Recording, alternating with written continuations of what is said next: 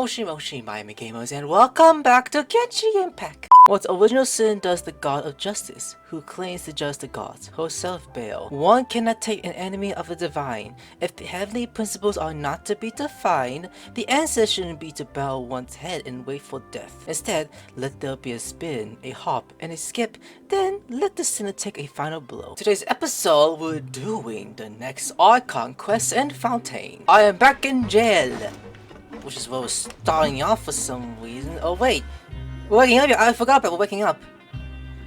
Some time has passed since the incident of the first millipede, and your son's since here is almost finished. Now for a little rest after breakfast. This is the life. I also forgot that we slept here last, and then we'll be free. Wait a sec. Isn't something important supposed to happen today? Oh, Yes. Today's our big day. We're supposed to leave the Fortress of Millipede. Come on, we've got to go complete the release procedures now. Right, look at us. Ooh, what a way to start this! Act 5. Jeez, this is gonna be so cool. I can't wait to finish this part. It's like saying, we'll find out of jail. For once! And for all! Actually, wait, where is it? Where is it?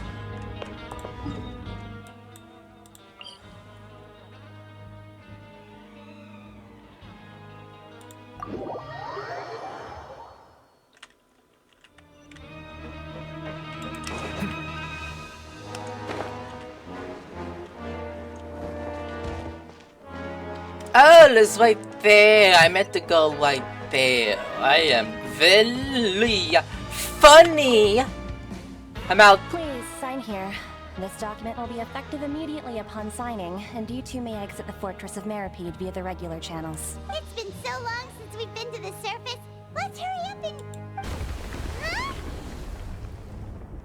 Huh? What's happening? Are you okay? I'm fine, thanks. But I wonder what that tremor was just now. What was that? Let's go ask the Duke. So, an extra card issued by... Hey! I'm going for but first we're going to ask Wesley real quick. We walk in. Hey, Dookie boy! Did you hear what's going on outside? Oh, that's very odd if you ask me. What the hell's going on? Your Grace? Paimon? Ah, good to see you two. Is there something you wish to see me about? Yeah, what was with that earthquake just now? Ah, that. The tremor didn't originate from the seafloor. In fact, it seems it came from the surface. Over the years of serving as the warden here, I have developed a sense for distinguishing between what occurs on the surface and what occurs underwater. Besides, the seal that Monsieur Neuvillette set in place won't fail so easily. So the fortress is okay? If you recall our last incident, if there really were a problem, there would be crowds of inmates in a panic right now. Huh, you've got a point. Okay, seems we need to get back up to the surface and ask about what happened. By the way, do you know what day it is today? I believe today is this month's pipe cleaning day. Wait, seriously? Actually, today's the 8th as we say goodbye to the fortress. Ah, yes. Have you completed your release papers? Yep. It's you two. Are you leaving now? Sorry, little one. That's right. Today is our last day in prison. But now that Paimon says that, it doesn't feel like we were confined here. It's actually been pretty nice. A lot of people have helped us out. Oh yeah, Paimon feels fond of this place now. Then be sure to come back and visit. I'll miss you. Oh, I'll give you a hug. If you've signed the release papers, then you're free to go. The guards will escort you out. You're not going to see us off? I knew you'd ask. All right, sure. Let's go. Well, Nice. You actually agreed. No worries, you must be busy. Paimon was just joking. Ah, so you do have a polite side, I see. After being down here for so long, I imagine you must feel like you're lacking companionship. Shall I come along too? No, that's alright. It's not like we'll never visit again. Yeah, don't worry, we'll come back to see you. Paimon really likes the cafeteria here. The chefs sure do know how to make good grub. I hope you won't be here as convicts the next time I see you. We'll do our best to stay out of trouble. Well, it seems our work in the Fortress of Mermaid is finished. That's the end of another chapter in our journey. And since Nervalet was the one who asked us to come here, we should probably go report to him now. Next up, the Palais Mermonia. You're going to see Monsieur Nervalet? Please pass on our kind regards. I'm sure just your regards will do, no? I believe it would be the polite thing to do. You're right. I've heard the Palais has been terribly busy these days. Tell him that I hope he hasn't been overwhelmed by the recent string of troubles. Yeah, surely, no problem. Alright. Now that's over. We are going all the way back into Nervalet's home. Say, Nervalet! We're here! It's been a while. Yeah, hasn't it? I've been stuck in jail for how long now, and now I'm back to normal. Actually, no, I'm not. No one's normal here. What are you talking about? But anyways, Nervalet. I'm gonna choose the name because why not? I don't know how I was here in the first place. Monsieur! What are you saying, though? The Palais Mermonia sure is buzzing with activity today. Halt! Huh? Oh, it's you two. Apologies. Monsieur Nervalet did say you'd be welcome at any time. Excuse me. Would you mind helping me take a look at this report? I'll be right there. Sorry, I've got my hands full here. You can see yourselves in. Okay, sure, little one. Everyone's Wait, are those wings? busy. Seems a lot has been happening. Yeah, it seems that way. Are those wings? Am I mistaken? Are those wings? Nervalet! He's like, oh shit, you're back. Hello. You've come at the right time, but you'll have to wait for just a moment, as there are some urgent matters I must tend to first. In the meantime, please, have a seat. If you'd like to have something to drink, let the Melusine outside know. That's all right. We just ate. Very well, then. Let's take a break over there while we wait for him to finish his work. Like, go to my phone, look through TikTok. Are you done? All right. That should wrap things up for now. Are you done with your work? Yes, sorry to keep you waiting. It's okay. Today should be the day you were released from the Fortress of Meripede. And it appears that you've managed to complete all the release paperwork. That's right. And we came here to see you right away. So, you and Papa Chan know the alien happened since the Sea, isn't it? A massive whale. Do you have any idea what that might be? Judging from your description, that cannot have occurred in any ordinary waters, but rather something like the Primordial Sea. A whale of that size and shape cannot usually be found in the waters of Tevat. Therefore, we can only assume that Childe is presently immersed in Primordial Sea Water. Maybe. Immersed in primordial seawater? But how? And is he okay? He's not from Fontaine, so he won't dissolve. Most people wouldn't be capable of entering in the first place. I'm not completely sure how he could have gotten there myself. There's something I'd really like to ask you about. Yes? What is it? What was the trouble we felt earlier? Ah, right. Paimon felt it too. We asked the Duke and he said it wasn't from underwater, so we figured you might know something about it. It turns out that I have just received a report about this particular matter. In fact, that's exactly what I was busy with a moment ago. The source of the tremor was here on the surface near Poisson. After the shaking stopped, the water levels in the Poisson area rose at an alarming rate. Croissant. The water levels rose? Oh no! What about all the people there? Fortunately, the water levels only rose for a short period of time, and have already returned to normal now. However, I still have a bad feeling about the whole phenomenon. If the change in water levels is connected with the leaking primordial seawater, then the situation in Poisson may be much worse than it appears. Navia should be in Poisson, right? We need to go check on her! Yes, Spring D Luzala headquarters is there. I would also like to go there as soon as possible, but I'm afraid I can't leave just yet. We must immediately formulate disaster prevention plans for the surrounding coastal areas to avoid potential catastrophes. I'll have to ask you two to go to Poisson first. I'll meet you there to check on the situation once I've finished things here. Sounds like a plan. There's no time to lose! Let's get going! Please be careful. Don't worry, Nuvalet. We're gonna go see our Navia. Oh, she's right there. And a commission? I'm not gonna do it though. Doing this, I get easier access to get commission done. I know how to do like those if I wanted to. Navia! Oh no! What happened here? What? All the buildings here seems to be pretty rough shape now. There's nobody around. Were all the dissolved? No, let's just assume there was yet. Navia should be around here, right? We need to make sure she's still... Hydro means we need to check on her. I mean, yeah. Navia! What the fuck happened? Oh, I see some of there. Navia. Oh boy. She might have left already. We haven't seen a single soul all the way here. Oh, this is getting scary. But there's one person up the rooftop. What will I ever do now? Look, there's someone on the roof over there. Just stay put. We're coming up. Watch your balance. All right, just hurry. Stay calm. Like, come on.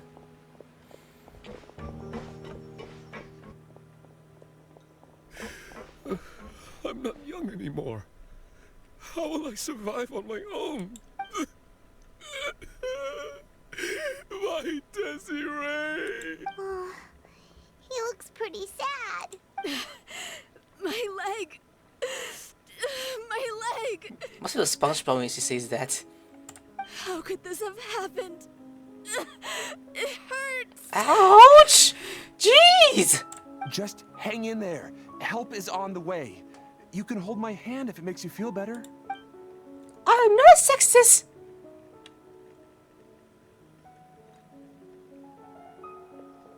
Jeez, that water rose. Like, holy Jesus Christ. People's getting hurt here. Oh, Lord, look at all this. Look, why is that? Navia! Oh shit, Lenny. Oh, it's Navia. She's over there. Hey, Navia, are you okay? See? Navia? You're here. We heard there was a situation in Poisson, so we came as quickly as we could. Yes. As you can see, the water level suddenly rose. It caused quite the disturbance, in fact. Shit. Demoiselle, there was a wounded resident next to a building southeast of here. We've already transported him to safety, but we've run out of medical supplies. He's wounded? How badly? He fell, so it's probably a broken leg. Ouch! He's pretty shaken up. When the water level rose, he desperately climbed up to the roof. Once the water receded and he saw the ground, he became terrified and eventually... He jumped down then. Find the leader of Squad 1 and tell him to take the wounded resident to see a doctor. He should know where to go. Understood. I'll take over his search and rescue mission in the meantime. All right. You'll be in charge. I'm sorry. Where were we? The situation in Poisson? Ah, right. Allow me to explain. A little earlier, we suddenly heard a loud noise. At first, everyone thought that something might have exploded in the waterways. But before we knew it, water started pouring out from everywhere. The rushing water seemed a little odd, almost like the unique color of primordial seawater. Some people didn't realize the danger and thought it was just ordinary water leaking from somewhere. Everyone on the street who happened to be close to the water didn't have a chance to escape. As the water levels rose, they suddenly disappeared. They were all dissolved. Those who realized what was happening started to flee in a panic, desperately trying to get to higher ground. Many were injured in the stampede, and some people fell from significant heights. The Spina di Rosula initiated rescue operations as quickly as possible, but there have been a lot of casualties. Fortunately, the water began to recede after some time, and the chaos came to an end. The water that flooded the area contained primordial seawater, so the lower levels of Poisson are still hazardous. To ensure everyone's safety, I've asked the people there to leave as soon as possible. No one knows if this could happen again. All we can do for now is try our best to help evacuate the residents. We still haven't completed the head count, but we'll have some numbers soon. How awful. And all of this just came out of nowhere. It was quite frightening indeed. I only wish that everything that just happened was a bad dream. Is there any way we can help, Navia? Yeah, we're here to help. Thank you for being so willing to help in a moment of crisis like this. You don't know how much it means to me. I really can't express how grateful I am. Wait, we're missing some people, aren't we? Don't say that, Navia. That's what friends are for. Missing who? By the way, what are Brazil and Silva? Demoiselle, we've got a situation here. I'll be right there. Sorry, I need to go for now. That's strange. Do you usually with her? And off she goes. Seems it might be a while before she can take a break. Don't tell me something has those two. Navia walked around talking to many people and organizing Vicious Madness. The wounded are being tended to, and we finished a preliminary head count. More support has just arrived, so I suppose I finally have a moment to focus on my own matters. Of course, we should remain ready for anything, and continue doing our best to rescue others. I'll be sure to have everyone at the Spina di Rosula ready to render assistance. Traveler, Paimon, would you two accompany me to my father's grave for a moment? What? Right now? I understand. Thank you. Grave, huh? Damn, to the century we go. It's only above, and it's not that far away if you ask me. Oh boy, it's crazy what's going on right now. The water rising. Like, this is the Archon quest, of course. Is Furina... No, I don't think it's her, actually. It can't be! It's his policy! It's his policy. You don't do that well thing that we saw last time. It's causing all this. And why are we here?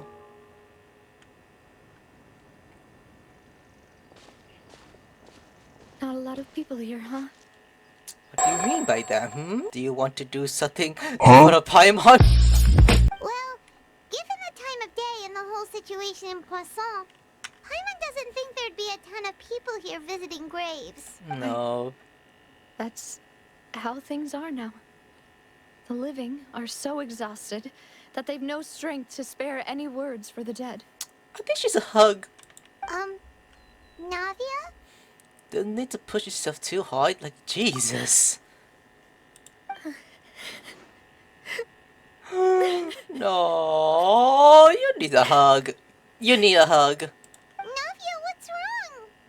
Sorry, I just... Malus and Silver, they won't ever come back here again. What? What should I do, Papa? They're dead? Huh? What happened to them? No! Everyone agreed on the rescue plan, but still, I was the one who initiated it. They were helping evacuate the residents, but they couldn't leave in time, and they were caught in the seawater. No! We lost them? What should we do?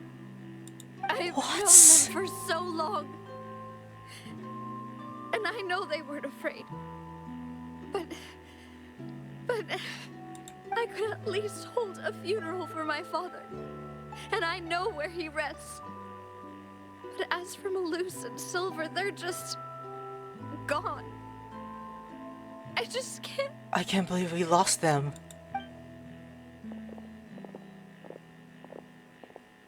Everything looks so clean after it rains. Even the gravestones. I didn't expect that you'd enjoy a glass of red wine in front of Master Callus's grave. I can understand. Besides, the scenery here isn't half bad. See, it's not just me. I always want to bring something when I visit Papa. Perhaps we might even have a picnic. He wouldn't be angry, would he? How could Master ever be upset with you, Demoiselle? Yet the cemetery is the home of those who have passed, is it not? Everyone ends up here sooner or later, no matter who you are. Buying yourself That's a true. plot in advance, are you? No need yet. But when I do, I hope you'll let me be buried beside Master Callus, Demoiselle. Hey, stop joking around. I'm quite serious. That way, it will save us both the trip to see each other whenever you visit your father's grave. That makes sense. In that case, could I be buried on his other side? After all, besides you, Demoiselle, the two of us could certainly be considered Master's closest companions, no? Personally, I believe we fill those shoes just fine. Why are you bringing this up all of a sudden? Seriously. All right. I'll remember your requests. But I'd really prefer not to talk about this stuff. And what do you mean by saving me a trip? I'd make the journey even if I had to visit you two somewhere else. I'd promised to let them rest in peace here. But here I am breaking that promise. I'm sorry for letting you see me in a mess like this. I don't usually cry, really. Paimon doesn't know how to help you feel better. But, well, she understands how you feel. I'd always thought I could make my wishes come true. But now that I think about it, that never solely relied on me. Many things can only be accomplished with someone else's help. Malus and Silver have helped me so much. But by contrast, I could do nothing for them. What if they survive, actually? That'd be kind of crazy. I'm so sorry. We don't know. You can spend as much time If as that's you true, need here, that'd be Navia. crazy. We'll stay with you. Yeah, we're here for you. If you need a hug, give it. Come on, come here. Thank you. Right now, you don't know how much that means. By the way, you can have a look at this. It's a list of victims from the incident that took place here. Obena, Khan, Burnett, Giverny, Francine, Karina, Daisy Ray, Joinville, Julianne, Esson, as well as Malus and Silver. That's crazy. Oh, Jesus Christ, what? So, everyone else is safe. But still... It's okay. I know what you're thinking. And you're right. We lost Malus and Silver. But we were able to save more than we anticipated. The overall outcome indicates that the cost was worth it. No one's sacrifice is truly necessary. Right! Don't think that way, Navia. One person might be saved at the expense of another, sure, but that isn't something we should ever consider a trade. Malus and Silver were not the price for saving anyone. They're heroes. You're right. Thank you, Paimon. What you said just now was pretty amazing, actually. I'll remember your words. Oh, really? Seems you've become more eloquent in the time since we last met. Arlecchino, oh, what's father doing here? The knave? What are you doing here? I wasn't expecting her. I didn't expect to see her again. Is everything going well on your side?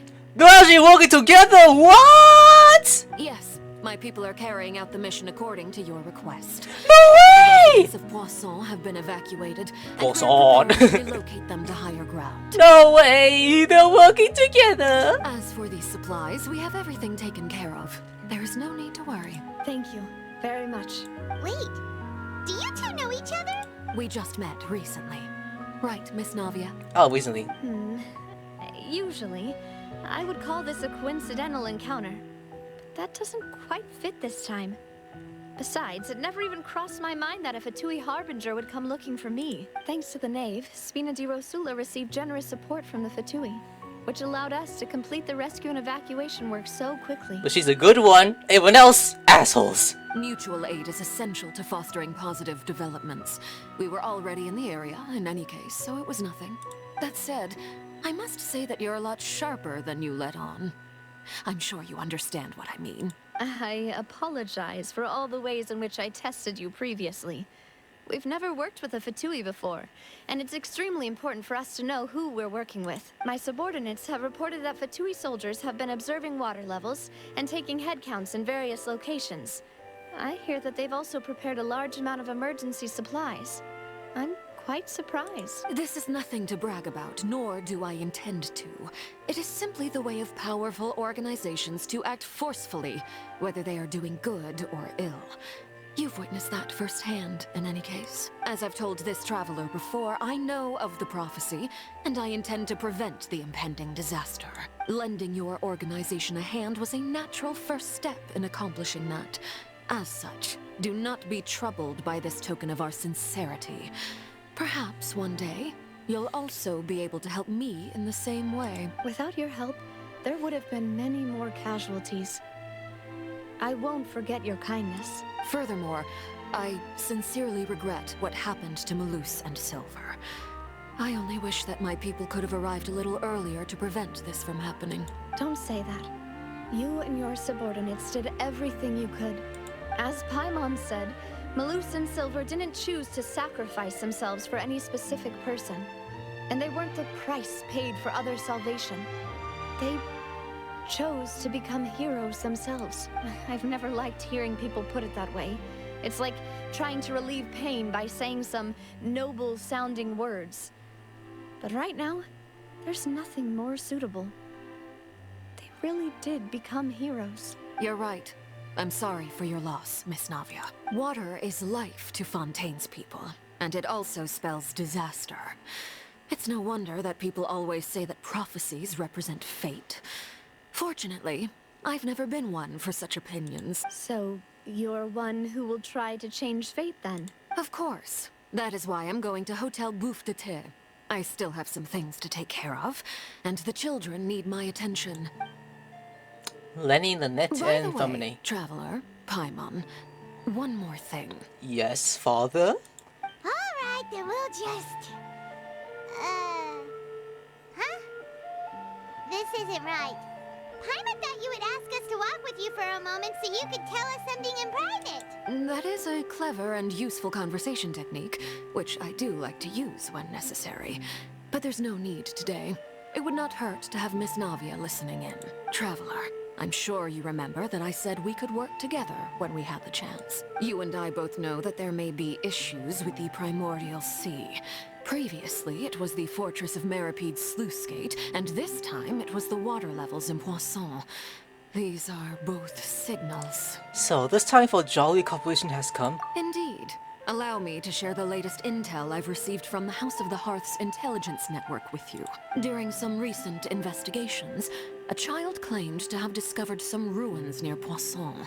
The ruins date back to ancient times, and seem to be worth investigating in many ways. Judging by the dating of the ruins, they may be related to the prophecy and the coming crisis. The situation is becoming more urgent, so any pertinent information will prove extremely precious. My people initially came to prepare for ruin exploration. Unexpectedly, this disaster struck. And at present, we're all busy prioritizing the rescue effort. So that's why the Fatui were already in Poisson. I wanted to take the children along, but unfortunately, Linny, Lynette, and Fremine have all been dispatched to higher ground to assist affected residents. Linny told me that outside of the house, the person they trust most is you, which is why I want to give you this task. Can you trust an outsider like me? The House of the Hearth's members see each other as family, but Linny, Lynette, and Fremine said that they also see you as such. Even though you are not from the house, I'm sure you already understand how earnest they consider their friendship with you to be. Oh, that somehow makes Paimon feel kinda happy. The intel I just shared about the ruins could fetch a high price. But since the children consider you family, it's only natural that I freely share it with you. Got it! So all we gotta do is go to some ruins, right? We can handle that. Excuse me, but may I tag along? You wish to join, Miss Navia? But are you sure you're up to exploring some ruins? You need to rest. Well, I'm sad, yes. But I can't just go back and plop myself into a chair by the roadside and do nothing. There's no point in being depressed while we still have a disaster on our hands. As my father's successor, I must live up to the hopes he had in me. Don't be depressed. Besides, I'm also doing this for myself. I need something, a distraction, to keep my mind off Malus and Silver. Navia's John, but she needs company right now. We can be that company if she goes to explore the ruins with us. Since you put it that way, I have no objections. What do you say, traveler? We'll go to the ruins together. All right. The ruins are to the south of Poisson. Here's the map. Okay, the three of us will handle it. Come on, let's pack up and get going. Okay. So there's... oh, it's not that far away. The ruin they're talking about is some doy. Okay, now that we're here... that's some other over here. Oh boy. Some good way. So, are these the ruins the knave was talking about? Whoa, talk about old. They seem to be pretty ancient, all right. Let's go in and have a look. Just be careful. Yeah, Navi, especially you wearing heels, you might trip so easily. But to challenge into that, this place may have post-slay hosts to heal to follow unknown clues. Whoa, what is going on in here? Is that safe? Oh, should I be careful? Is there a chest around here? Let me take a look real quick. Can I even get up here? Yeah, you go, Lenny. That okay, never mind, you cannot. They blocked the way. Now let's keep going forward. Enemies! Oh, 92! Why is there higher levels here? What the hell? Look, you went. Come out his ass. Oh, ow! What the fuck? You canceled my move! This guy just cancel. Like, this guy seriously cancel my moves. Cheetah. Ouch. Lenny, careful. Burn you with the net's magic. Ooh, watch out. Go on the net. Stab his ass. Swing away. And that's right. Boom, boom. Kamehameha. Be sanctified. Yeah, that's right. Kamehameha. Again. Kamehameha. Die, you bitch. Jesus Christ. That took forever. Okay. Actually, wait. Still chance on you? I don't think so. Okay, I guess we'll keep exploring. Oh! Oh god! Oh god, that scared me. That gave me a jump scare. Hey, Charles, get the fuck out of my way! Kamehameha! Oh wow, a single blast to melt you. Wait, oh, a chest. Hey, we got some more chests to do. What's that deal? Can I even go there? I want to, but no. Objective, we do this first. Okay. This place has also been contaminated by primordial seawater. Yeah. And a lot of it, too. A Fontainian would most likely dissolve the moment they fell in. You should go back to safety, Navia. Right. You can't go down if there's primordial seawater. It's too dangerous, and it won't be any help for you to just stay here. Paimon. Don't get Paimon wrong. We're not saying you're useless. It's just that... Paimon! No, you're right. I can't do anything in this situation. I'll leave this to you. From the look of things here. That complicates things. Maybe the only way left is forward. In that case, do you want to wait for us here? The water levels here are unstable. and there's a chance the water will rise.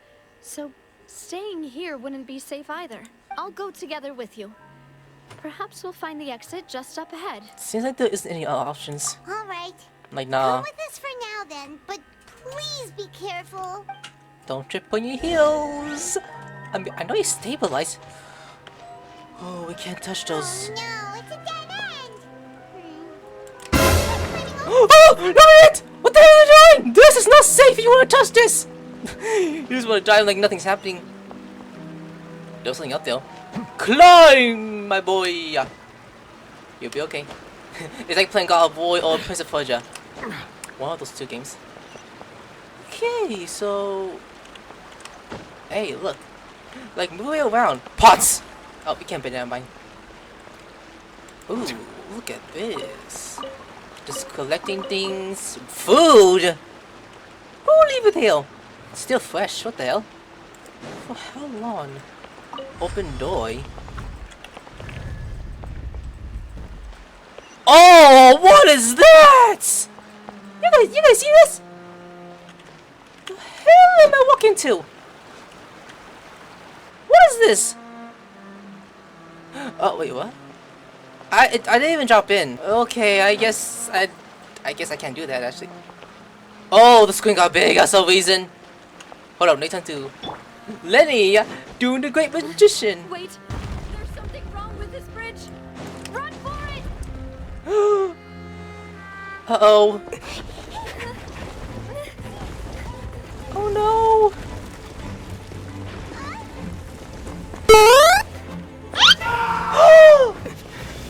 No, no, no, no, no, no! No! No! What was that? No, she, no! Did we lose her? Oh, she's... Wait, huh? I thought she gone. Demoiselle. Demoiselle? Huh? No, this is not right. Demoiselle, what are you doing here by yourself? Would you be standing here till dark if I hadn't come to get you? Maybe she just wants some time to herself, Maloose. Hmm? Oh, was I sleeping? Yes, it would appear so. I must be tired. That's quite possible. However, you were the one that suggested we go out for a walk. Oh, right. I nearly forgot. It must have slipped my mind when I dozed off. I haven't had a nap today yet. Have I? This is a familiar feeling, yet something's a little strange. Is something the matter, Demoiselle? Oh, no. No, I'm fine. I was just trying to recall why we came out for a walk. Do you remember Mr. Giverny? He'd requested our help before with foreign merchants who had a debt dispute with him, and we'd resolved the matter not long ago. This story is intense though. I'm liking it. We were headed to see how things were going with him at the moment. Ah, right. Yes. I remember now. Oh, Miss Navia. Ah, Mr. Maloose. And Mr. Silver, too. It's good to see all of you. How have you been? I've been great. Thanks to your help, those bothersome merchants finally realized that I wasn't the one they were looking for. Why, I wasn't even the guarantor for that person. They were knocking at my door day and night. Even my neighbor, Obina, was getting fed up with them. Sometimes force is required to calm someone down and get them to listen to what you have to say. That's right. Oh, by the way, Burnett, what was it that you wanted to give to Miss Navia again? Oh, yes. One moment, I have it right here. Miss Navia, these are some flower seeds that I prepared. Please take them. They're a very good variety, and they'll become very big and beautiful once they bloom. I don't know what we would have done without your help, so this is a little token of our appreciation. I hope you won't refuse. Did you cultivate them yourself? Thank you so much. I'll certainly take them. Maloose, we do still have some empty flower pots at home, right? Why, we can have as many pots as you'd like, Demoiselle. Perfect. In that case, we'll swap out some of the decorative plants for some of Mrs. Burnett's flowers. Very well. Right? Something seems to be off here. Exactly, because look at these visions around her. It's so Excuse wavy. me, madam. If I'm not mistaken, your name is Burnett, correct? That's right. Is something wrong? No, it's nothing. This is the first time we've ever met, but your name seemed familiar to me. My mom said she I must have heard it when I was discussing things with your husband previously. I've heard this name before. Sometime recently, I'm sure of it. And why are there so few people around here? Where did everyone go? I know, it's getting sus. We must mind the time, Demoiselle. We still have important things to attend to today. Huh? We do? Like what? Well, now, did you forget? Miss Navia, here you are. I've been looking for you. Please, come to the Opera House. Your trial is about to begin. My trial? Wait, why would I need to go to the Opera House? Yes, she's right, Demoiselle. It's just about time now, so we should get going. All right then. Oh, we're gonna wake. Is she gonna wake from this? She can't be dead. No, she fell to Promodaly Sea. This can't be right. Look, it's Navia. She's here. And her two attendants are with her. Goodness, everyone's finally here. What is going on with this quest? Ain't no way you blocked that shit. There sure are a lot of people here to see the trial. And they all seem to be oddly excited about something. I even know some of these people. Karina, Desiree, Joyville, Jolien. Oh, what the fuck? Essen. Yeah, I can't play Ocean Why servers, are so bro. many people here? And why do I have no recollection of this case? What? And as for the judge... huh? Where's Monsieur Neuvillette? Please sit in the defendant's seat. Don't worry, Silver and I shall accompany you. All right. But are you sure you can stand behind me? Typically, it wouldn't be allowed, but today is an exception. What is going on? Hey, what kind of place do they think this is? Come on. Do they have any idea what they're doing? Seriously. Enough with the whispering! Could someone please tell me where Monsieur Neuvillette is? And why I'm standing trial? Less people, actually. My dear Miss Navia, have you not yet realized what you've done? In that case, allow me to explain. As all here know, you are Master Callus's successor, the head of the Spina di Rosula, someone held in high regard by every soul in Poisson. After you took over the Spina, you treated all of us just like the late Master Callus had. If anyone in need reached out to you for help, you responded. Not only you, but your butler, your subordinates, nearly everyone in the Spina di Rosula fought for the well-being of those in Poisson. Wait a moment. Aren't you just proving that I'm a good person? Yes, correct. Absolutely right. And that is why you stand accused. You have helped so many people get through so many difficulties. You are one with us. We are inseparable. We are one big family. All of us who are from Poisson, inextricably linked. Only 6. And with you being so important, we couldn't possibly do without you. Therefore, this fair and honorable court shall declare you guilty, and you shall stay here. You will be together with us forever. What? Huh? What are you saying? Everything you have said is correct. I have indeed done a lot for my hometown. Wait. I would be I have a willing to theory. be with you I have a all. theory. What is the purpose of having me stand here like this?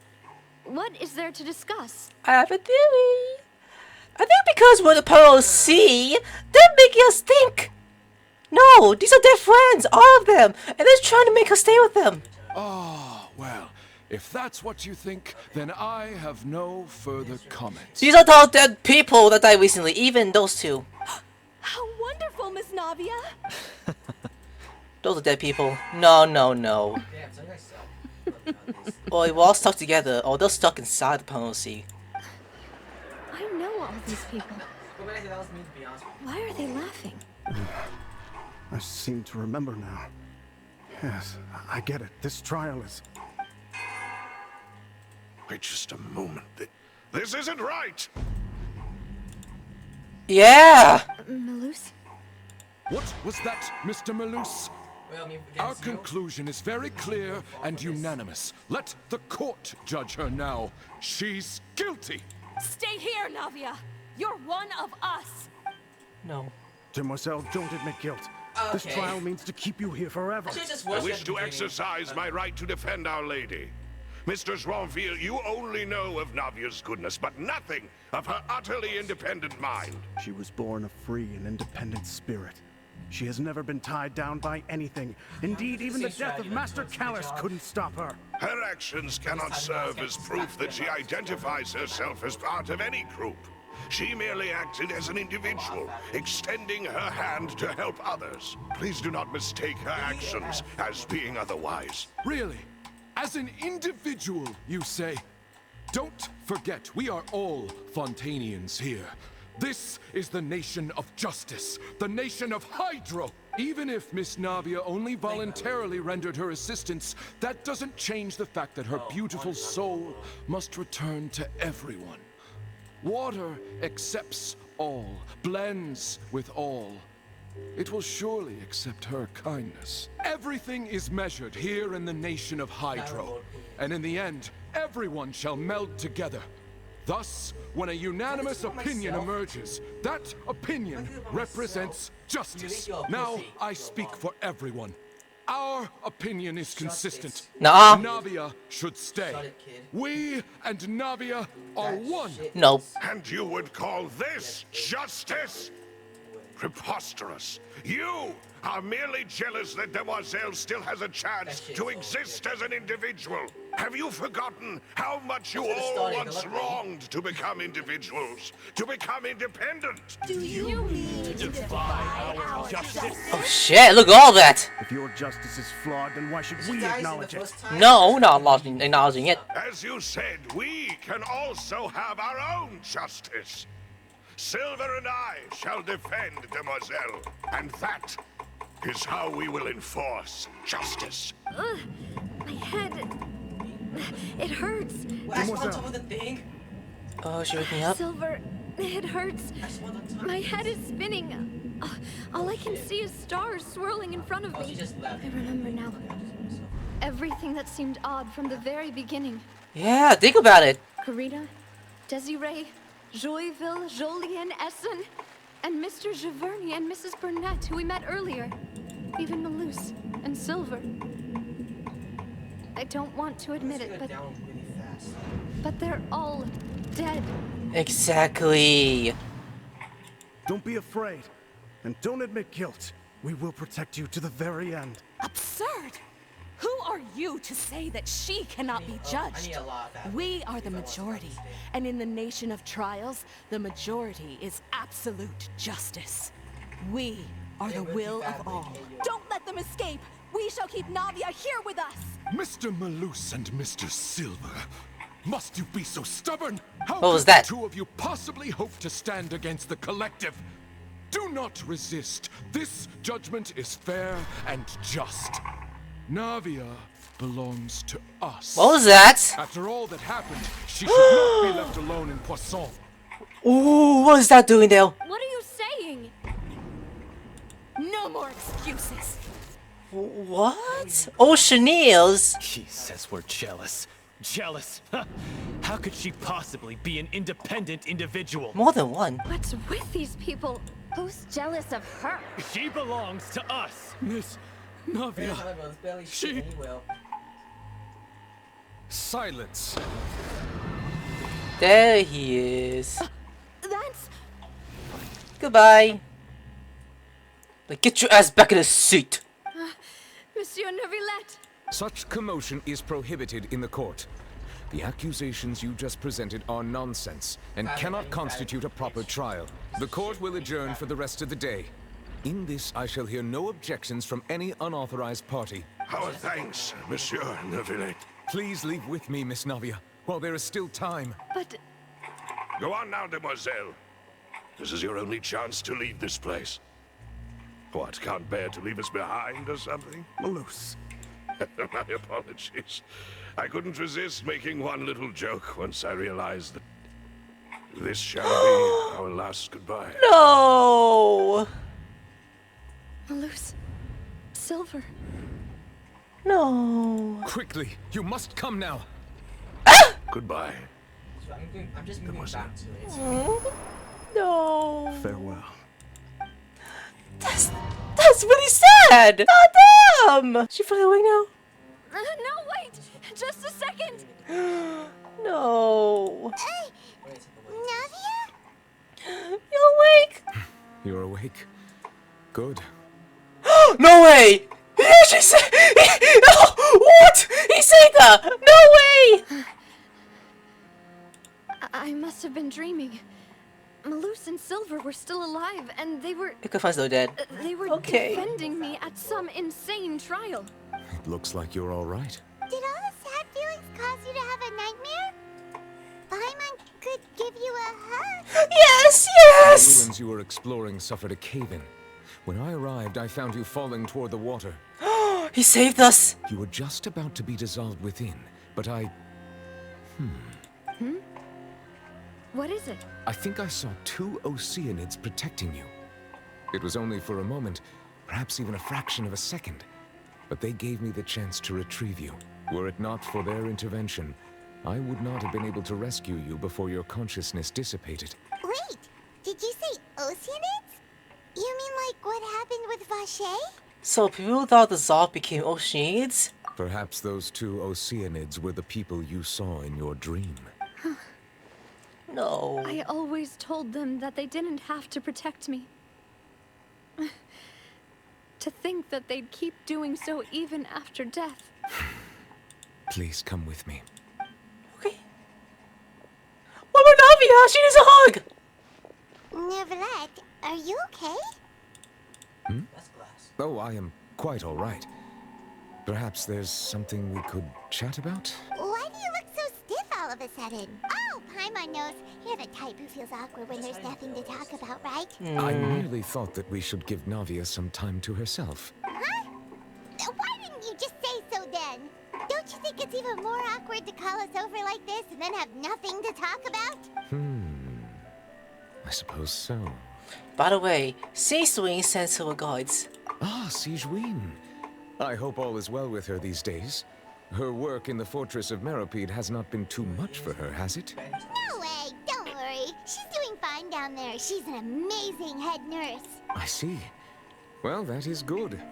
I have always worried that Sigewin would need a lot of time to understand the world of humanity, just as I have. Oh, and the Duke also says hi. Even though Seedream made him do that. He hopes that you haven't been overwhelmed by all that's happened lately. Thank you. I have indeed been busy lately. And I also hope that everything is going well in the Fortress of Meropide. He still doesn't know what to talk about. Let's chat about something else then. You're the SP of Paimon. What should we talk about? So, Neverlet, you're probably quite the swimmer, huh? Yes, of course. This isn't going anywhere. Let's try something else. How did you find these ruins? Did the knave tell you? Yes, in fact. I had arranged to meet you in Poisson, but when I arrived, I discovered that the Fatui were helping the residents evacuate. They had even transported a large quantity of supplies to the area. Amid my astonishment, I ran into the knave, and we had a chat. She informed me that she had asked you to investigate the ancient ruins here. Yeah, we originally planned to meet up with you, but we thought you might still be busy with all those official documents. We didn't think exploring the ruins would take very long, and who would have thought you'd wrap things up so quickly? I hope Navia can get back on her feet. Oh, so too. Navia? I'm sorry to have kept you all waiting like that. I'm feeling much better now. I guess we should get going again. Will you come with us, Monsieur Neuvillette? Yes, if you wouldn't mind my company. All right, another one joins the party. Let's get going then. Ooh, water. Whee! Just kidding. I mean, he's in my team, so open the gate. I'll leave you alone. Just go chill. Just kidding, bitch. Nah, not gonna allow you to breathe. Waste is gonna break your bones, your honey child dick, and everything else around the globe. Yeah. Waste would kill you if I had to. Oh wow, I'm not gonna let you breathe at all. What are the level 92s, by the way? Don't tell me when I get to the next region. That's gonna happen by next year. There will be more higher level enemies I gotta deal with. That's so bullshit. Yeah, I jumped to the corner. Ooh, ouch! I'm sorry, the net. Disappear. Ooh. Okay. Aim for the head. Yeah, go, Lenny. Keep striking it. Keep striking. Keep striking. Let's go. Let's go. Let's go. Now, Mazur Nouvellette. Woo! Oh shit, wait, sir. Do this! Aha, that must have hurt, doesn't it? Too bad. Kamehameha! Is that it? Oh, it opened. Okay. Oh, wow. What is this? Oh, don't say it is unstable. Oh no, another unstable path. Watch your step. Ah! Nouvellette! Careful! Navia, careful, especially. She missed you. What?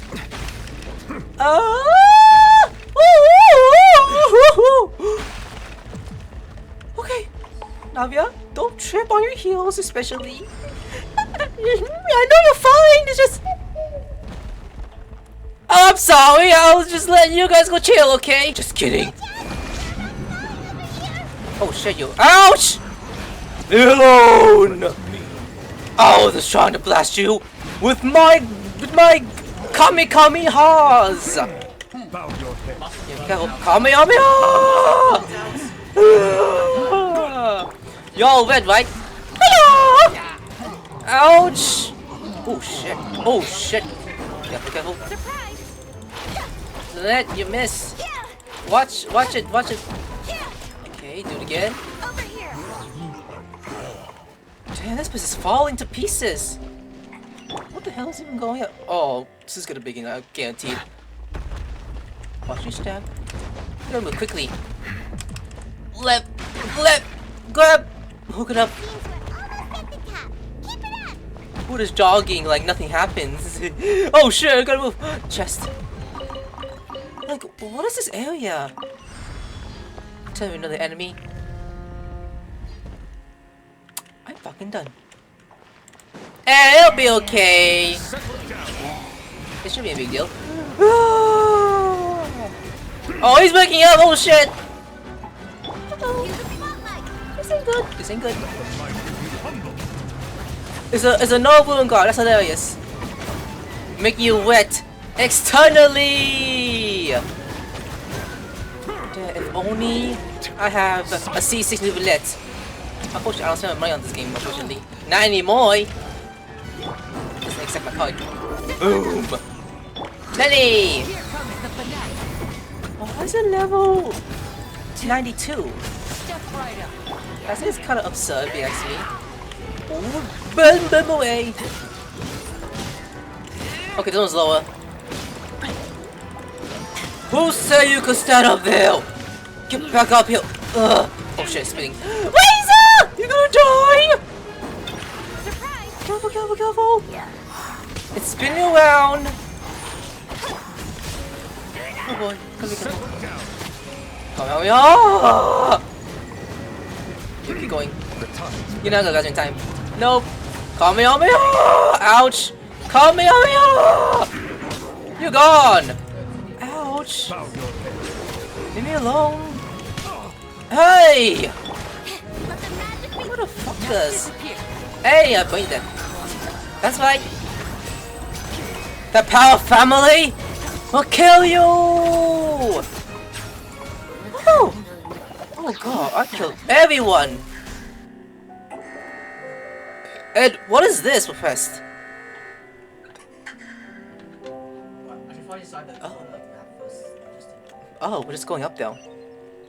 I actually heal everyone first if I have food? I don't know if I do. Oh, I do. Lasagna! Here you go, everyone. Eat up. You weighs against double. Because he's a wolf boy. Oh, wow. So, oh shit, what is this? Day 2 start now. There's no chest around here. Oh, we're going that way. Okay! Nothing did start. It's just... Damn, this one's unstable. It's breaking off. Huh, that seems kind of... I don't know what to say about this. More exploration going on? I mean, okay. There's more enemies we're gonna do with you.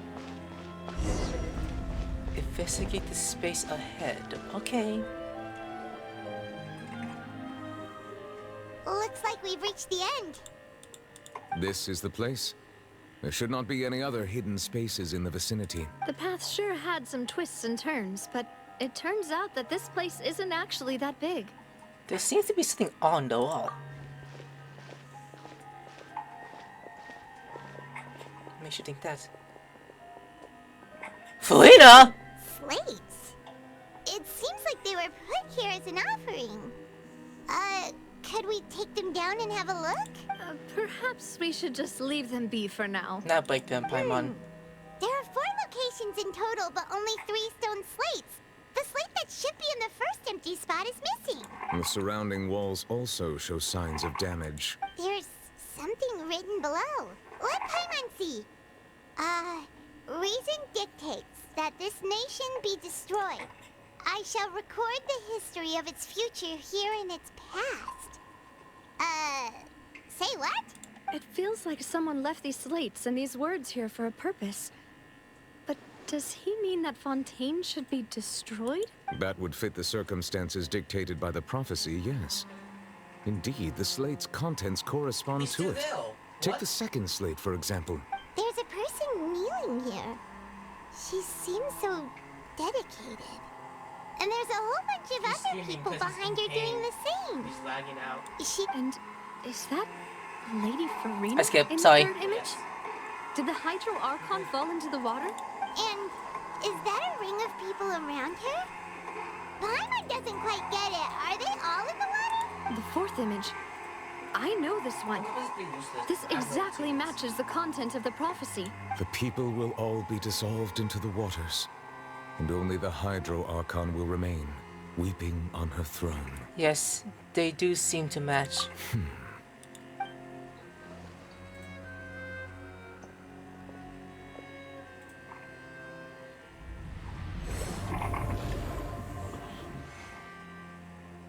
What do you do?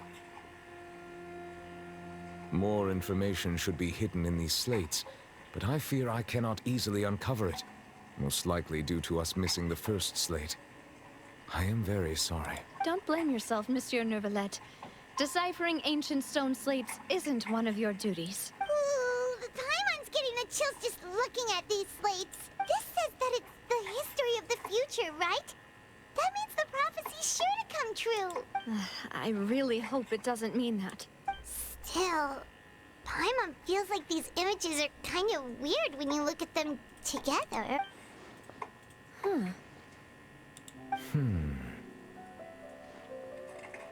The issue is the order of the third and the fourth image, right? That's right! If the images are in chronological order, shouldn't the fourth, the waters drowning Fontaine, come before the third, where the Hydro Archon herself falls into the water? And yet the order is reversed here. The second image is also quite concerning. If we go by timing, Lady Furina only emerges in the third image. That means that the person in the second image might be the previous Hydro Archon. Seems about right. Then. I had never met her, but her appearance here does match the records. The previous Archon kneeling before the floating island in the skies, as if confessing a sin. Did she herself commit that sin? And if not, why would she be in such a posture? Also, I'm still wondering why these ancient stone slates are here at all.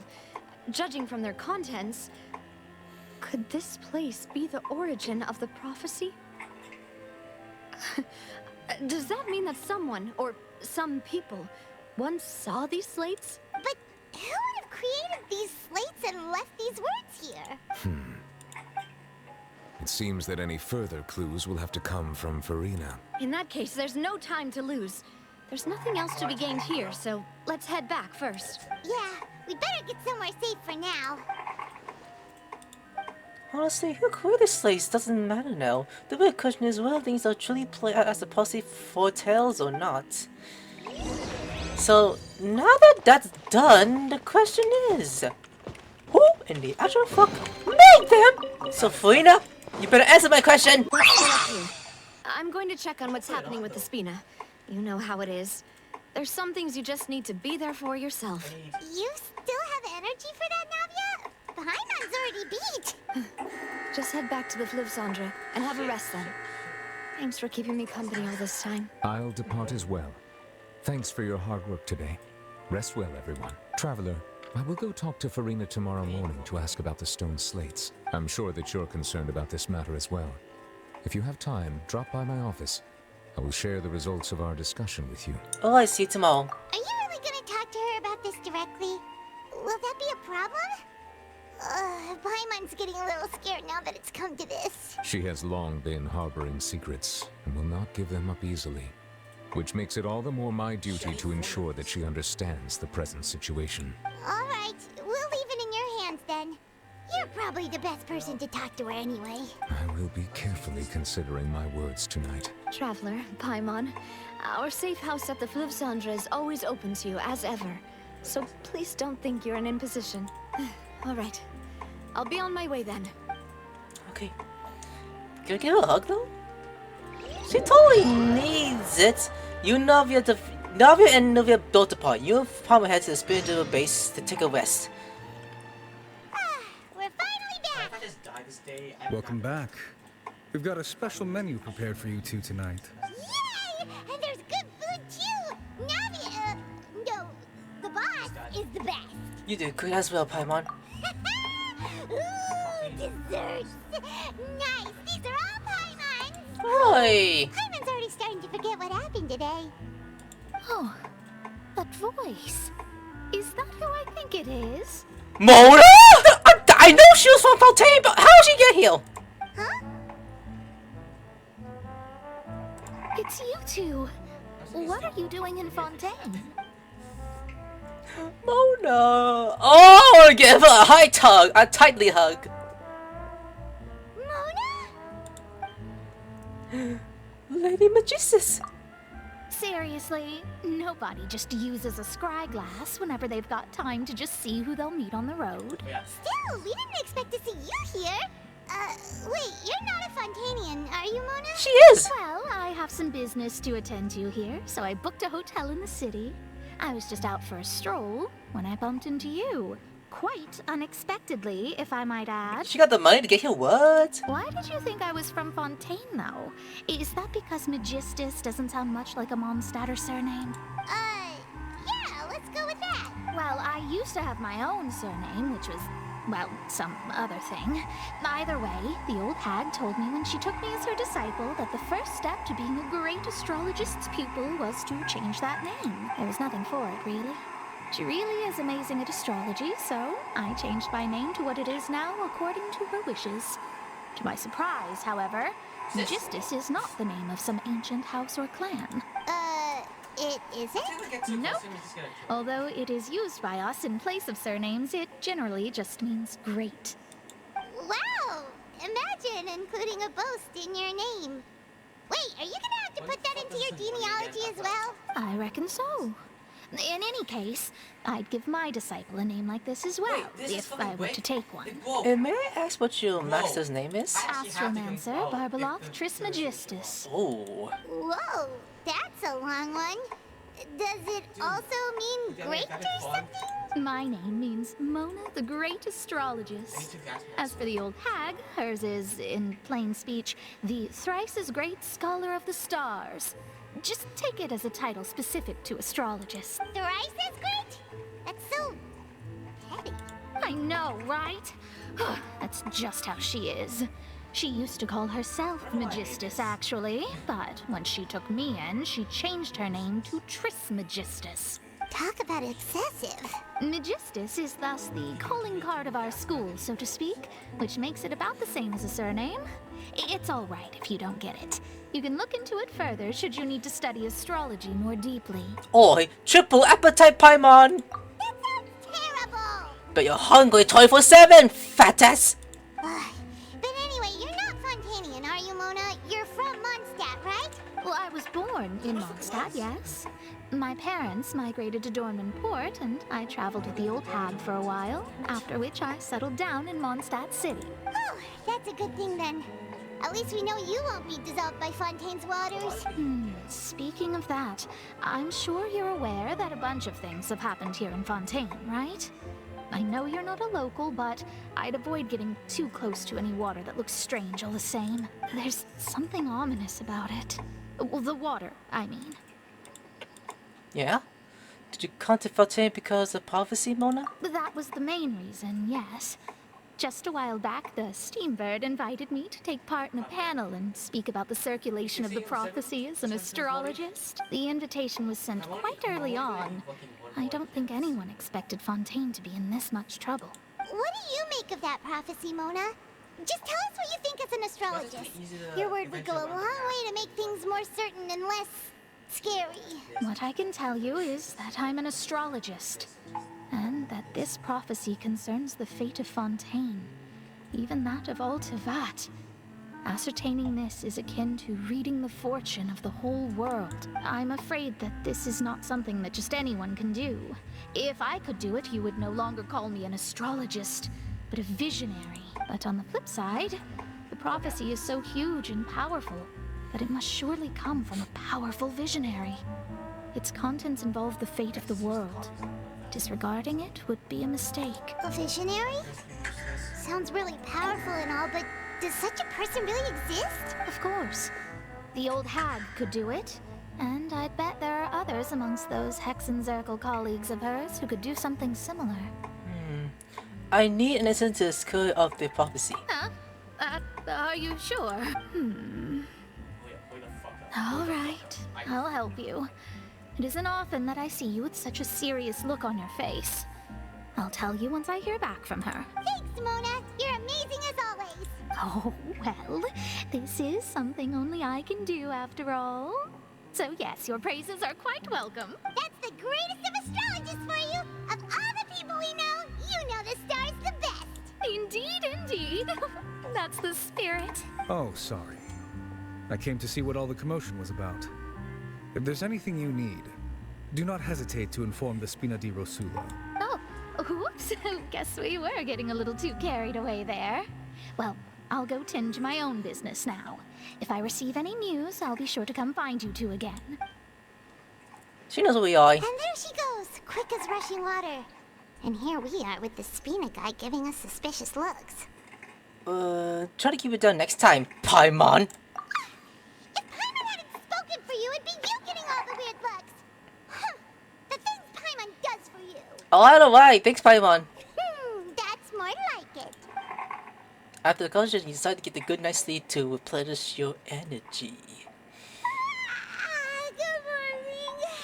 To be honest, Paimon's still feeling kind of sleepy. Yeah, call me! Damn! But it's time to get up, Traveler. We agreed to go see Neuvillette, so let's pack it up and get going. Yeah, we just need to do one more trip to the office. No, sir, Neuvillette. Are you good? You're here, finally. What's wrong? Is something wrong? Monsieur Neuvillette and Lady Furina, they seem to have gotten into a dispute. Please go see for yourself. Okay. Those are wings! Like I said, I've already explained everything. And yet the problem has not been properly solved. There is little space for excuses between us. It is not my intention to offend you, but please, tell me where you stand. You are the Hydro Archon Focalor, are you not? Look at this. This is a list of the victims from the recent Poisson incident.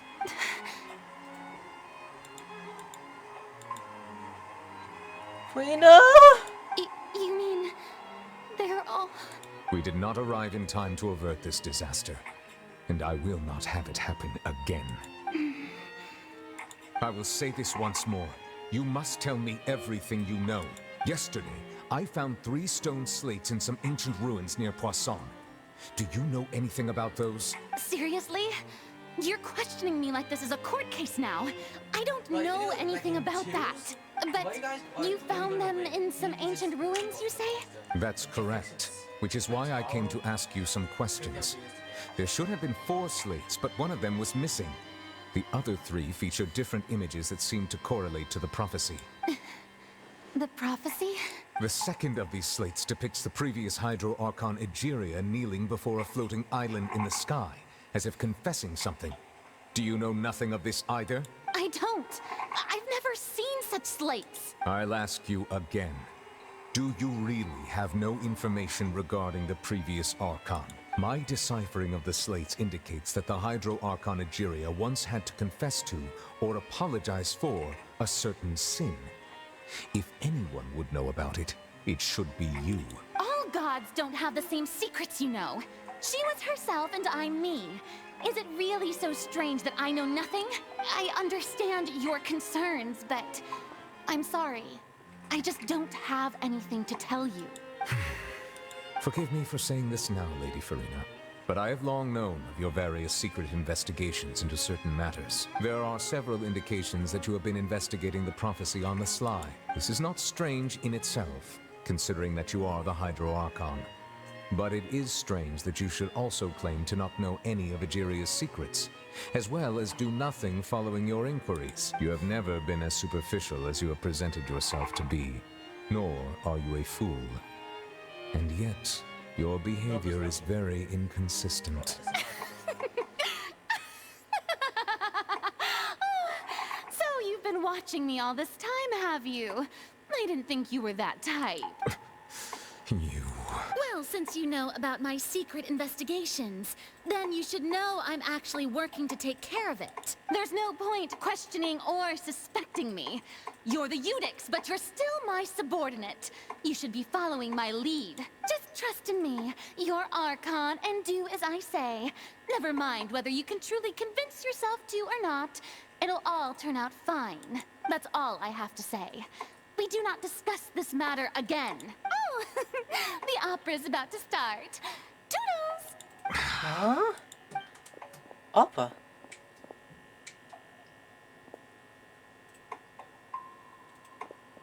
Hi, Furina! Hi, Furina! Did Furina not notice us standing by the door? I wonder what's up with her. She was smiling. She didn't seem in the mood to care if we were listening in or not. She seemed to be hiding something. I didn't see this, what? I assume you've been outside for a while now? Oh, you noticed. Seems Furina didn't even realize we were here. She was in a great panic, though I cannot discern the reason. Our discussion reached impasses time and again, a state of affairs that we cannot allow to continue. Still, I do not understand. Dialogue is the basis for understanding, so why did she keep refusing to engage? I'm afraid questioning alone might not suffice. We need to make her understand how dire the situation actually is. Everyone in her inner circle has noticed that she is hiding some secret. The issue is her attitude. I fear that she will not reveal anything unless absolutely forced to. We may have to create a situation in which she will have no choice but to speak. Oh? Like what? Normally, people will only reveal the truth when standing trial. Perhaps we must have the Hydro Archon experience just such a scenario. But Furina's seen so many trials, and she's really good at dodging questions. How do we make sure that she won't just slip away at the first chance she gets? We will need to consider this thoroughly, join forces with various parties, and then do what we can. If at all possible, I would prefer to recuse myself from this affair, but we must prevent the prophecy from coming to pass. This may be cruel to her, but all Fontaine is in crisis. The information a god possesses is too precious, and so we must take a chance on this. In this case, we will need help. But who will lend us their aid to do such a thing? Oh, I think I know what to call. Navia! Oh wait, a few days later, a both summer is quite possession and quite poisson. Navia, right? Oh wait, what about Mona? Well, that's everyone, huh? Speaking of which, it was pretty smart of you to think of hiding here. Yeah. Is Mona gonna be here too, actually? Poisson was just involved in a disaster, so it's presently devoid of people. That naturally makes it the best choice. Lenny? And here you are drinking tea like it's the most natural thing in the world, huh? Is Lenny here at family? That's what families should do. Sit and enjoy a leisurely time together. Yes. There he It's is. nice to enjoy tea here, you know? Care for a cup? My family. Lend me your ears, everyone. Or perhaps one of you might like to start us off. How about you, friend? Family, are you blushing? Me? No, I don't think I can. Then, how about you, good sir? I fear that I will cause the mood on this boat to become as somber as it is in court. Well then, I guess we're lucky we've got a local like me to organize things. Wonderful, the spotlight at last. I guess I'll be facilitating things from here. Don't you think? Cold Oh, you might be right. Anyway, to cut to the chase, our friend here, the Traveler, has brought us together to discuss something. As for what that is, well, let's start by saying that we'll be pooling our efforts together to create a series of traps. Oh, how intriguing. Well, it's just an expression, really. One that I just learned from Chlorand. And used on the spot. So, let's invite her to explain in detail. A round of applause, please. Huh? Didn't you say that you would be facilitating this? Oh, come now. Your work doesn't involve much public speaking, right? This is a good chance to practice. You might even pick up some fancy oratory tricks to impress your boss with in the future. They're so close to each other. They're pressing their boobs together. She loves that feeling, don't she? I see. And what does my boss say? He is glad that you consider him your boss. Do go on. This is so cool. Look at this. In that case, do any of you have experience hunting? Not that I recall. Fremine and I once used a wooden stick in a basket to catch wild rabbits when we were younger. As for Lynette, oh, right. You were sick that day, weren't you? I've also gone diving to catch some fish before. Does that count? I'm afraid not. No.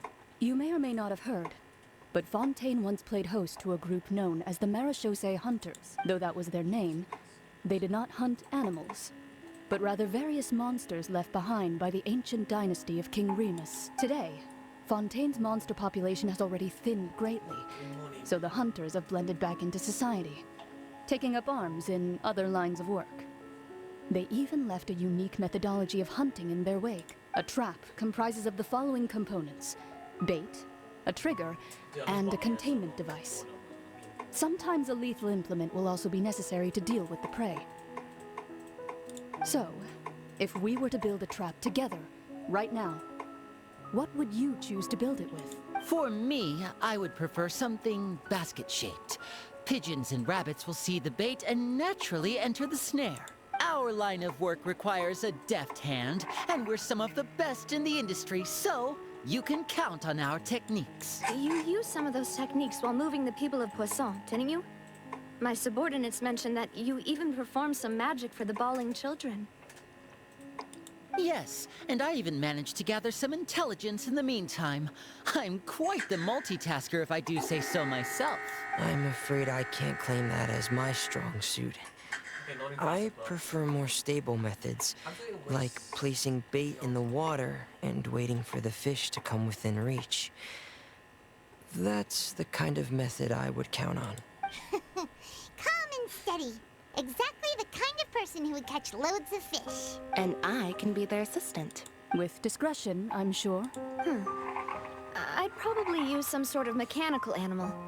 Papa once bought me some small clockwork squirrels, mice, and such. When placed in the forest, they can attract others of their kind. You said Papa? I remember that you liked those too, didn't you? I did. And that would be a good way to go about it.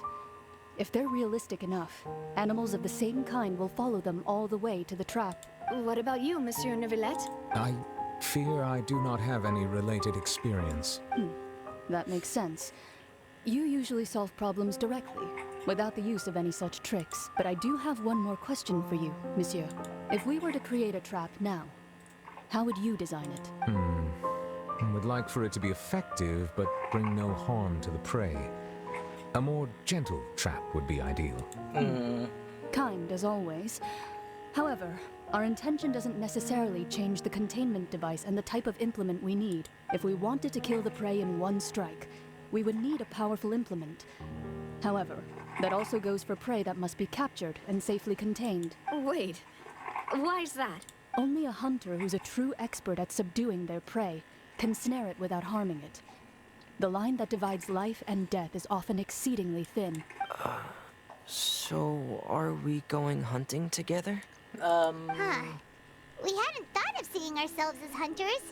It kinda works, but maybe it's still not the best metaphor. If our means of capturing and dealing with our prey is to put them on trial, then the hunting metaphor is actually quite accurate. But we shall require much more courage than any hunter to judge a god. A being whose seat is an exalted throne. That's right. Oh, so that's what's going on. Yes. Sounds very interesting. Colin's hunting metaphor was just that, a metaphor. You will not call this a hunt because this is not what you should do at the present. Nor has the relation between you and Furina, which is such a dire stage. What you need is simply a secret is keeping, obtaining to take her secret at a sacredly disrespectfully, but must be done to prevent Fontaine from sinking to the water as foreseen to the prophecy. There was neither hunting nor prey, but there such to be a trap. This is what you will need. So, back to the base then, huh? Alright, let's go. So now, next back to the underground location, going to bed, and witness the death sequence? Is that what to be about? And what about Mona? Is she... any news about her too? I'm actually curious about this.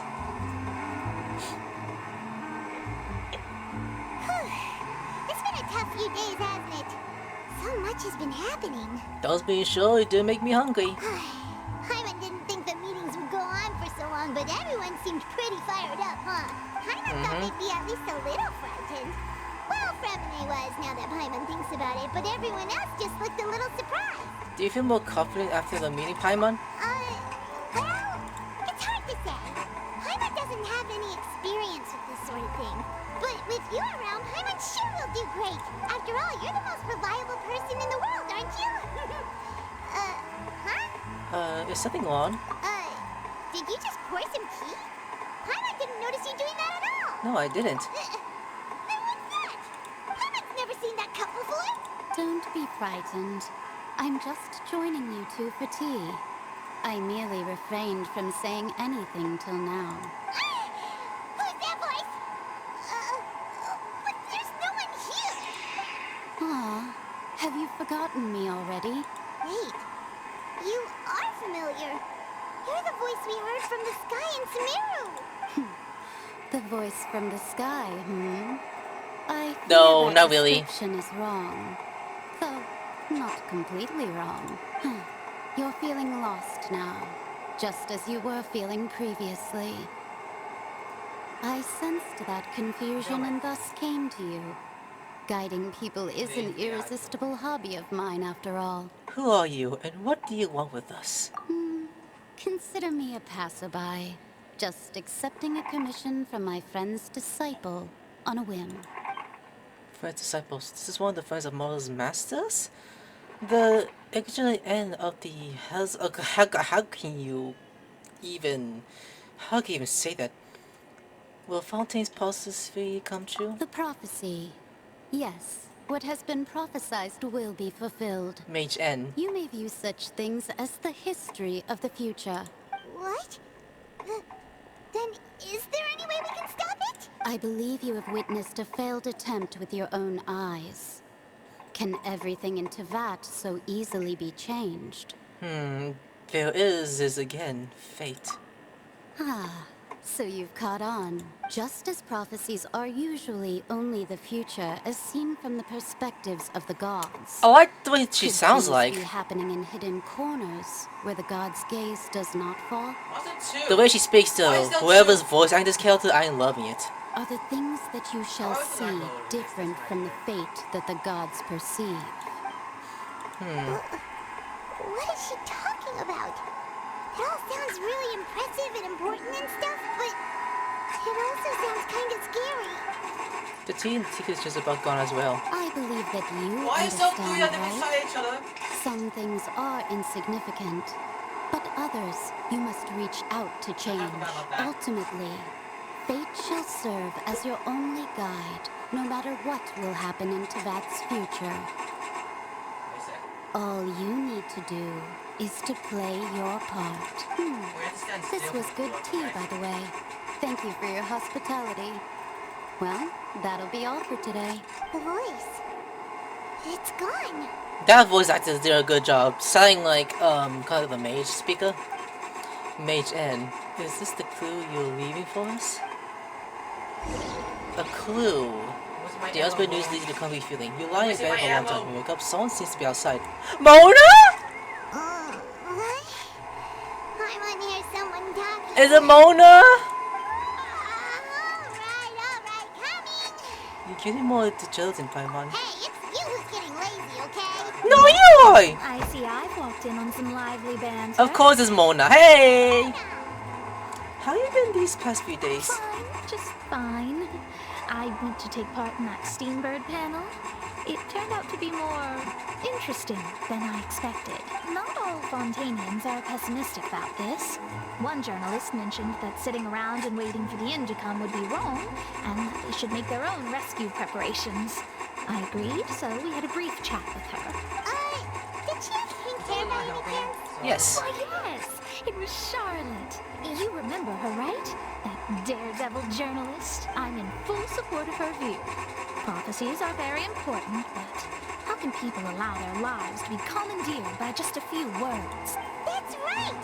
Paimon's glad to hear something sensible for once. Ah, yes. About what we had discussed before. I did try, but I'm afraid I couldn't reach the old hag. I'll try again tonight, but I wouldn't get your hopes up. Actually, someone really came over. Huh? You tell more about your mysterious guests. Goodness gracious. Are you serious? I believe she came to pass a message to us. She said that even the god's gaze has blind spots. Pretty bold if you ask Paimon. Most people would believe the gods to be all-knowing, right? The Hex and Circle members are certainly anything but ordinary.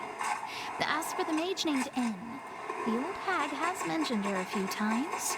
She said that N's sense of direction is incredible, and that she loves guiding those who are lost. But I've never met her, and if she were still alive, she'd be...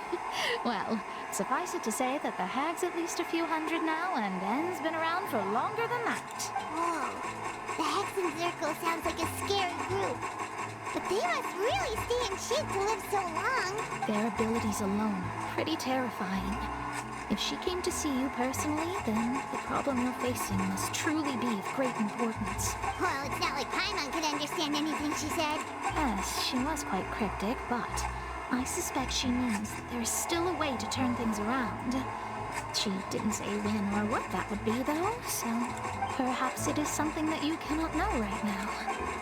True, her words were meant as a helpful hint, but when we realized the values and meaning, was that the best answer that my question could have gotten? Traveler, Paimon, are you two alright? Oh, we're fine. We're just a little down right now. It kind of feels like the end is coming, you know? I see. I feel that same sense of desperation, too. I guess you could consider me someone who has often witnessed fate. So far as I have seen, it cannot be swayed, but even so, I still hope for and believe in miracles. Astrology is eternal and rational, but fate may not be. It is cruel, but it can also be beautiful. Perhaps that's what Em is trying to tell you. not to lose heart, and to believe that what you are seeing playing out before you is not yet set in stone. I did originally think of steering clear of all this, but I couldn't. Even if this is all futile, I still wish to help everyone. If we don't struggle to the last, then how can we face the end when it comes? Huh. You do have a point. There I go, talking about astrological principles again. Sorry about that. The moment I start talking about work-related stuff. I need to get going. Don't worry about it, Mona. And thank you. It was worth trying to comfort you, even if only a little. I believe that you'll help those who are struggling in the same way I did. I suppose that might be why we always seem to meet by coincidence. I'll give it her before she leaves. Paimon feels kind of moved by what Mona said. But also kind of sad, too. Hey, Traveler. Paimon suddenly feels like going outside for a walk. Let's go. Let's walk around the city, shall we? There's a few spots I'd like to walk by. Wait, are we not gonna... Hold up. Are we not gonna do that thing, chap? We arrived at the city. So, we're just walking around, that's it? Huh? Our names are written in this newspaper. What's going on? Maybe we're famous. Let Paimon see. The underwater stronghold, the Fortress of Meripede, has continued in its noble autonomy. But that does not mean that others cannot interact with it. My recent attempts to enter the fortress bore little fruit. Huh. Guess Charlotte still hasn't given up on that. Thus, did an Outlander friend become the focus of this report? A blind adventurer with their white fairy, legends trailing in their wake. It is said that this mysterious traveler once visited the underwater fortress. So while the fortress's interior remains a mystery behind closed doors, do not fear, for the tales of the traveler contain surprises in spades. Journalist Charlotte's biggest scoop yet, the Traveler's Trail, World Hopper. Huh. Charlotte took so many awesome photos of us and we never even noticed. Hold on, She faster. hasn't been able to get a hold of anything at the fortress, so since we're easier to find, she's using us as the subject matter instead? That sure seems to be the case. Seriously? Well, fine.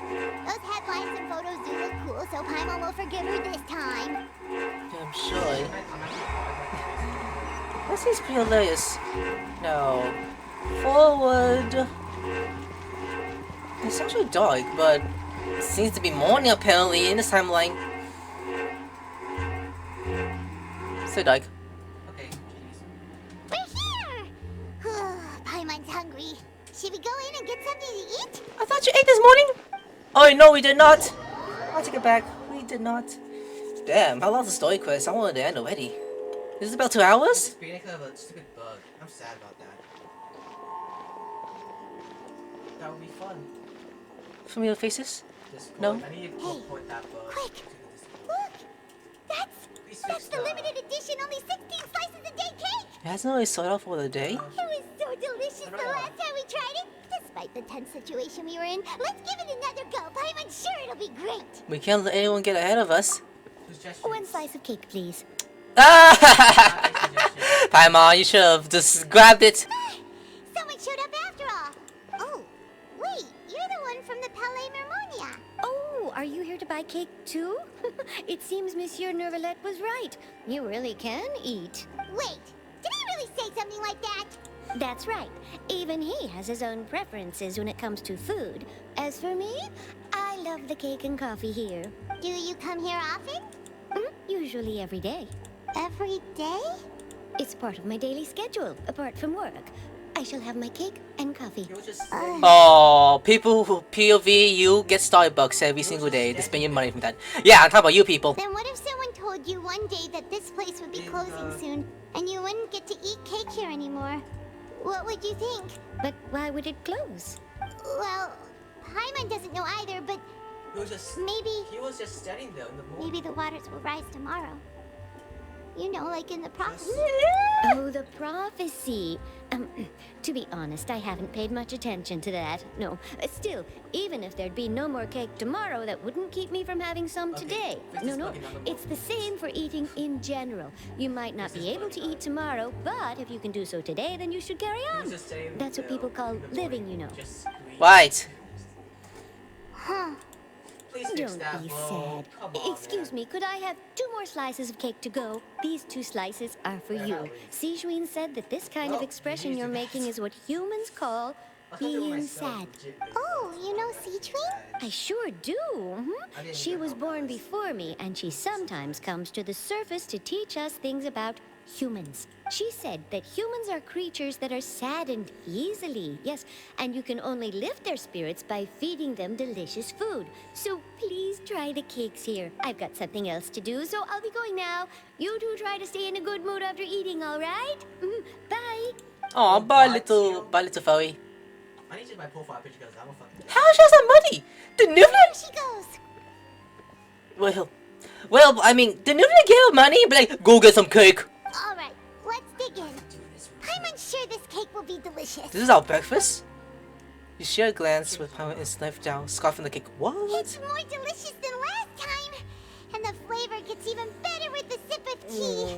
It sure would be nice if we could come again tomorrow. It's crazy how... Sure would be nice if we could always eat delicious food here.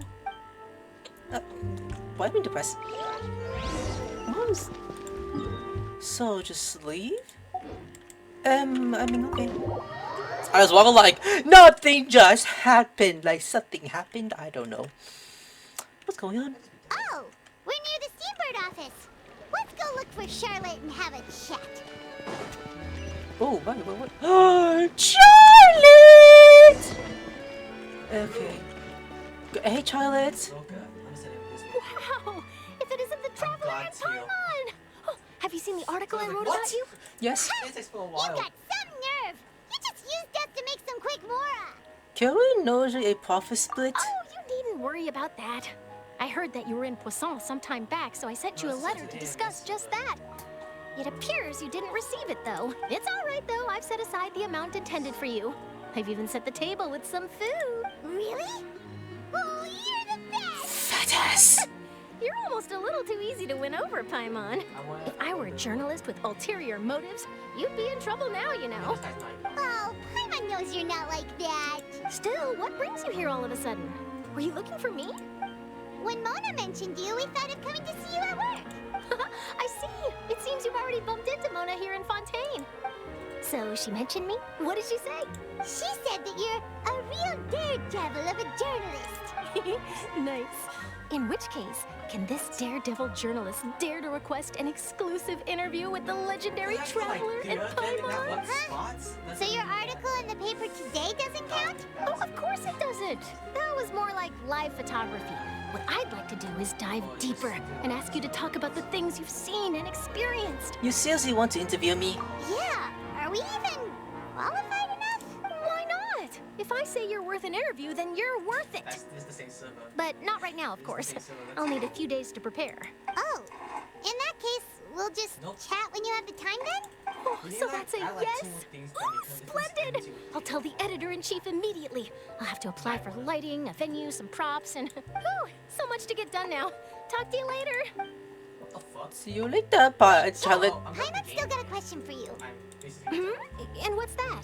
If, just for example, Fontaine were to be flooded tomorrow, what would you do today? Huh. That's the prophecy you're talking about, isn't it? I mean, I do hear about it often, but I've never once thought that the day could be tomorrow. If you're seriously asking, then I might try and think of a way to leave Fontaine. Oh, but I'm still a journalist first and foremost. That means I have a duty to be reporting from the scene. And secondly, I wouldn't forsake my homeland that easily. From what I've seen, most people don't know what they'd do should the worst come to pass. In truth, it might be better just to behave like normal rather than worry over such an end. So in all likelihood, I'd probably still be prepping at the office for that interview of ours. I know what you're thinking. That sounds a bit sad, but I've always believed that it's best to do what you enjoy. Just think about it.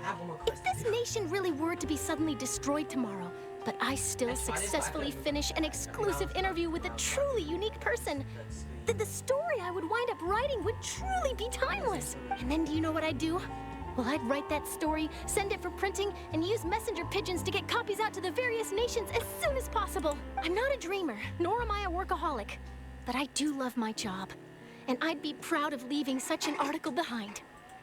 I guess you could say that I was born to be a journalist. But anyway, that's my answer. And on that note, I'll get back to my preparations. Yeah, bye, Charlotte. That's so nice. All of a sudden, Paimon actually kinda envies her. Anyway, let's go and take a look at the sea, shall we? The sea? Wait, hold on. What about the plan against Furina? Are we still doing that? The sea breeze and scenery can be a pretty soothing combo, huh? Paimon's been thinking. Yes? If it wasn't Fontaine, but all of Tevat that would be destroyed tomorrow, where would we go and what would we do? No, Paimon should ask, if you could choose, what would you like to do? If I could choose, huh?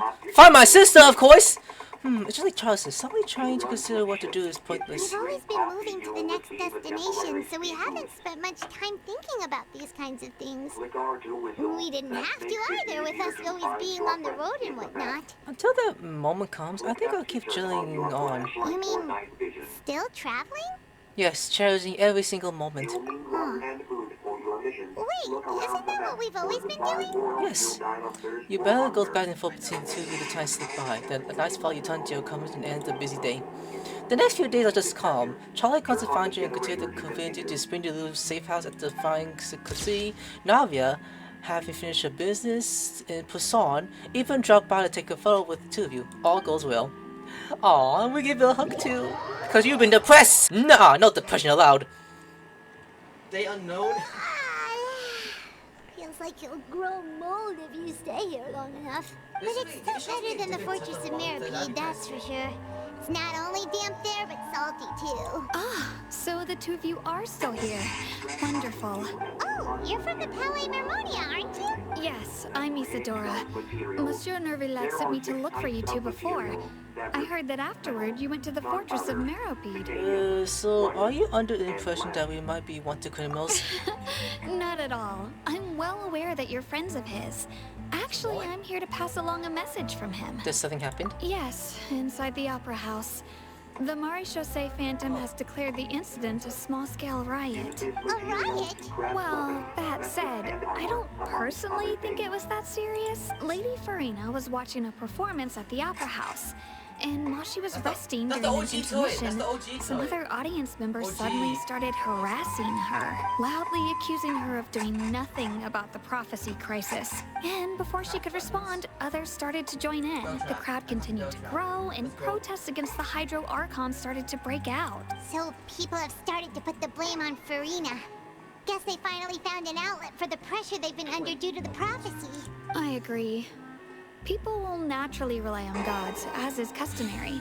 But the moment people feel threatened, I'm feeling suspicious gods are about also this. the first to be blamed. I think this is part of the plan we're doing against Furina. What happened after that? Is Furina okay? Seeing that the situation was spiraling out of control and that further argument was pointless, she claimed that she'd gotten tired of this and left in a hurry. The Maréchaussée Phantom had their hands full maintaining order and did not catch where Lady Furina had gone. Only when things had stabilized did we realize that she had gone missing. So, you mean she's still missing? That's right. The Maréchaussée has dispatched many people to search for her. But we don't have any leads yet. That said, I don't think there's much to worry about. She is a god after all. Even if she were to fall into the hands of rioters, what could ordinary people do to her? I understand the situation. Good. Monsieur Nervillet sent me to tell you about the situation, but he didn't say anything else. Don't worry, this is more than enough to go on. Thanks for keeping us informed. Ah, is that so? Well, all right then. In that case, you two take care. I'll be heading back to the Palais now. Yeah, we know something's up. Sounds like we should hurry up and start going. You should call quickly. If we know Furina, she won't try to fix things in this situation. Instead, she'll look for a place to wait out the heat.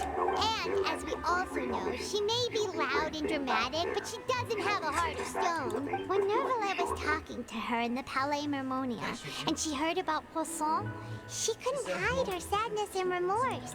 It would be hard for her to ignore being accused by the public today. Paimon thinks Furina's probably taken the opportunity to slip away to Poisson and try to relieve the sense of guilt that she's feeling. Huh. Well, what do you think? Paimon knows the answer, of course, but Paimon can do the analysis to back it up too. Cool, huh? I see becoming a detective done you some good. In that case, there's not a moment to lose. Poisson, here we come. Alright! I'm getting almost done with this actually. I would end this by now, but not yet. I'm actually gonna finish this up real quick. Let me head down the teleport spot! Oh, back to that place. Everything's still broken down. This place looks deserted. Guess all the survivors must have evacuated already. All that's left here is sure? the devastation. Look, this one's still staying over there. Furina really be here? Let's try to find her as soon as possible. She is! Oh, what? What is she doing here?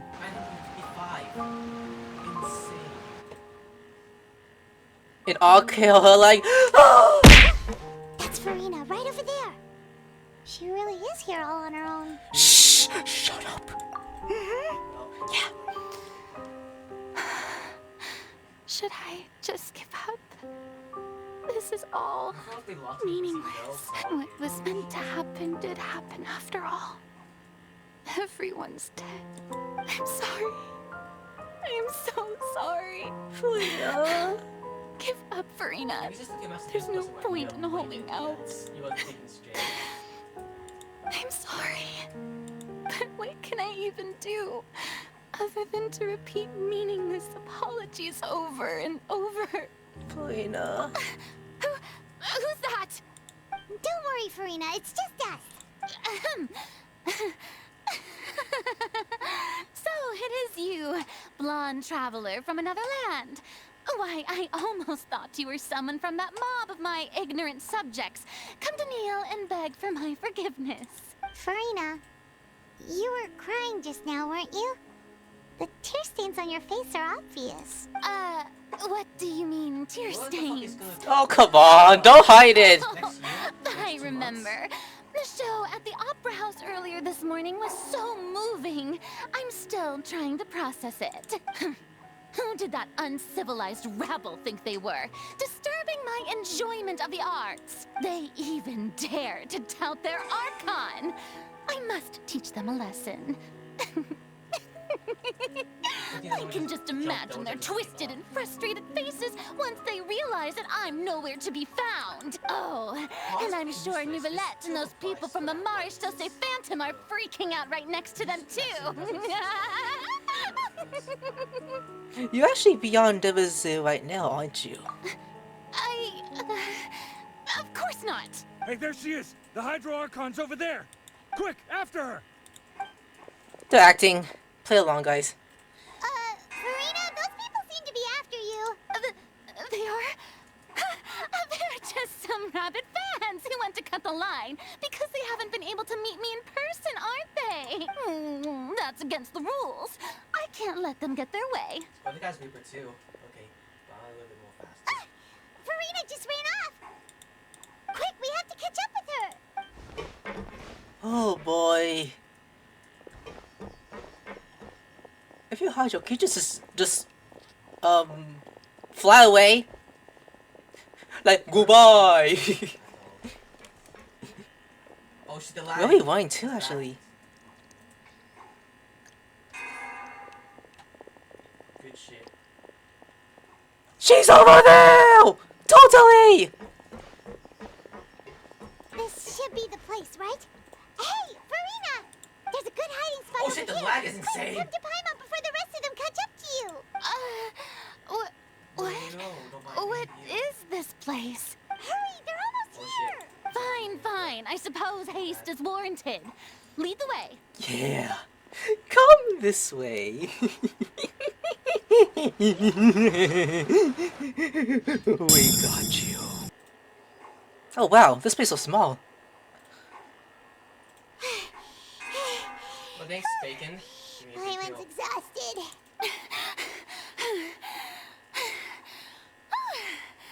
I'm so tired. I totally thought they had caught me. No, I mean, I merely gave in to the sheer enthusiasm they displayed. Don't mind me, man. This place is not what I call a soundproof. You're right.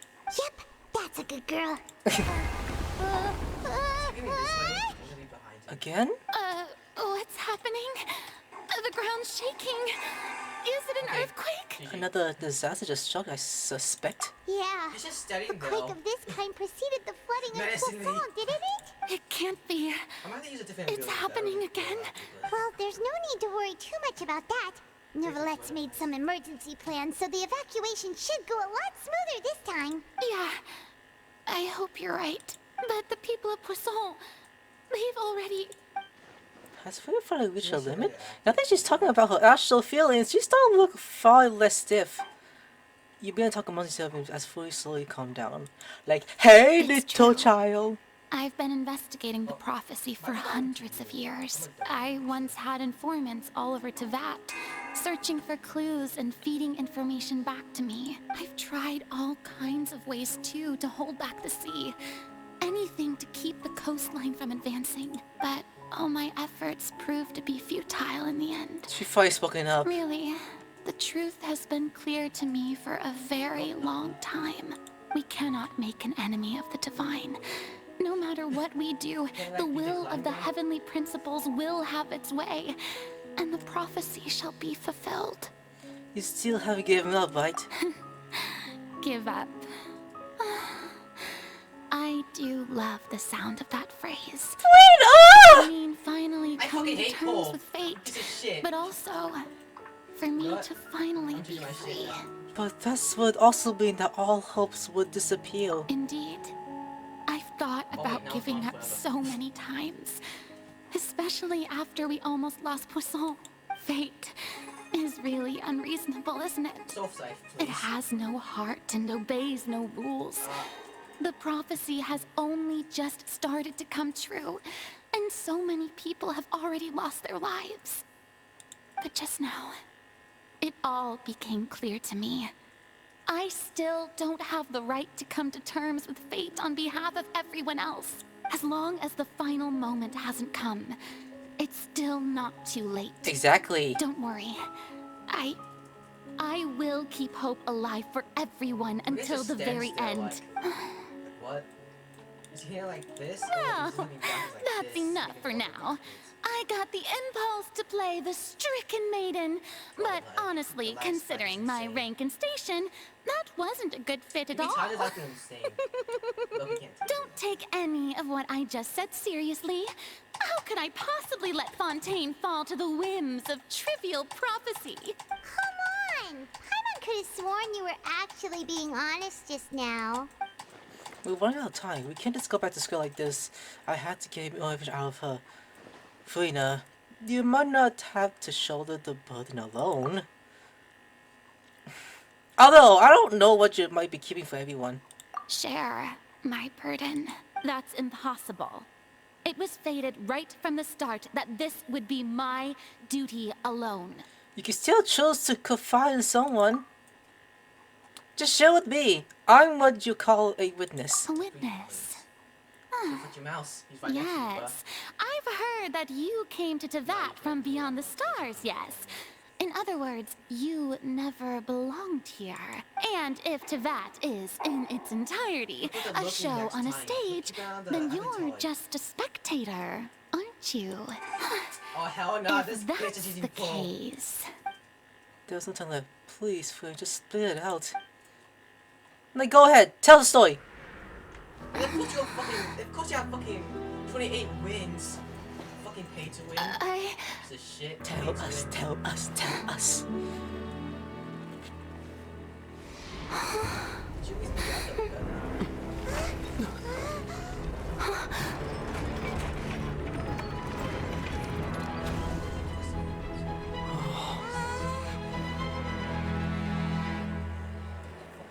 How the fuck did you time that shit?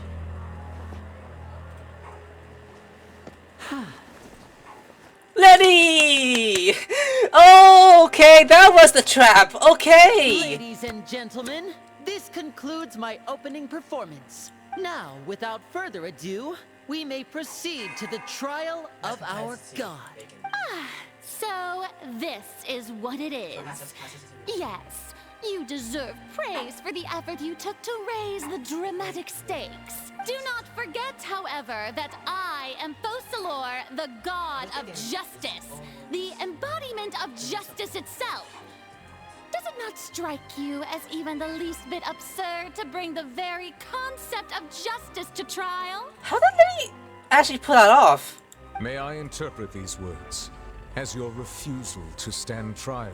Oh shit, In the that lag, bro. case, you will have the opportunity to defend your Goddamn honor through pussy! a duel. Why you always do this? Calandra? You would draw your blade against a god? Oh, that should have been me. Move aside, Furina. I want to get something about between the blue bars or the dice. Oh, step on me with your heels.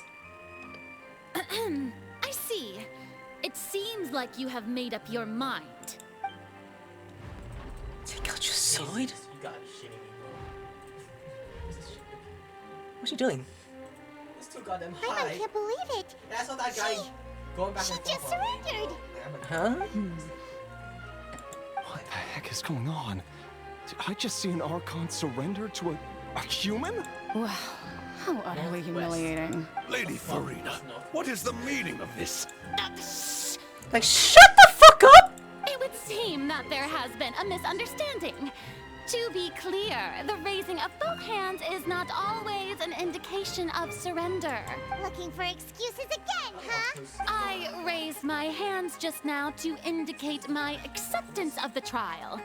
No duel shall be necessary. I will admit that I've been running away for a long time. I'm sorry, everyone. I was unable to protect the people of Poisson. It is my duty to stand trial for my crimes. You are not the only ones to be disappointed in me. I, too, am exceedingly disappointed in myself. But now, it is time for the Hydro Archon to show you her courage and resolve. I, Furina, will use this trial to show the world the true meaning of justice. This time, I will protect you. Applaud and rejoice. One of the most outrageous and fantastical arcs known to the opera epiclese is now unfolding before your eyes. Mark my words. This shall be one of the most exhilarating and brilliant shows ever to grace the stage of Fontaine. The trial of the Hydro Archon, Focalor, will now begin! Woohoo! Oh, now we're making history! Why does it feel like Furina just took over the whole thing? Like, come on! Didn't she just get forced to stand trial for her crimes? Also, even though she's still acting super dramatic, she is taking this seriously this time, right? All right, then. Who will be my opponent in this trial? The court asks the prosecutor to please take the stand. Thank you, Your Honor. Is that so? Very well. Then please speak, witness of Tivat, my accuser and fated opponent. We were so close to getting to tell the truth, and it still turned out this to the end. It's okay though, as long as we can defeat Furina and Cole, we still have the chance to figure everything out.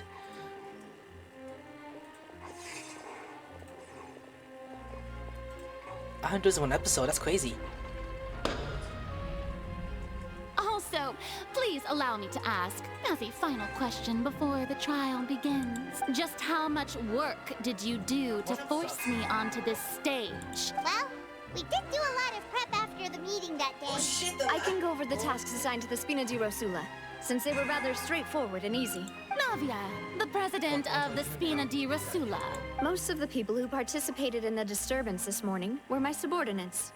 Yeah. They changed into plain clothes and came to the Opera House as regular audience members, waiting for the perfect opportunity to incite insurrection against you. The people's resentment against their Archon has been Look building at this. as more and more of the prophecy is fulfilled. A spark was all we needed to turn smoldering anger into a flame. Moreover, according to our understanding and analysis of you, when something like that occurred, you would likely flee the scene and head to Poisson by yourself. So, we arranged for a second group to lie in wait there. So, you mean The ones who scoured the settlement for me were also from the Spina. And their goal was to force you to step into the giant magic box so you may personally participate in the greatest magic performance in all of Fontainian history. Thank you, Lenny! That's right. That house was a magic box, rather than someone's residence. Ah! Man, it looked like it was. As the super ultimate version of the setup that I used when I first performed at the Opera Epiclese, I remember that. the volume of the box was increased by a whole order of magnitude, and the distance it traversed was the entire gap between Poisson and Areneas. Its cargo, of course, was an Archon instead of a human. My thanks, Furina. Without your help, we could never have pulled off such an extraordinary performance. You're welcome. Of course, this performance was only made possible with Father's support. Look at all those Fatuis we killed! Amount of labor in Mora to pull this off. Aww. We had to select a location, construct the giant magic box, dig a tunnel, and open up a path through the water. It was a lot of work for all of us. So, in other words, the earthquake that we felt within the giant magic box was just a normal tremor from the transportation of the whole house? That's right. It wasn't a sign of another disaster to come. Comment outside about that. Then, I can guess Nervilette and Cloran's parts. You gathered a crowd, prepared a stage, and made sure that the champion duelist would be immediately ready for a fight. Also that as soon as I appeared on the stage, the trial may commence without a hitch. Am I right? Yes, that is correct. Well, Clorand, I must commend you for your courage. Only the most outstanding champion duelist in all of Fontaine would accept a duel with an Archon without flinching. Thank you. As for She's kind of like, I don't want to hurt my Archon! I suppose your role was to keep me distracted with conversation once you found me in Poisson. You'd make sure that I didn't notice anything amiss before revealing yourself as my prosecutor once we'd arrived onto the stage. Objection! Oh? My mission! We hope that you share your secret with us, but fuck! Is that so? Then I suppose I must have missed my final chance. It's fine. It matters not. What's done is done. The stage is already set, so there's no reason to disappoint the audience. Let's see this trial through to the very end. Oh, finger point again. Yeah, the only thing we could do now is judge the Hydro Archon. Still, I can't help but really learn about what I caused earlier. What did Rio want to say to me right before we were on the stage? Sir Prosecutor, please allow me to pass this along. This is a document that Miss Charlotte applied for and received permission to share with you during the trial. According to her, it should speed up proceedings. Huh? Charlotte wanted to give us something? Oh, so she's here too! Hey, Charlotte! Hi, Charlotte! I shouted out saying, ah! Give me a hug! Hi, Muncie. Isn't this the exclusive interview that she did with us before? So she's already finished it, huh? Wait, then that means this document is a perfect timeline of everything that's happened ever since we stepped foot in Fontaine. So in other words, we can refer to this anthology of evidence every time we want to use something from our journey as evidence for an argument. It's a simple practical gift. Let's quickly confirm the information in it. Just think of it as a refresher, alright? Okay. Good idea. You defeated the Hydro Archon in the very first duel you took part in at the Opera House. That's one for the history books, all right. I didn't think that you'd wind up getting to the bottom of the case I'd been following all this time. I guess you could also see this as a happy coincidence. This is the first time Monsieur Nervilette had a difference of opinion with the oratories. Even the Hydro Archon can't figure it out. Damn, look at all this. But the Tui Harbinger, she's an extraordinary person. Her instinct must mean something. The fortress of Meripede was almost destroyed in a single day. That I didn't witness that scene personally will always be a source of professional regret, I think. According to Monsieur Nervilette, both Childe and that whale should have been in the Primordial Sea at that time. Yeah, look at that. I nearly lost my awesome friend Navia. To be honest, That still gives me shivers. Oh, you feel a hug. The words of someone as extraordinary as a witch can probably only be truly understood when something surreal happens to you. So, can we The words of someone as extraordinary as... That's the Weeb then. Okay. The prosecution and the defense are both in position. The trial shall now begin. Oh, come on, Nervylette. There's no need to repeat all the unimportant legalese. But I'm doing my job. Just fast forward to the part where the prosecution lays out my offenses. As the defendant and the lead actress of this performance, I still haven't even been informed of my supposed guilt in all of this. Of course, it is only natural for humans to struggle to understand the actions of a god. However, you will need more than that to convict me of a crime. That's true. But my charge here is unrelated to your conduct as an Archon. Itu has speak. Instead, I would like to charge you as a fraud who's never been the Archon in the first place. Wait, what was that? Lady Furina's a fraud? Hold up. I came here thinking that we were going to try the Hydro Archon for forsaking her duty, but did I hear that right? She's not our Archon at all? Charge accepted. Oh, this is interesting. Lady Furina, do you plead guilty to the charge? Bitch! Lady Furina. I plead not guilty. How can I be guilty? There is no way that I, Focalor, otherwise known as Furina de Fontaine, a member of the Seven and the Regina of all waters, kindreds, peoples, and laws of Fontaine, could be anything other than your true Archon. Yeah, even though Lady Furina can be rather eccentric, isn't it going too far to doubt her very identity? Yeah, I've never questioned her identity either. Sure, Lady Furina can be super irresponsible, but how do you know that? Does that prosecutor have to make such a huge claim? I have cause to believe that common sense will prevail in this case. Many of the members of the audience have known me as the Hydro Archon ever since they were born. There would be no fooling their memory. See?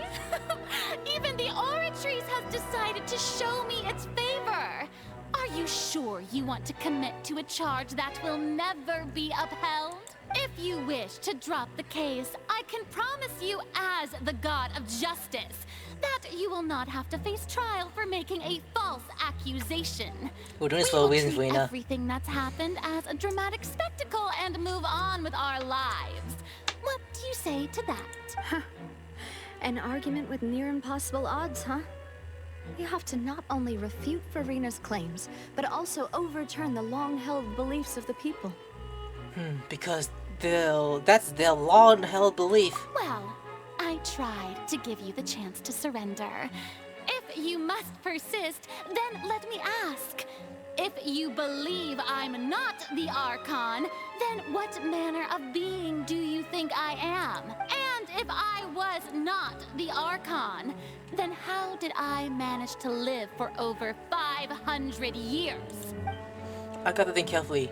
What do we know to be special about Furina exactly? Ooh, it's one of these words. Let's see. No. Is either one of these? It's not that one. I don't think so. No, I don't think so. It's not these either. Then I'm gonna say it's probably either T-Time, being naive, or child. I'm gonna say N-word. The N-word, as in meh. That doesn't sound right. Paimon doesn't think this clue. Okay, thanks, Paimon. Okay, let's try with the name. Yeah, child, yeah. Optional. You may be a member of another long-lived race, which would allow you to naturally. I mean, optional. I trying to see her name. Lifespan. And second of all, even if that wasn't the case, there could be other ways to extend your life. Such as a curse. Who gave you that idea? Was it the knave? You'd sink so low as to use a harbinger's words against me. It doesn't matter who gave us the information. A curse? I once thought it possible that the aura of an Archon might naturally resemble a type of curse. But in light of this claim, perhaps what I sensed was not your divinity, but a curse after all. You sensed it too, huh, Neverlet? So, Furina. Lady Furina is actually a human? Well, it is true that it's extremely difficult to tell humans and gods apart just by looking at them. It's not impossible. True. This is going quickly, actually. Well, don't start celebrating too early now. Even if I have been carrying Hi, Mom. Put on your curse goofy like glasses, you said, please. How does that prove that I am merely a human being? Besides, everyone knows that the main difference between a human and a god is the possession of authority. Gods can do what humans cannot. That's why they're worshipped as gods. For centuries, manifestations of my authority have served the nation of Fontaine. One need only to turn their eyes towards the Oratrice Mécanique d'Analyse Cardinal in this very opera house, or consider the indemnitium that is used in every aspect of life. Wait, the one child proved the opposite. Freeze actually has no control over the orchestra after all. Hey, that's true. Let's see. So the N word. Yeah? Taiwan. No! Okay, fine. I guess it's to do with this one. Come on, please, this one, please. What you fucking okay, fine. I guess child.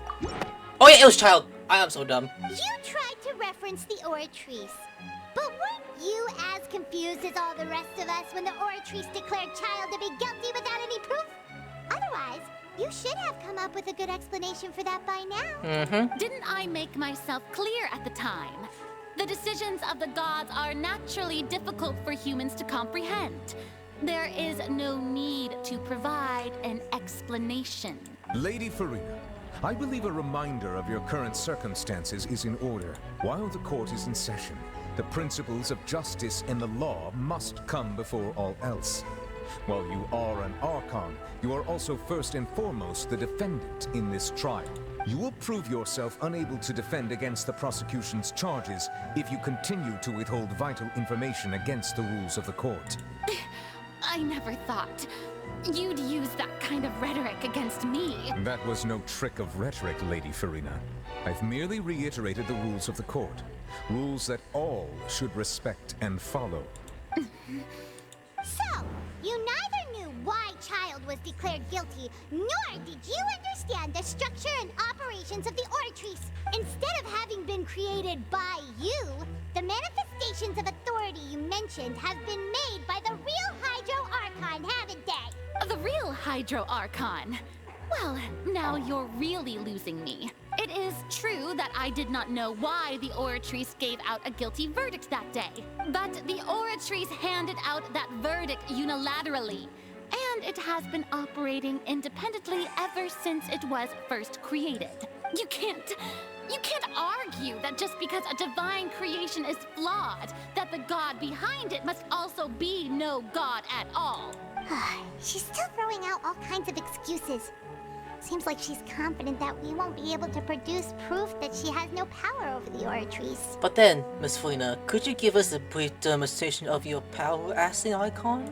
My power as an Archon?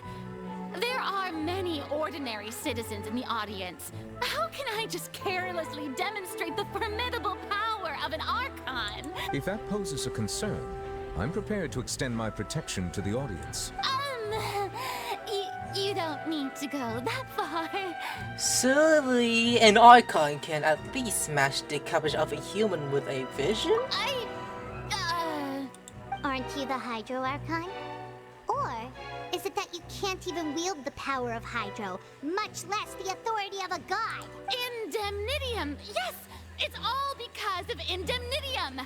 All Archons derive their power from the faith of the people, and I've converted the people's faith in justice into Indemnitium. Thus did I give up all of my divine power to provide everyone with energy for their daily lives. Have you ever seen a more magnanimous god? Isn't that a huge stretch? Yeah, no matter how generous an Archon can be, how could they give up all their power? Can a god with no power even still be called a god? Look at that. It seems like nobody's buying Furina's excuse. Hey, come now, everyone. Please don't stare at me as if I was a liar. I'm still the same Furina you knew, right? The one that you loved. Shouldn't you want to believe in me, please? You've got to believe me. If what the prosecutor said is true, she really has committed a grave offense. Did she deceive all of us? And all of our parents and grandparents too? And then all of our ancestors? Ever since they were born? Enough! That's enough. Tell me then, if I'm not the real Hydro Archon, then who is? If you have no evidence of another Hydro Archon's existence, nor can you find anyone who can back up their claim to be such, then what grounds have you to say that I'm not actually the real deal? Wow, she came up with yet another argument. How can we refute her now? Seems like she really doesn't want to give up. If we can't prove that she's an Archon, we can try to prove that she's just a human. And if she's only human... Shit. Let's see, it can't be this one. I don't think so, it's him. I think it's this one. Please? Yeah? That doesn't... Okay, I think it's Palmer's heal. We can use this. Yeah? I don't know! I don't feel like reading the whole thing! It has been established Okay, good. that all Fontainians can dissolve in water from the primordial sea. And that means... Yeah? Since you insist on claiming to be a god and not a human, then there's a method that you can use right here and now to eliminate all suspicions of you being the latter. Miss Navia, please apply to serve as a temporary attorney for the prosecution before addressing the court. Though you act in partnership with the prosecutor, you must still adhere to proper procedure. Super sorry, Monsieur Chief Justice. I swear this really will be the last time that I'll speak out of turn. Now. Like your butter! I brought some seawater from Poisson. Oh! As everyone knows, a massive flood struck the area not long ago, taking many lives, including those of some of my closest friends. So, Miss Furina, would you dare to touch some of this seawater? If we are to believe that you are indeed the real Hydro Archon, touching this seawater would have no effect on you. All it should do is strengthen your case. But if you don't dare to touch it, then we would have basically proved the reverse. Oh, and I must remind you that after the disaster at Poisson, nobody wants to see any more people dissolve. I do hope you'll act prudently and choose the simpler path of admitting guilt. Navia from the Spina di Rasula. The Spina has governed Poisson for many years. I guess her suggestion is valid. If Lady Furina is indeed just a human, she's probably Fontainian like all the rest of us. Would she really dare to try? Oh, freak! She is! I would have been like, get down to your Furina? Lady Furina, this test has been unilaterally proposed by the prosecution. As it falls outside the realm of standard court proceedings, you possess the right to decline participation. Furina? Well, of course he had to tell her that. But refusing to participate is basically the same as a confession of guilt. She's just staring at the water without saying a single word. It really does seem like she's quite terrified of it. That could only mean... What's going on? Is she really planning to... That's not what we thought she would... Due to the inherent risk of the test, Lady Furina, you may... Oh, she touched it. Hey! She actually...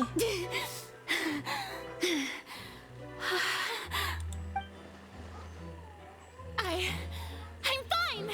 Look! Look at me, everyone! My hand is still here! I haven't been dissolved! Will you believe me now? I really am your Archon! I'm nothing like a normal human who would fall apart as soon as they touch this water! Really? Was this not the most obvious thing in the world? Miss Siegewing? If you're present, Miss Siegewing, please come forward and attend to the defendant. Siegewing? Don't be nervous. It'll just take a few seconds. Let me see. No way! I didn't think she'll be here! should be enough. Guys, she's a fake! Kill her!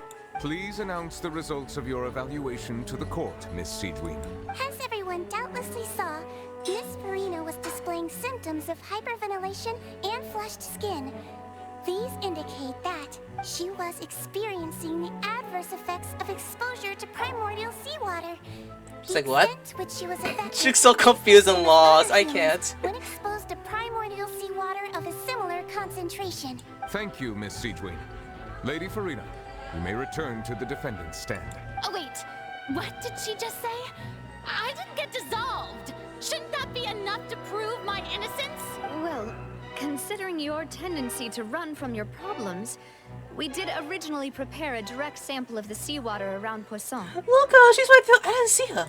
However, after extensive discussion, we exchanged it for a sample that is not concentrated enough to dissolve an actual human. After all, on the off chance that something entirely unexpected might occur, we don't want anyone else to lose their life to the sea.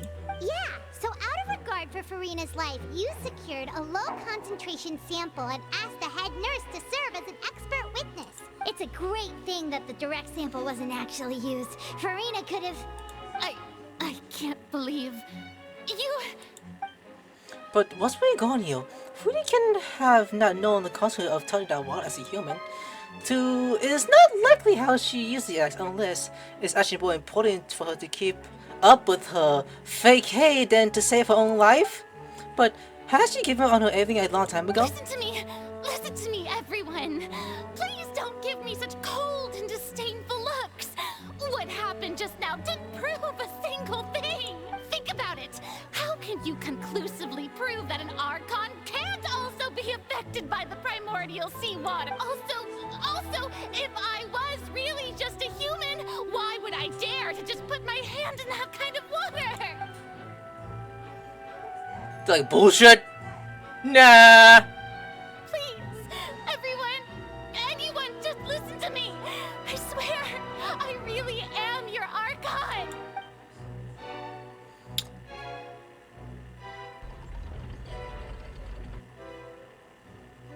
Furina, I'm so sorry.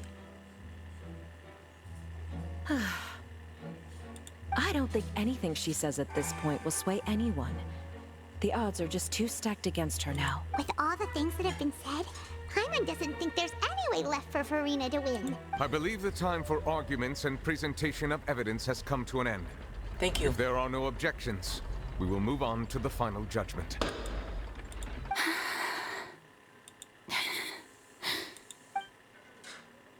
I don't think anything she says at this point will sway her. She's too stacked against her now. This is really sad. No, Furina, we have to do this. What's going on? In my capacity as Chief Justice, I shall now render judgment on Furina's misrepresentation of herself as the Archon of Fontaine. As a human who knowingly deceived her fellow citizens, Furina is... guilty. Oh, ouch.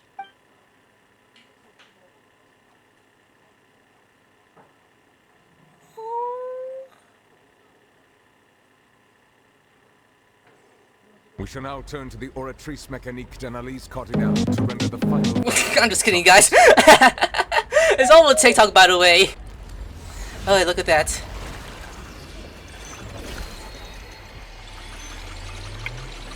This is really sad. This is really sad. Ooh, a 5-star. The judgment of the Oratrice Mécanique d'Analyse Cardinale. Okay, I'm sorry.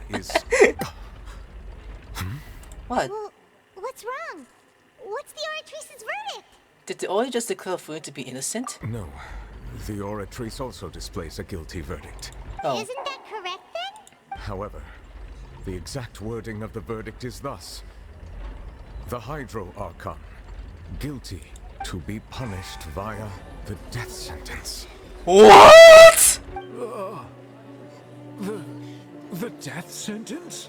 That's actually one of the available sentences?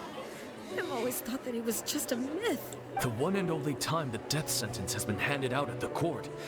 And it's been given to the very person we've worshipped as the god of justice? What an unexpected twist. I know! Furina's been sentenced to death by the Oratrice? We just wanted to use the trial to show her the seriousness of things so she'd tell us the truth. How did things escalate this quickly? This outcome is indeed quite strange. According to Fontaine's current definitions of justice, as well as its recommendations for criminal sentences, is this sentence really appropriate for the crimes that have been committed? I know, that's strange. Fache wasn't sentenced to death by the Oratrice. You know, the real evil mastermind behind the serial disappearances case. Instead of Furina, the Oracle woman is just on the Hydro Archon. Indeed. Not only is Furina's sentence overly excessive, the very point of our trial today was also to prove that Furina has never been the Hydro Archon in the first place. But now, the Oratrice seems to have deliberately invoked the title of the Hydro Archon. What does this mean? I know. That is very strange. Like, excuse me, if I may interrupt. Yes, Femine? Is the trial still going? Fremine! Huh, you finally made it. I assume this means you've completed your mission? Mm-hmm. Any mission Father assigns to me will always be top priority. Oh, I was like, where's Femine? With some help from the other Fatui, Femine brings the stone sling to the stage. Is that the first prophecy slate? Where did he find that? Huh. So the knave privately arranged for Fremine to try and find the missing slate. I looked everywhere and finally found it at the bottom of the sea. It took me a long time to get around some dangerous stretches of water. My boy! But has the trial already concluded? Then doesn't that mean I've come too late? Oh no.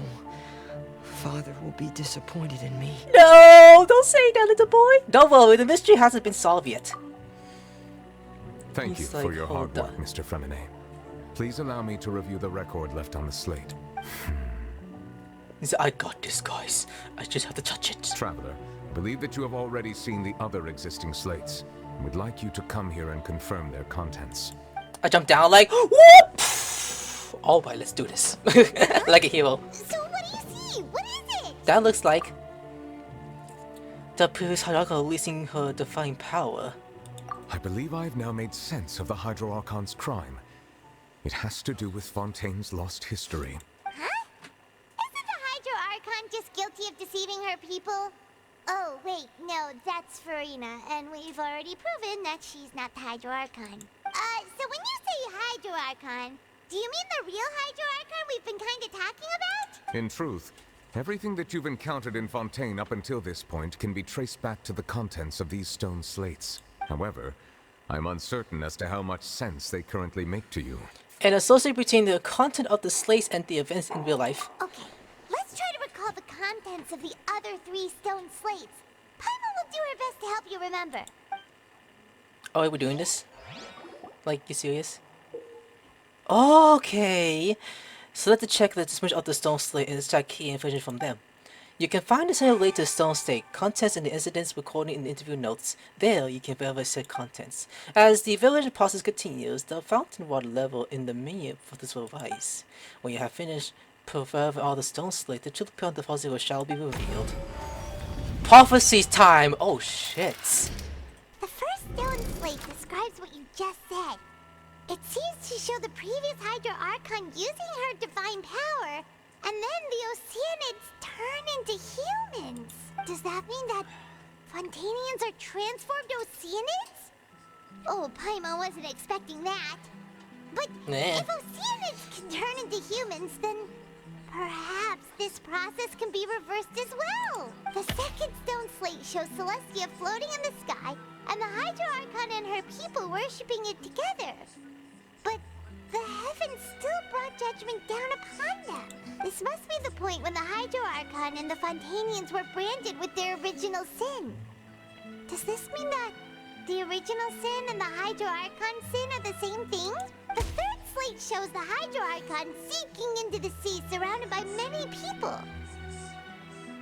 Huh. That reminds Paimon, didn't we also watch that happen to someone else? Well, the first slate is the prophecy Yeah, that's the true. I've seen that. Fontanians have been talking about. People dissolving into the sea, the Hydro Archon crying on her throne, and so on. We didn't believe that such a crazy disaster could happen at first, did we? But after that incident, it was just a question of when and not if. Alright.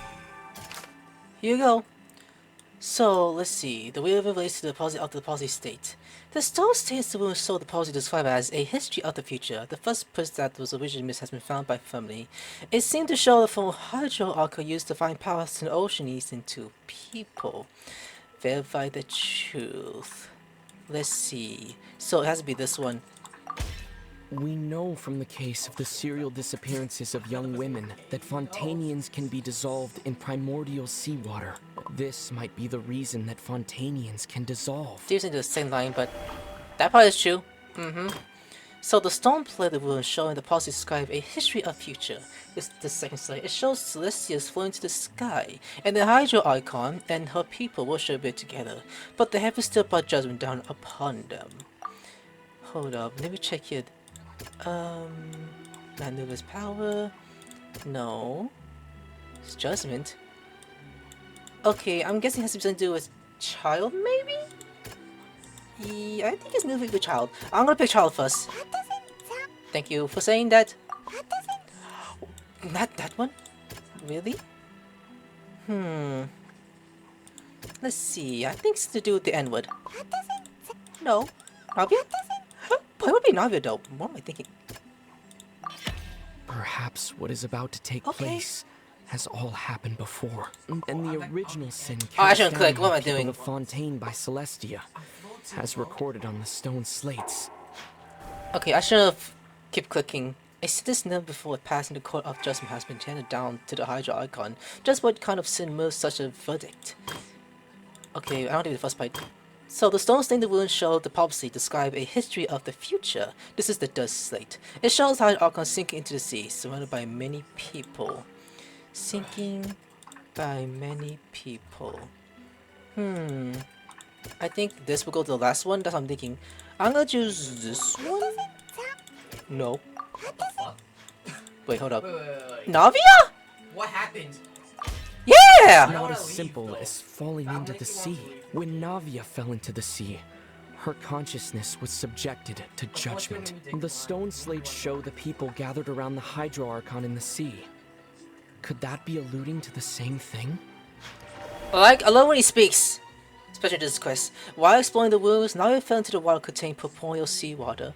No! When it cracked, she tripped on her heels like, ah! Help! I'm not very good on these heels, but I'm good walking on them mostly. The stone slate of the world shows the prophecy describing the history of the future. This is the voice slate. It shows scenes that has basically entered to describe the prophecy occurring throughout Fontaine. Fontaine will eventually be dissolved in the sea, and the Hydro Archon will sit alone on the throne and weep. I wouldn't say such thing. This one. Are you serious? You're joking, right? So, novelettes. I guess. The prophecy from the stone slates found its way into society, but not many people believed it at first. The fortress of Meropide was nearly flooded with primordial seawater, which we know can cause Fontainians to dissolve.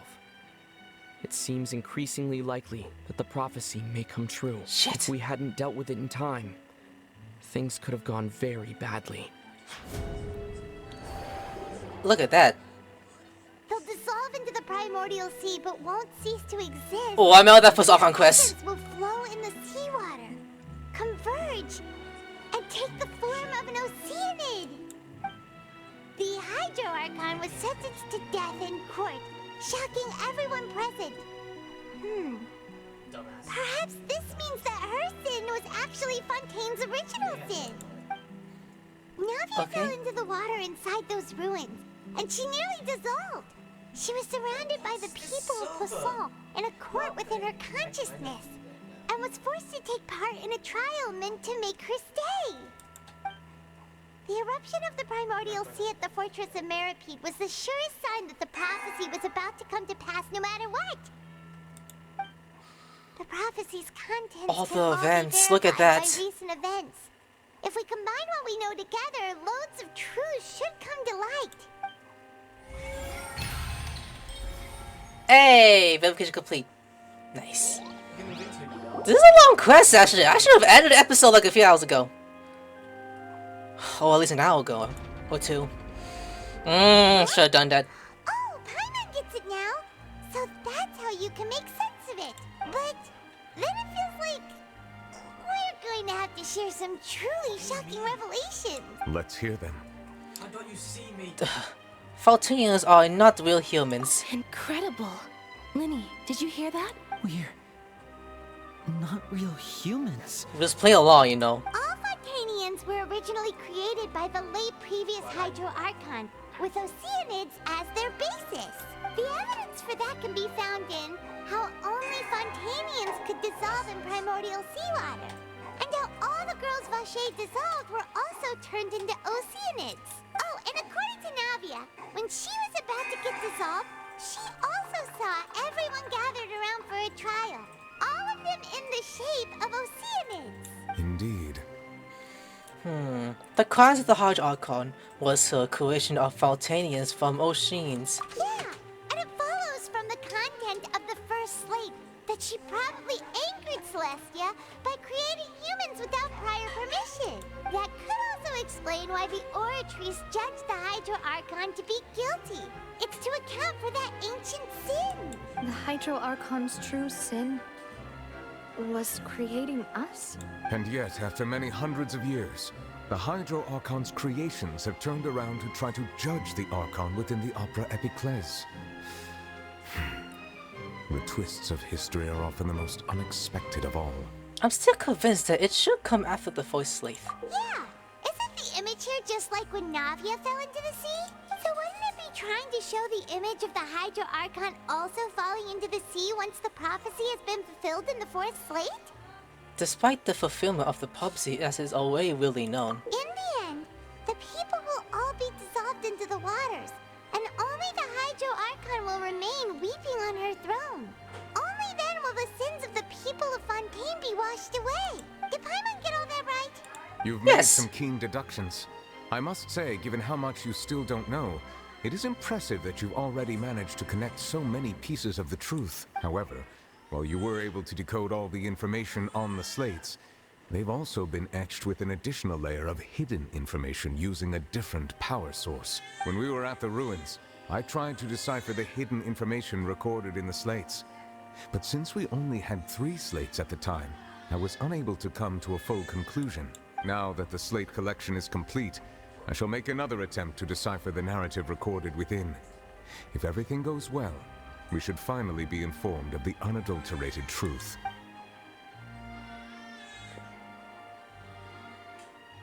Go ahead.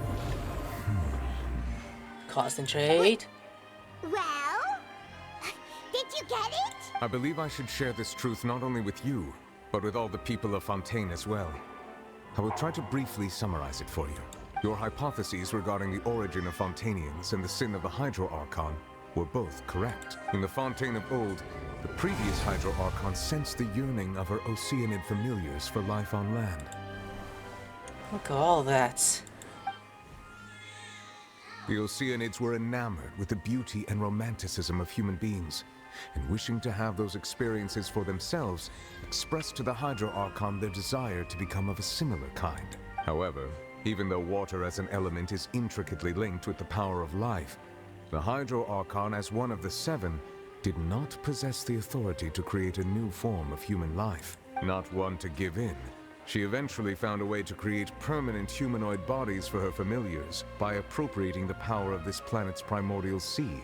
She poured primordial sea water into the Oceanids' blood vessels, creating humanoid mimics in the process. But if Fontainians were to ever come into direct contact with water from the primordial sea, the power within their bodies would escape these artificial restraints and return to the sea. As a result, their forms would collapse, and they would be reverted to their original forms as Oceanids. Of course, the Hydro Archon never received permission from the heavenly principles to create a new human race. Beautiful. And thus, the Hydro Archon and all of her creations came to shoulder the original sin of appropriating the power of the primordial sea. That is the true history of how the people of Fontaine first came into being. So we were all Oceanians before we turned into human beings? That's way too much information for me. I think I'm just going to pretend that I never heard a single thing. Wait, but if that's the truth, we can't let the Hydro Archon be sentenced to death. After all, her only sin was creating us. This really might be too much information for your regular Fontainian, but it does answer a lot of our questions. Alas, your hypothesis regarding the third and fourth stone slates was inaccurate. The slates' respective positions are, in fact, correct. So, they're all in the right order? A key point of the visual on the third slate is how all the individuals depicted in the water are humans rather than Oceanids. They have not been dissolved, which implies that the water depicted in this slate is not water from the primordial sea. The nation of Fontaine is the nation of Hydro, as well as the nation of trials and justice. Instead of being the literal element, the water in the scene symbolizes judgment and justice. You may also recall Navia's experience. When she fell into the sea, her consciousness was surrounded by that of many others who intended to hold a trial to determine her fate. Therefore, the meaning of the third slate is that the people of Fontaine shall try the Hydro Archon at the court of justice. It can't be. Yes, it refers to our present situation. I think I'm following now. So, what you're saying is, even though we decided to put on this trial to avoid fulfilling the prophecy, in truth, everything we've done has happened exactly as the prophecy foretold. So now, it seems, we're the ones making sure it comes true. What should we do? I feel like there's no way out of this. Huh. No matter what, the prophecy will be fulfilled. Is this what it feels like to be a prisoner of fate? Don't say that. If that's the case, does that mean the scene in the fourth slate will also be fulfilled soon? Traveler, I would like to point out another small fallacy in your deductions about the fourth slate. You probably thought that the eruption of primordial sea water beneath the fortress of Meripede served as the surest sign that the prophecy was about to come to pass, yes? However, I believe that rather than being a sure sign, that eruption could in fact only be a small warning of something far worse to come. As for the root cause of the catastrophe, I believe you've already encountered it once before. Wait, could it be? Like, think about it. Way before. Oh boy. This eruption was just a small warning of the things to come. We must find the root cause of the disaster. So... Okay, I guess back to that point then? So, the seal of the fortress of Meripede has been pointed by the entrance to the Promodaly Sea. Though Luffy has sealed it once more, just how long will it last? The puzzle will likely spread from there. Let's see. No. The whale. It was both dream and reality. It was a whale, I know this. If we're talking about a true culprit, that could only be that thing inside the primordial sea, right? Yeah, the whale! What the fuck is this? The original sin, the trial, and the root cause of the disaster. Everyton Popole! The hell is that?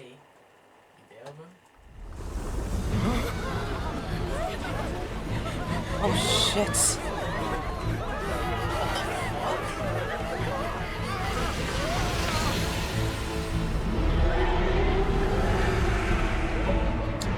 You gotta be joking me!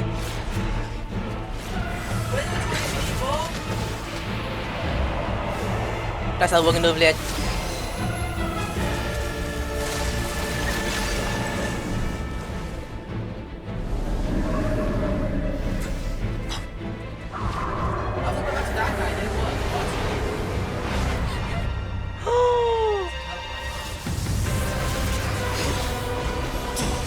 There you are! Childe, you've been gone for a while! Where were you?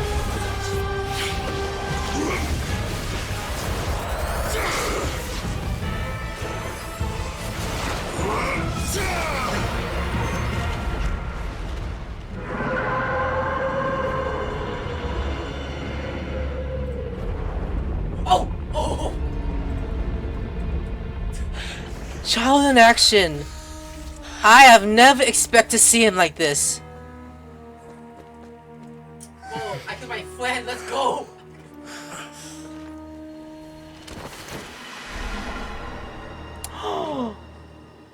He went back with it? Shit, I'm colorblind. What? No, my friend's right there. That was way too close! How did that thing just burst into the Opera House?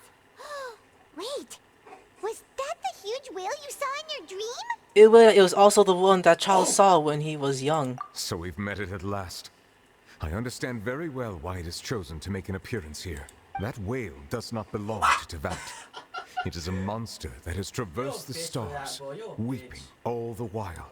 It has been greedily consuming the energy from the planet's primordial sea, using it to grow. That is the main cause for the rising sea levels. And once it has finished consuming all of the energy contained within the sea, its next step will be... You said that when the Hydro Archon first created Fontainians out of Oceanids, she filled their blood vessels with primordial seawater. Precisely. That whale finds the blood of Fontainians nigh impossible to resist. Therefore, when it left the primordial sea, it decided to make its next stop a packed opera house full of food. Food in the form of Fontainians. We just barely managed to push it back, right? In that case, won't it come back to target people again once it's managed to recover its strength? That is correct. Indeed, it is more accurate to say that we should thank that Harbinger for buying us some time. Without him, the whale would have likely come onto land far sooner. From the way he looked, he must have been fighting the creature for quite a long time. That battle maniac. We've always known that he had a special connection with that whale, but we definitely didn't expect it to help us out like this. Anyway, now that we know that this whale is the actual cause of the disaster recorded in the prophecy, all we need to do to stop the prophecy would be to find a way to beat it up, right? It is too late. What do you mean? It had already absorbed too much of the primordial sea's energy before we could notice it. At this point, it has become practically integrated with the sea itself. Even if the entirety of Tevat were to be destroyed, it could still survive and swim off towards some other world. That's not something I will accept. Me either. We've already done everything we can, and we even found the true culprit. We've come so far. You can't just tell me that the last hurdle is some impossible foe. That's just not fair. Indeed. That's not how a grand performance should end. I'll fight it to the end. No matter what. Yeah, Kalan. So the prophecy will be fulfilled no matter what, huh? Oh, I'm thinking he'll... Like, let's see, maybe we can just do it quick. The prophecy. Yes, what has been prophesied will be fulfilled. You may view such things as the history of the future. The history of the future. If everything is still sound like this, we couldn't fight against fate. Wait, but if this is all about fate... Just as prophecies are usually only the future as seen from the perspectives of the gods, could things be happening in hidden corners where the gods' gaze does not fall? Ultimately, fate shall serve as your only guide, no matter what will happen in Tevat's future. All you need to do is to play your part. Could it be that even the possibility we feel there'll still be a way to save everyone? Did I miss something? Yeah, totally! Wait, I forgot about Furina. What was the other shows want to say to me after the last moment at the giant magic box? Wait, what is her real secret?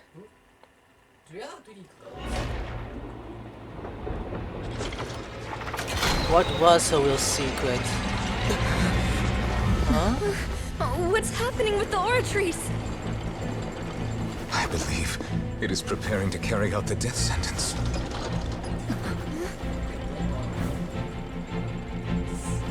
Furina! Please move! No, I still need answers.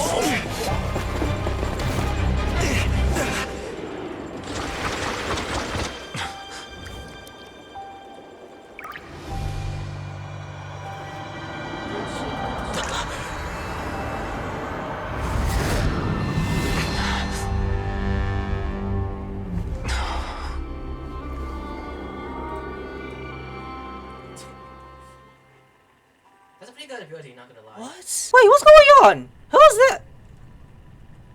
Her icon form? Oh, what the fuck? Stop showing the grippers, girl! I like when it's faster, but it's not that fast. Okay, anyways, her icon clothes. That is very sick. Can we see them with the other icons? That voice sounds different. Sorry. That shocked expression on your face is just too amusing. I couldn't help myself. You are not Furina. Who are you? Ah, the sweet sound of the Fossiloi. Marvelous. A sure sign that my attempt to deceive everyone was a resounding success. I'm gonna die with this hit, bro. But to answer your question, This is shit. This is shit. You know, the god. Ooh, so I guess the theory is true then. The two Hydro Archons live in the present, with Furina being different as Fossiloi.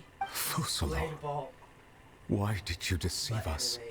Oh, that wasn't my goal, of course. Goodness, no. But I had to fool everyone else too, if I was to stand any chance of deceiving the heavenly principles. Deceiving the heavenly principles? It's all because of that pernicious prophecy. Dreadful, wasn't it? Everyone doomed to dissolve. Fontaine condemned to be flooded. One was not amused. In fact, one was positively bemused when that problem was thrust upon me by my dearest predecessor.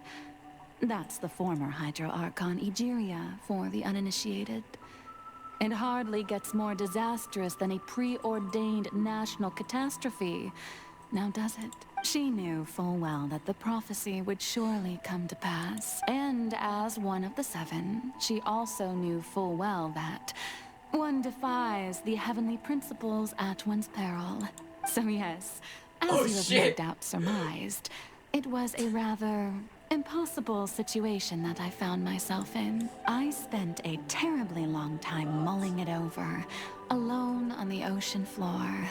And I was almost growing barnacles by the time I finally realized there was only one possible solution to this confounding conundrum. I had to outwit the heavenly principles, allow the prophecy to be fulfilled, ostensibly at least, while saving everyone at the same time.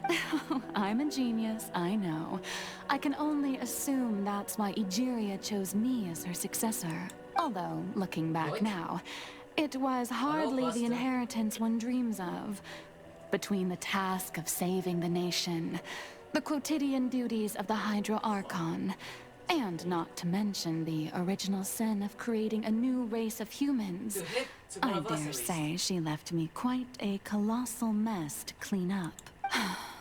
But one can only play the hand one is dealt. I did not choose this, any more than I chose to be one of her Oceanid familiars. So you were also once one of the Oceanids, transformed into a human by Egeria's hand? Yes, I was. I always dreamed of becoming human. And I still do, even now. In my eyes, to be human is to be part of the greatest opera ever known. After becoming a god, I separated my divinity from my body and spirit, leaving behind only a self that was as naive and bewildered as my past self on her first day as a human being. The me you see before you now is that divinity. Oh my god, that goes so fast! And the human counterpart I left behind, I named Furina. I see. For joy, sorrow, and everything in between. She could be as vain and conceited, or as meek and vulnerable as she wished. Her strengths were of a kind only a human could possess, as were her shortcomings. But in my eyes, Furina's humanity was what made her perfect. She was perfectly human in every way. The person I always wanted to be. Anyway, so then I cursed her. All part of the plan, of course. The plan to deceive the heavenly principles. Do you still remember the final scene of the prophecy? the Hydro Archon alone, weeping on her throne. In order that the prophecy might appear fulfilled, I invited Furina to be an actress, to play the part of the Hydro Archon in the prophecy. Under the curse I placed on her, so long as I, Focalor's divinity, continued to exist, she could not die. But nor was she free to live her life in the pursuit of happiness. Instead, she was forced to take the stage in the opera house, to embrace the role of leading lady, to forever play the part of the god from the prophecy, all to create a deceitful appearance of that prophecy coming to pass. I suppose now you probably understand why your court is called the Opera Epiclese. But Furina is only human, isn't she? Even though she has had a long life, her mind is no stronger than that of any other ordinary human being. I cannot begin to fathom what she has had to endure. It must have been torture for her. It has indeed. And although she is, in a sense, me in human form, I most definitely owe her an apology for it. It's been 500 years, and all along, she's been playing her part in the most unimaginably long, unbearably lonely, and agonizingly painful opera of all time. This has been long! In one episode. I didn't think I would call this long. Oh, like... I came in contact with Furina's tears? If I remember correctly, tears often contains a being strong against emotions. With something strongly hydro sensitivity, I can form an emotional connection just like I did with the ocean at the Fountain Evolution. Wait, could this be Furina's inner world? Furina? What is she doing on stage? Wait a moment. That probably isn't Furina. This is likely a reflection of her inner self. If I can't really speak to that self, I might not be able to easily get to what I want to know. I came here for answers. Either way, the opportunity is not to be missed. Let me try to talk to her. Okay! Let's move. Lenny, Lynette, Livelet being here. Okay, that's pretty funny. Okay, I'm gonna stay as late for this. Where the fuck am I? Father?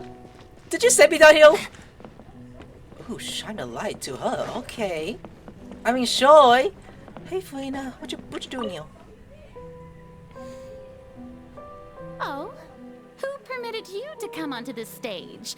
Now, I understand your admiration for my august self, but I must ask you to keep to the rules. Come on, it's me. All right. It is not my intent to reprimand Don't look at me. Don't look at me. There is no need to state your name. Just be off with you. Do not distract me from my performance. But oh, do not jest. just let's go off, please. If only 1 second. I am Focalor. That way I can become myself again. You guys are seeing this, right? Times, display the utmost elegance and nobility. Something's off. There's no getting through here. Even if her heart is still playing to hold the Hydro Archon, what sort of result must have either inner self and substance have such an important difference? I had to find a way. So I'm restarting the way I started to speak. Oh, turn off the spotlights. Okay, sure. Lynette, honor brother. Dear audience, the performance is experiencing a technical difficulty, but worry not. The guards shall resolve it soon enough. Oh shit, you gonna fight these guys? You're not fine! I'll kick their ass! Yeah! Come here! Hey, Furina, I'm blasting their ass! Woo! Watch where it stands, Razor. Smash. Yeah, go ahead. Swing at them. Furina, are you not bothered by this? That's kind of absurd if you ask me. Yeah, come here. I'm not kissing the ass. This could get tired of me. Yep, here we go. Hello! Ouch, ouch! My wolf boy! Better not swim! Keep on swinging away, ouch. They're trying to cancel my moves. What's next? Another mechanic is gonna attack me? If I turn off another one? That's gonna be so I'm not gonna like that. Ouch. At least I can heal. Come on. Oh! You're almost dead, by the way. Don't come any closer, you fuck. Oh god, he's trying. You are really trying. Okay, that's good. Hey, what gives? The audience is still watching me, you know. Guards? Wait, where are the guards? They're trying to kill me actually, Furina. Do you not notice that? I am dying. But not really. Watch it. Oh wait, I cancel it. Too bad. I'm trying to scream a guy's name. Gotta watch it.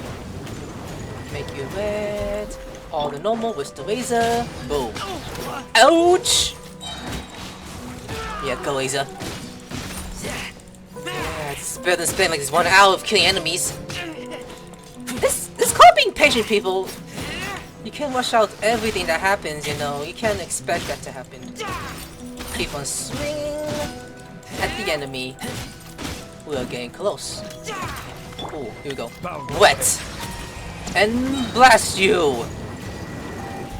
If it's only these type of guys, I'm cool with that. Ah! You missed. Last but not least. Alright, this is it. Lights off. Alright. That's all by the of Infinite Side. This may be symbolizing eyes of people on her.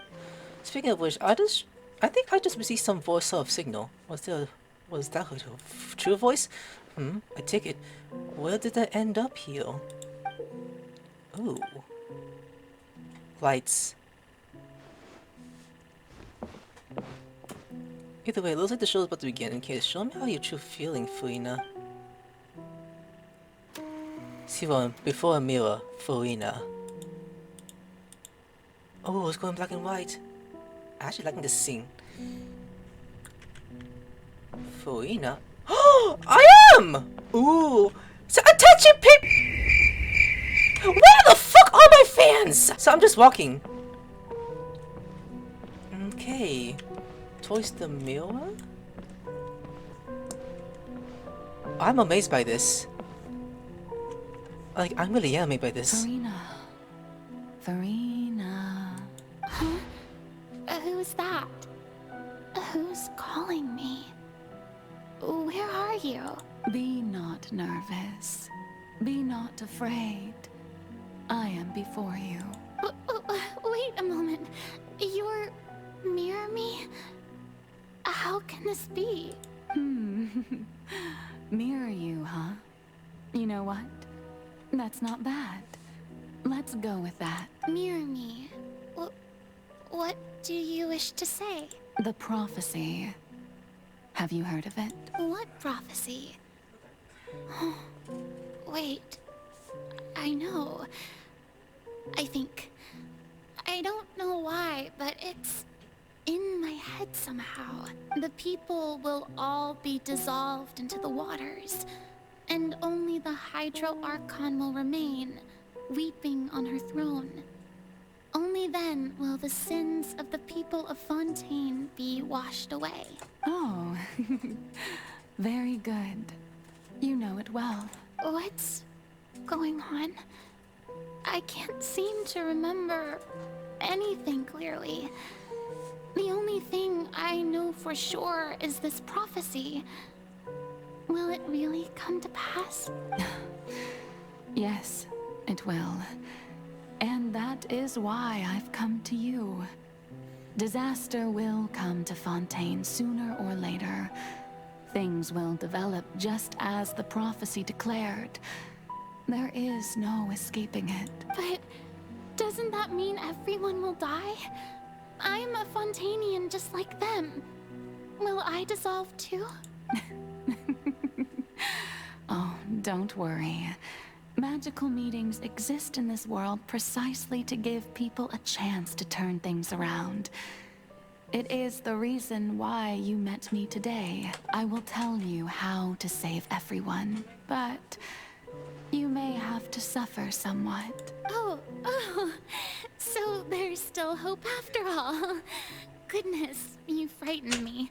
You spoke so much and with so much certainty.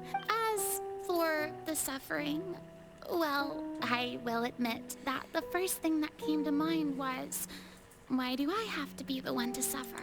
But if the prophecy will come true, I'll also die anyway, right? So if I've already met you as my magical meeting in this world, if there were scales, with all the people of Fontaine on one side and my pain on the other, is it not obvious where the scales should tilt? You truly are the perfect human. My ideal. I suppose this would also be the justice that belongs to you. Huh?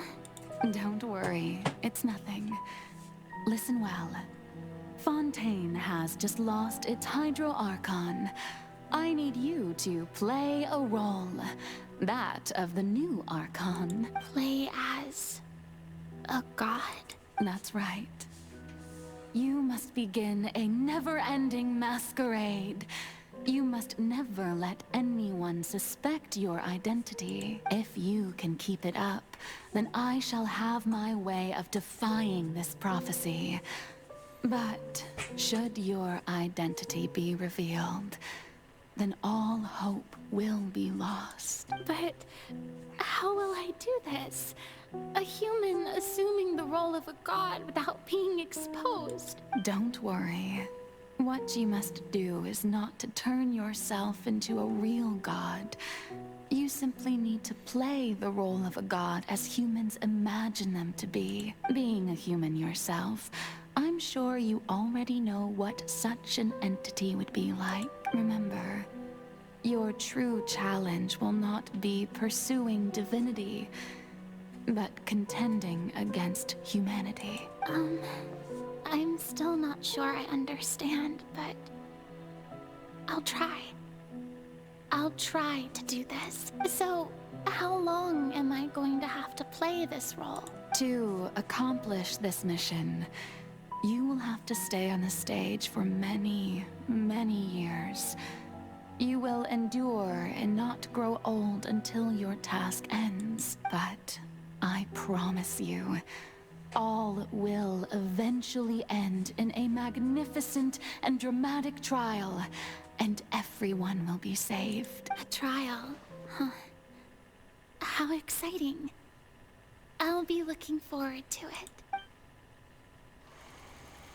Okay, scene 2. A sultry speech. Furina. Damn. Can I end this, please? I should end this way before long. Way long. Why did I do that? It's the idol shells be addicted to the story quests. Just like back in Inazuma. That's kind of crazy. I mean, not just Inazuma, Sumeru too. When I did the first Archon quest of Sumeru, that quest was so long. I didn't realize how long it was until I was like, oh god, 2 hours? I should end it right there. Why did I do that? I'm just gonna finish this till then, actually. The Maison Cardinalise has announced my accession, but this is my first time facing the people. What should I say to most appear like a god? To be honest, I still don't know. Perhaps I should first try to act natural. Summon courage. Ladies and gentlemen, good evening, and welcome to the Opera Epiclese. I'm sure you've all heard about how I have taken on the role of Hydro Archon. Indeed, I am Furina de Fontaine, your new Archon. Appear earnest. In truth, I know little about becoming a nation's new god, but it will be my honor to guide you all as the god Focalor, the god of justice. I shall do all within my power to lead you into an age of fairness and justice. Close Promodaly. Once again, thank you all for coming. If you should have any questions or suggestions, please send them to the Maison Cardinalise. The future of Fontaine will require us to work together, after all. This should do it. I thought I might stammer, but thankfully, I was able to convey my thoughts just fine. Okay, and next. That's the new Hydro Archon. Is this some kind of joke by the Maison? I would have thought that a being that surpasses humanity would be a bit more assertive. Hey, did you hear that? She even told us to send her suggestions there at the end. Shouldn't gods be all-powerful? She's being so modest. What's the difference between her and an ordinary person, then? If you ask me, perhaps the succession didn't actually happen. She might just be a Maison-back puppet. Wait, what's going on? Why is everyone suspecting me of being a fake? Oh, this is bad. If I get exposed here, there'll be no saving the people from the prophecy. Right. Mirni said that I just need to play the role of a god as humans imagine them to be. Calm down, Furina. Think. What do the people want? How would they imagine a god to speak and act? Assertive, with a strong sense of presence. One who can dispel all doubt. That is the character I'm fated to play.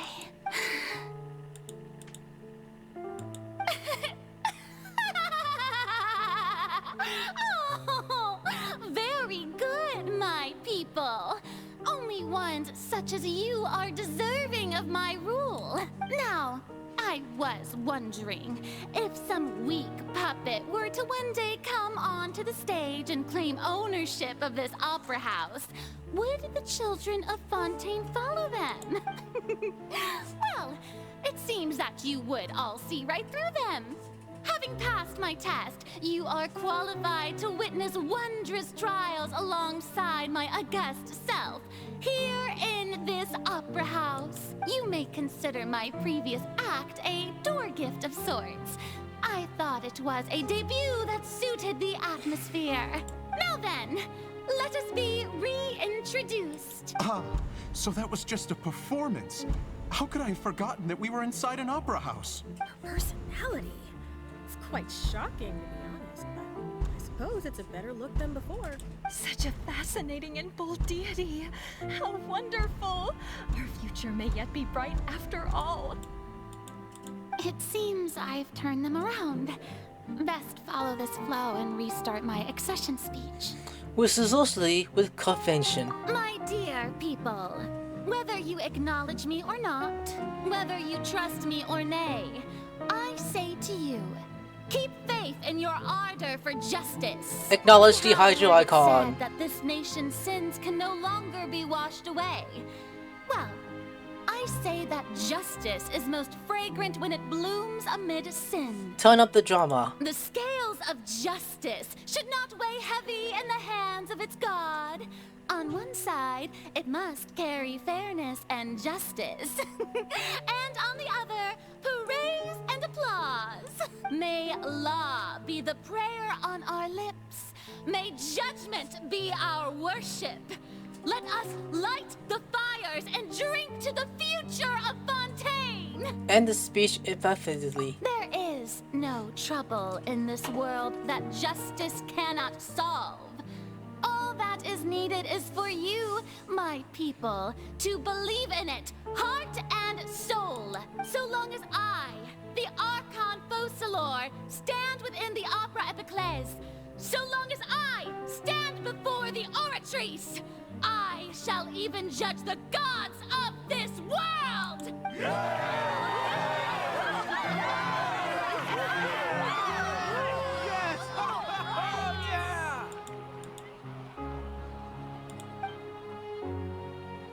Number 3.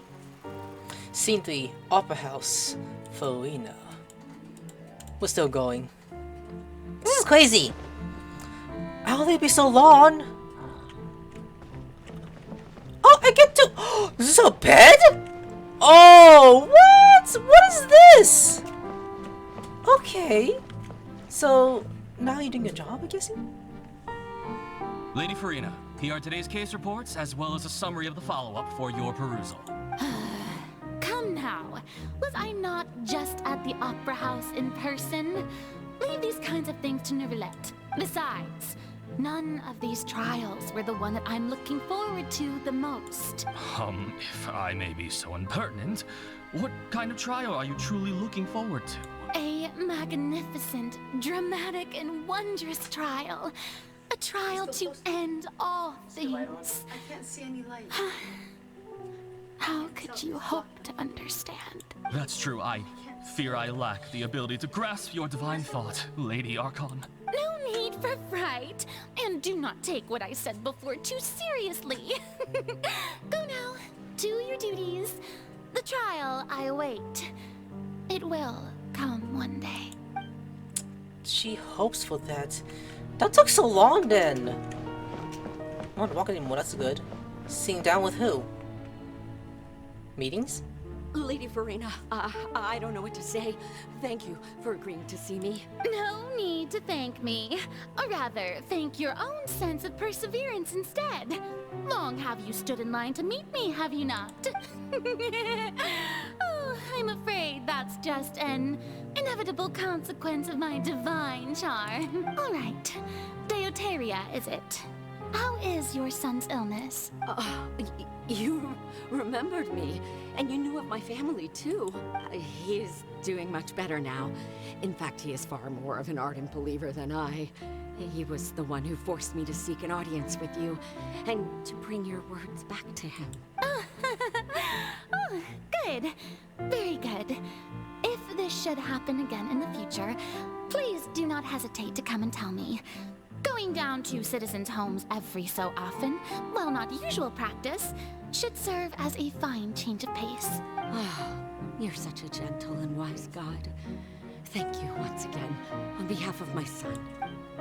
Okay. And now... books. Is this manga? Say, oh, I'm bored! I want to read some manga! This is our nice to do.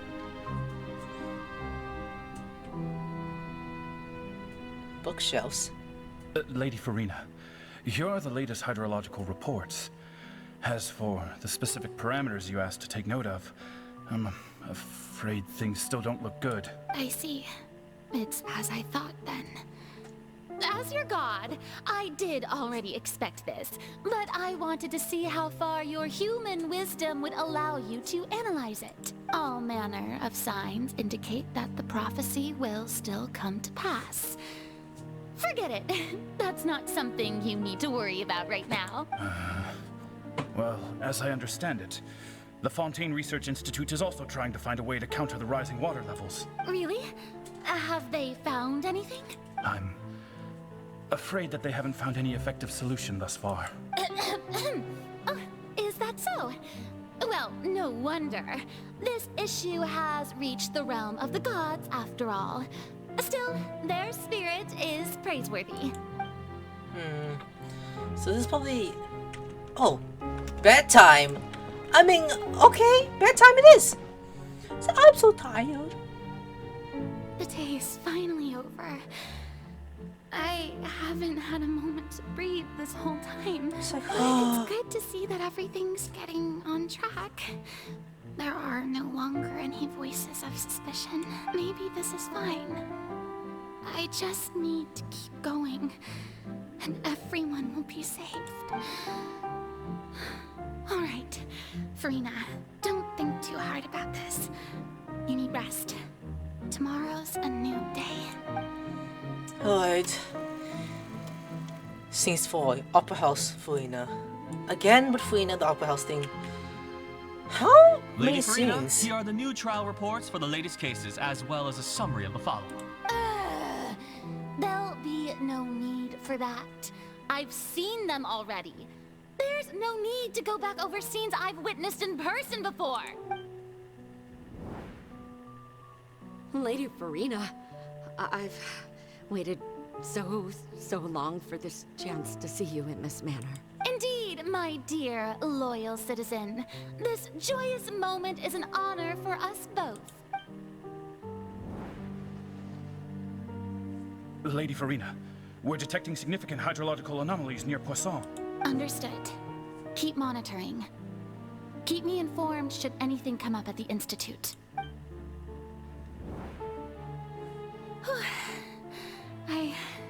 don't think I let anything slip today. I must show the people that there is nothing to worry about. I just don't know when these days will end. I feel utterly exhausted. Best to rest early today, too. Exhausting.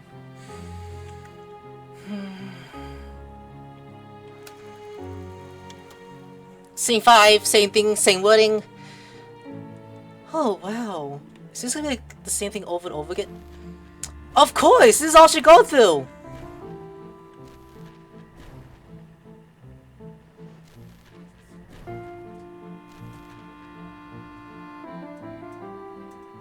She's getting bored, like shit, look at all this! Seeing 182375. Oh shit, that's a lot! Lady Furina, it's like a dream being able to speak with you up close like this. I've heard that the first member of our family who was honored to receive an audience with you was Madame Deoteria, almost 20 generations ago. And what a fine family yours is indeed. It brings me great joy to meet such a faithful believer, a descendant of a line most ardent. Surely you exaggerate, Lady Furina. My lady? Hmm? What is it, good citizen? Oh, are you crying? Uh-huh. Really now? I didn't even notice. No, she's getting exhaustion and oh my god, it's like she wants this to end. I get it. This must be the overflow of hydro from my person. Well, can't quite help being the god whose dominion is the waters, can I? No wonder. No wonder. A manifestation of your power, then. Oh, Archon, I am honored to have witnessed it. Honored indeed. No, it's something else. So interminable.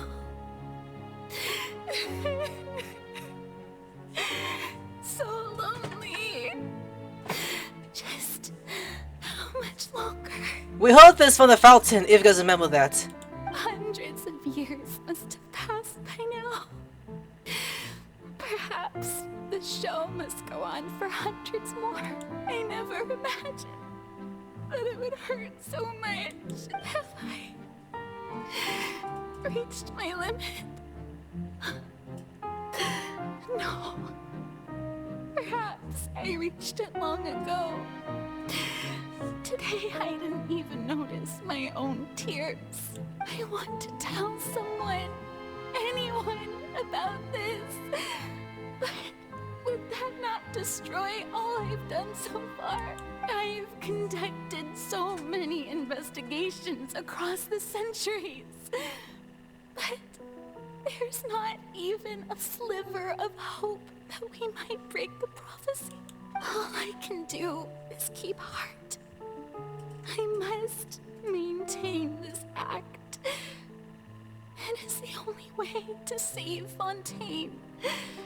Please, mirror me. You have to succeed. How many seasons is this? 182376, Furina and who? Furina, you don't have to shoulder this burden alone. Present day. Although I don't know what you might be keeping from everyone. Your people are more than willing to share your burden with you. That's my voice? Is this singing from within the giant magic box? This is great. I didn't think the singing would apply in the inner world. Surely I'll find out what she wants to tell this time. Share my burden. That's impossible. It was fated right from the start that this would be my duty alone. But even if your burden doesn't need to be shared, you can still choose to confide in someone. Just share it with me. I'm what you'd call a witness. A witness? Yes. I've heard that you came to Tevat from beyond the stars, yes. In other words, you never belonged here. And if Tevat is, in its entirety, a show on a stage, then you're just a spectator, aren't you? If that's the case... She was gonna say it. Right. I could confide in him, couldn't I? But if things don't play out as expected, the people of Fontaine will be the ones to pay the price. No, Furina. You shouldn't be selfish. She won't say it. What if it's really alright, Furina? You've worked so hard for so long. Surely it would be okay to put yourself first for once. Just this once. Is it such an outrageous thing to do anyway? To find someone in whom you can confide your frustrations and sorrows? Surely it could not hurt. If you let this opportunity slip through your fingers, it might never come by again. Think about it. Long and hard.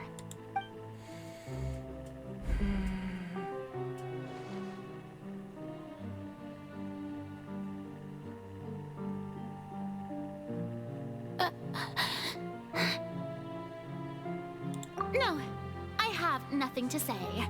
I am Furina, the Archon of Fontaine.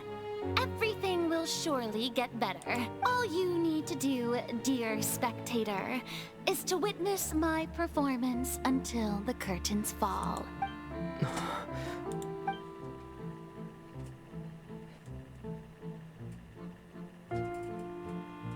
Fine. I already said that. I didn't say that!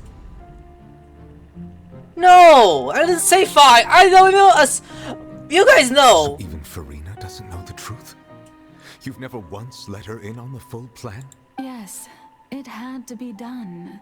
To deceive the heavenly principles, you must first deceive yourself. She did very well. If she had let her resolve falter even once in these 5 centuries, Fontaine would have been doomed to the most tragic fate. It seems that trusting humanity was the right decision after all. I believe that I understand how your deception works. But that is only half the truth, is it not? How would you build on this foundation to save the people of Fontaine? That is the most important thing. Ah, good, good. Of course, the Iudex of Fontaine has pinpointed the crux of the issue. I'm sure you've long sensed that the Oratrice is no simple machine, yes? I've always suspected that it had its own consciousness. And Lenny did mention that he heard a human voice within the core chamber. It now seems that that person was you, hidden within the machine all along. Am I right? And then I became one with the Oratrice. That was her then! That is cool! Yes, it would seem so, wouldn't it? Alas, your understanding of this device still lacks sufficient depth. In truth, it is no enactor of justice. It is, in fact, a device created to kill the god of justice. I beg your pardon? Exactly, what the fuck? Oh, you have it. And to be more precise, not only will the Oratrice take down the god of justice, it will also take down the divine throne upon which she has been placed. I mean, did you think I would be the sort to enjoy peaceful repose while Furina suffered? My work over these last 500 years has been to constantly accumulate indemnitium within the Oratrice. But really, some have already discovered that only a small fraction of the energy generated by the device was ever used to provide power to Fontaine. The vast majority had to be accumulated to enact this death sentence. It was all part of your plan then? Both the trial and the sentence? Indeed. This power, accrued over 5 centuries, could have sustained Fontainians for millennia, had it only been used for that purpose. Almost all of it has now been stored within the oratories, but only power of this magnitude could hope to destroy the Hydro Archon's divine throne, shaking the rules established by Celestia, and breaking through the institution that is the Seven. So the Oratrice's call for death was for neither Furina nor Focalor, but for the Hydro Archon. The destruction of that divine throne. If I do not misunderstand your intent, you must be... Returning what's rightfully yours to you, of course. In other words, this was all done to return the authority of the Hydro Archon to the Hydro Dragon of this planet. But...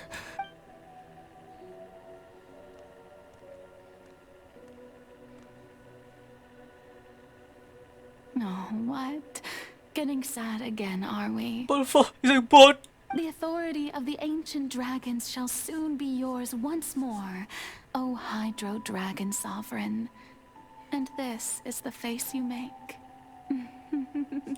all you've done throughout the years is just so you can sacrifice yourself at the very end. I've never quite seen it that way, you know.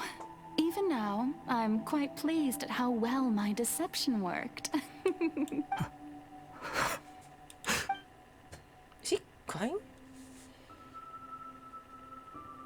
Hydro Dragon, don't cry. Bitch, I wanna cry. I must say, had it been within my rights, I would have loved to judge the heavenly principles themselves. Were they not guilty of essentially the same crime? Egeria stole the power of the primordial sea, and the heavenly principles stole the power you ancient dragons possessed. I, for my part, am the god of justice.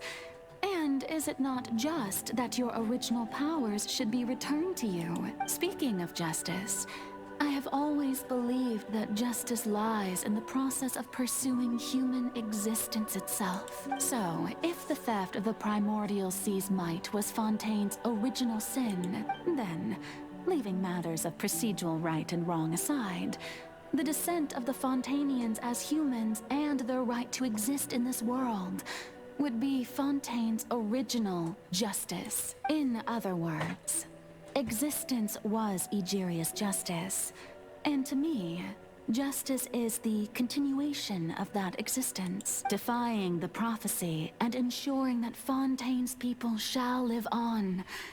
That should be the justice enthroned over all others. At this point, we, whether it be myself or all other Fontainians, have shouldered the burden of this sin for far too long. Iudex Neuvillette, the highest judge in our land, when you regain your full power as an elemental sovereign, what verdict shall you pass upon us? So when I was invited to the court of Fontaine to serve as Iudex, I see now that that was your idea too, at last.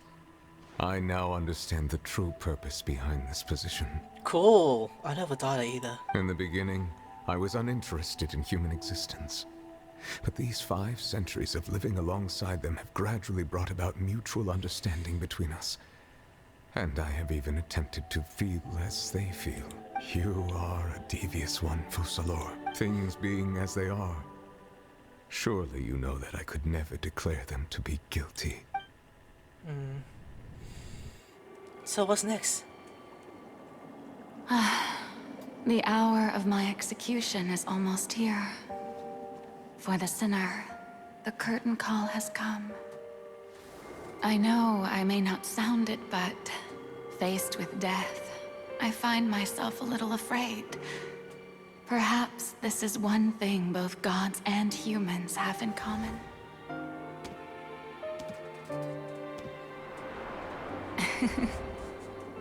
Farewell, Neuvillette. I hope you've enjoyed the part you played these 500 years.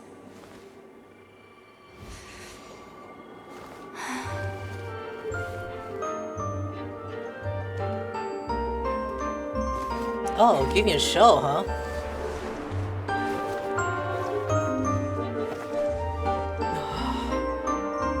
And now she's dancing.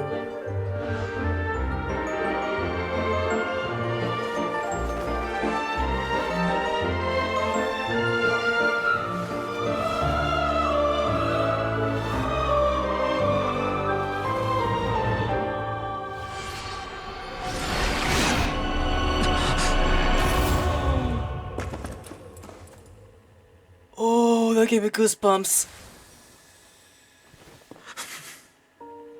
Look at him. He's really crying. Aww, I'm sorry, dude.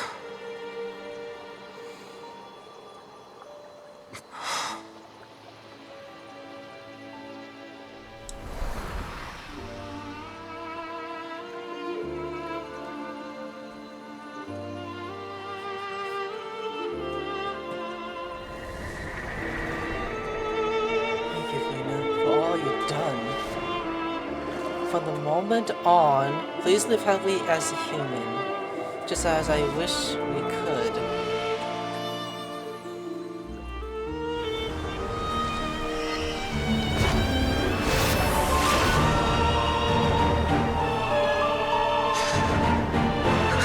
Damn, he's crying so hard, look at that! I, Iudex Nouvelet, hereby declare, people of Fontaine, your sins are forgiven.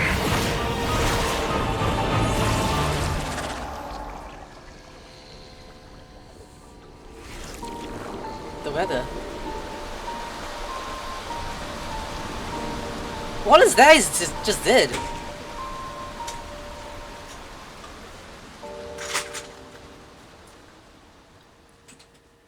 Oh my god, this quest. So long as Lenny! Really? I heard that! Like, so long you stopped tearing up, you good! What just happened? Has the death sentence been carried out? Was that bright light some sort of misdirection? I have a feeling that something huge just happened. But since we're all still alive and haven't been dissolved, I assume whatever happened was good for us. It's time to end this. We must mete out punishment to that beast. Didn't you say just a moment ago that it can't be defeated? I have gained the strength sufficient to deal with it. Through certain means, I now have the ability to separate the power of the Primordial Sea from that creature. We should seize the opportunity to pursue our quarry. You obtain power? Traveler, now that the oratories can no longer function, I require an executor to help me mete out justice. You mean me? The root of the calamities befalling Fontaine. The beast that enacts the prophecy. Its name is the all-devouring Narwhal. Come with me, traveler. The hour of execution has come. Fighting. So we're actually gonna fight this thing already? And then what happens next? Oh, there's Lenny sitting there like, why am I here? I don't know, buddy. So, we're actually gonna fight this thing? Oh shit, we are! Oh! Okay. How are we going to do that? It's huge! Lenny, strike it, strike it, strike it! Considering the size of the beast, I cannot reach the power source. Unless we can find a way to attack it from within. I shall share. So I'll just do this. With Lenny here, he just gonna burn alive. Yeah, go ahead, go ahead. Ooh, okay, he's gone. We're just gonna move around with this.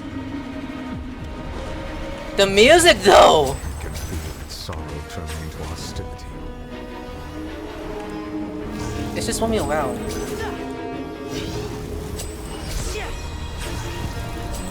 Oh, oh, oh, careful, careful. Lenny, watch for your attack. Oh! Destroy the eye of the male lead. Oh! Lenny's thing! Okay. Continue to trigger its hostility. It will present itself. Okay, we're good, right? Yeah, yeah. So we're doing for now? Jeez.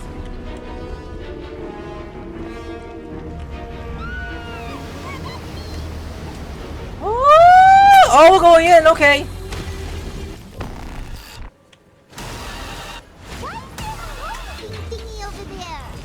Oh my god, the music! What is this music? Woo! It's like dubstep, let's go! Ah! Okay, watch it, watch it. I have granted you my protection. Do not fear. Seize the moment and use my power to suppress its root from within. Oh, whoa, what is that? Ow. What is this? What is this music I'm listening to? Ooh, ouch! It's like dubstep! Let's go! How long is this fight gonna be? Holy shit! The music though, what the hell is this? Oh. No. Oh, I broke it. Okay, Lenny, I need you. That means Lenny's going to have to be... Ouch, ouch, ouch. Please watch out, I gotta dodge. Oh, ouch! Oh, watch for the strikes, watch for the strikes. Wazer got this! Oh, back to where it came from. I just broke it, did I not? Yee! You know, I'm gonna heal. I'm gonna heal. Hold on. Time out. Time out. The music though. Ooh. Ooh. This is like dubstep. If you don't know what it is, you're missing out the Monster Cat people who upload those kind of music. Yeah, settle down. I need to keep my attacks swift and carefully. Keep the minimum, keep the minimum. Oh, Wazer! Back up. You go, you go, you go. Hey! Woo! No, we missed! Oh, what are those? Oh! And voila! Oh, ouch! Lynette, sorry! You're touching me! Go carefully. Wazer, watch! Ouch! Is that like fine inside? Okay, that works too.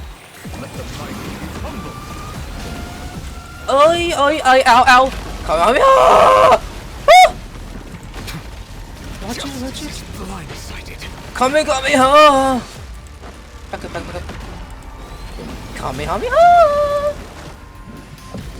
So I just need to break that and we're good.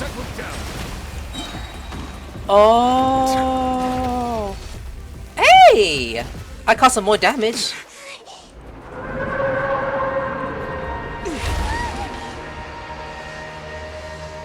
We fought the whale! I'm so amazed by this.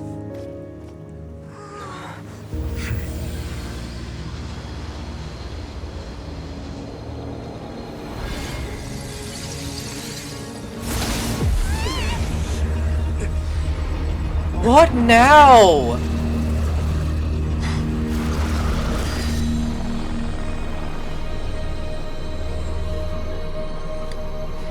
Who's that? Childe? Who's that? Thanks for helping with the cleanup. It should have been my job, but oh well. She looks like a Hong Kong Impact Dud character who came to Genshin Impact. Are you a new character to play with soon?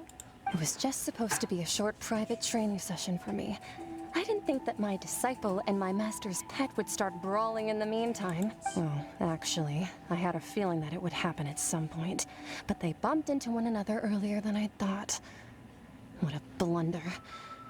I suppose I'll have to swing my sword 3 million times as penance. Disciple? That power. Who are you exactly? Hyman has an idea. From what she said earlier, she must be Childe's master.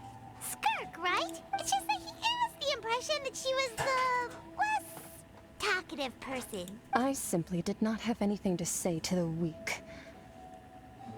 But you, on the other hand, managed to defeat the all-devouring narwhal without using power from beyond this world. Your name is Swick, IK. So you may speak to me as equals. Would take the all-devouring narwhal as a pet? I have to Narwhal, agree. as a pet. It's a strange use of a planet's primordial waters just to raise an all-devouring narwhal. That kind of power is wasted on it. It's not cooperative. It eats too much. And I have more important things to do with my time than pet sitting. The only thing that creature has going for it is its looks. All in all, it fails as a pet. Miss Skirk? I think you might have missed the point. The point being? Well, being that this pet almost destroyed an entire nation. So what sort of person is your master? Well, Childe's master's master. Wait, is that right? Oh, right. So you don't know him. Sorry, I assumed you did. His name is Sertologi. Who? I am unfamiliar with that name. Huh. So Master isn't sufficiently famous. How should I describe him then? Have you heard of the name The Fowl?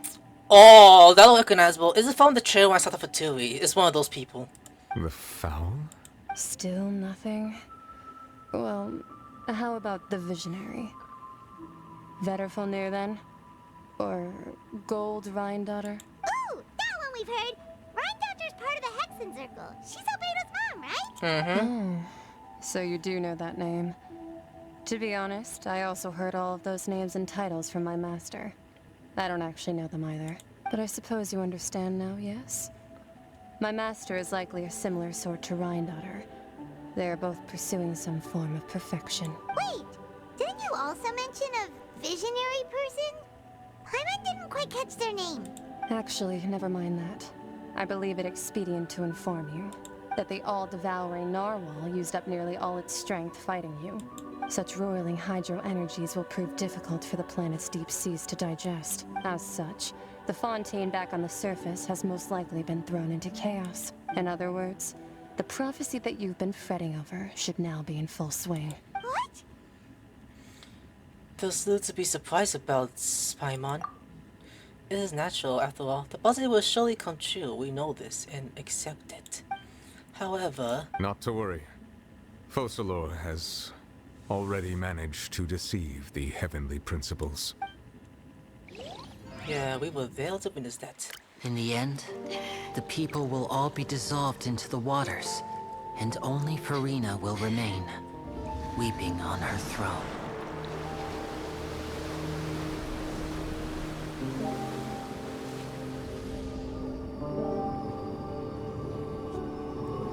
Only then will the sins of the people of Fontaine be washed away.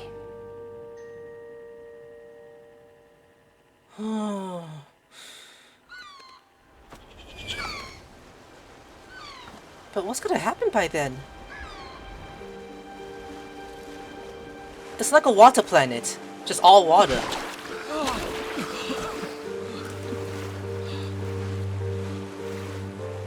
Hey!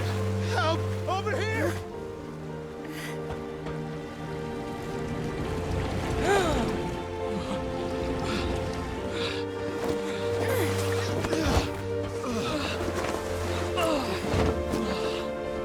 So it actually happened!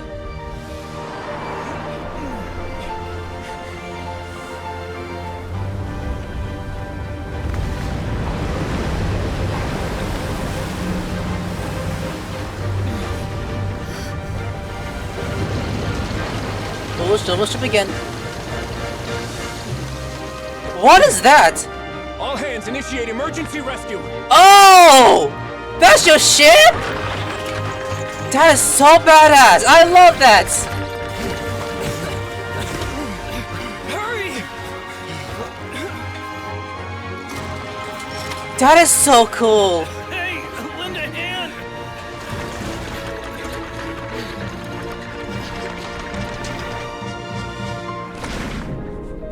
He's still swimming underwater?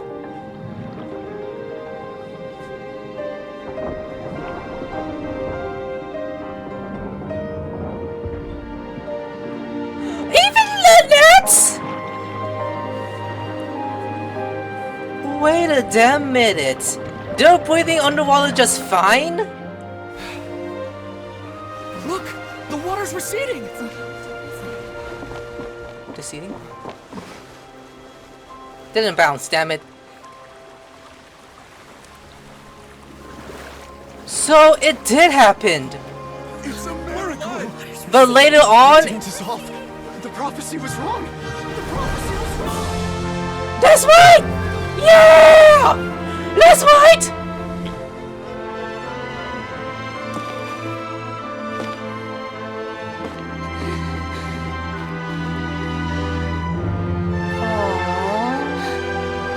She's like, how the fuck did this happen? We're safe. The prophecy was wrong.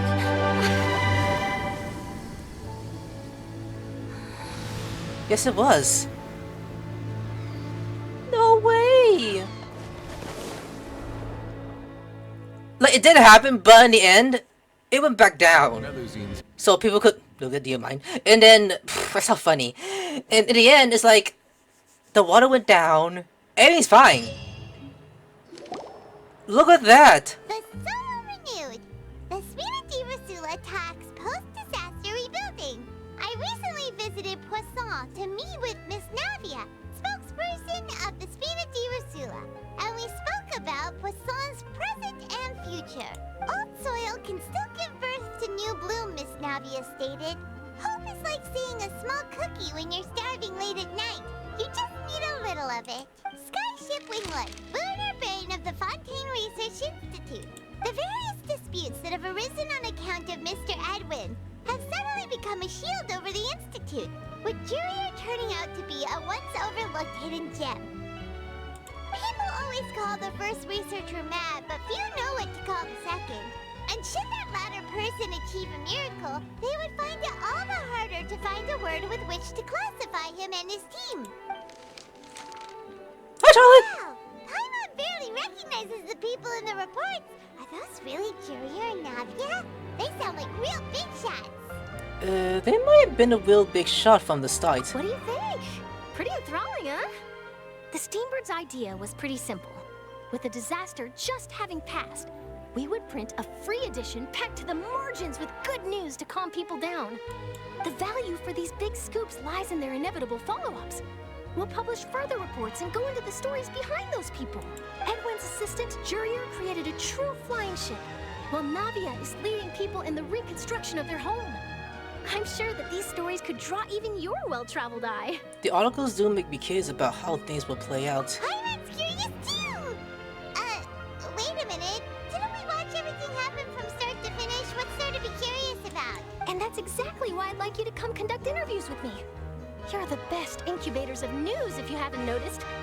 And also, with you around, I'm sure I'll get to see that Duke. Are you sure? Hasn't he turned you down several times already? Oh, this time will be different. Come on! Let's head to Poisson first, and then make a trip to the fortress. There are some things you'll only know when you get there.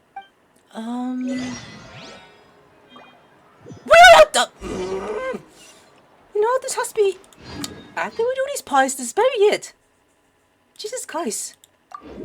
This quest is like so long. I didn't think it could be so long. Everything looks back to normal. At the very least. Damn, last time we healed those Furina. Damn. Oh, not the knave. Aww. Navia! Say hello. Oh, it's you. What brings you all here? Hey, we're just having a look around. I'm here to update myself on how things are going here. Hmm? Oh, the Fatui are here too. Let me introduce you. This is Mr. Garunt Snezhevich.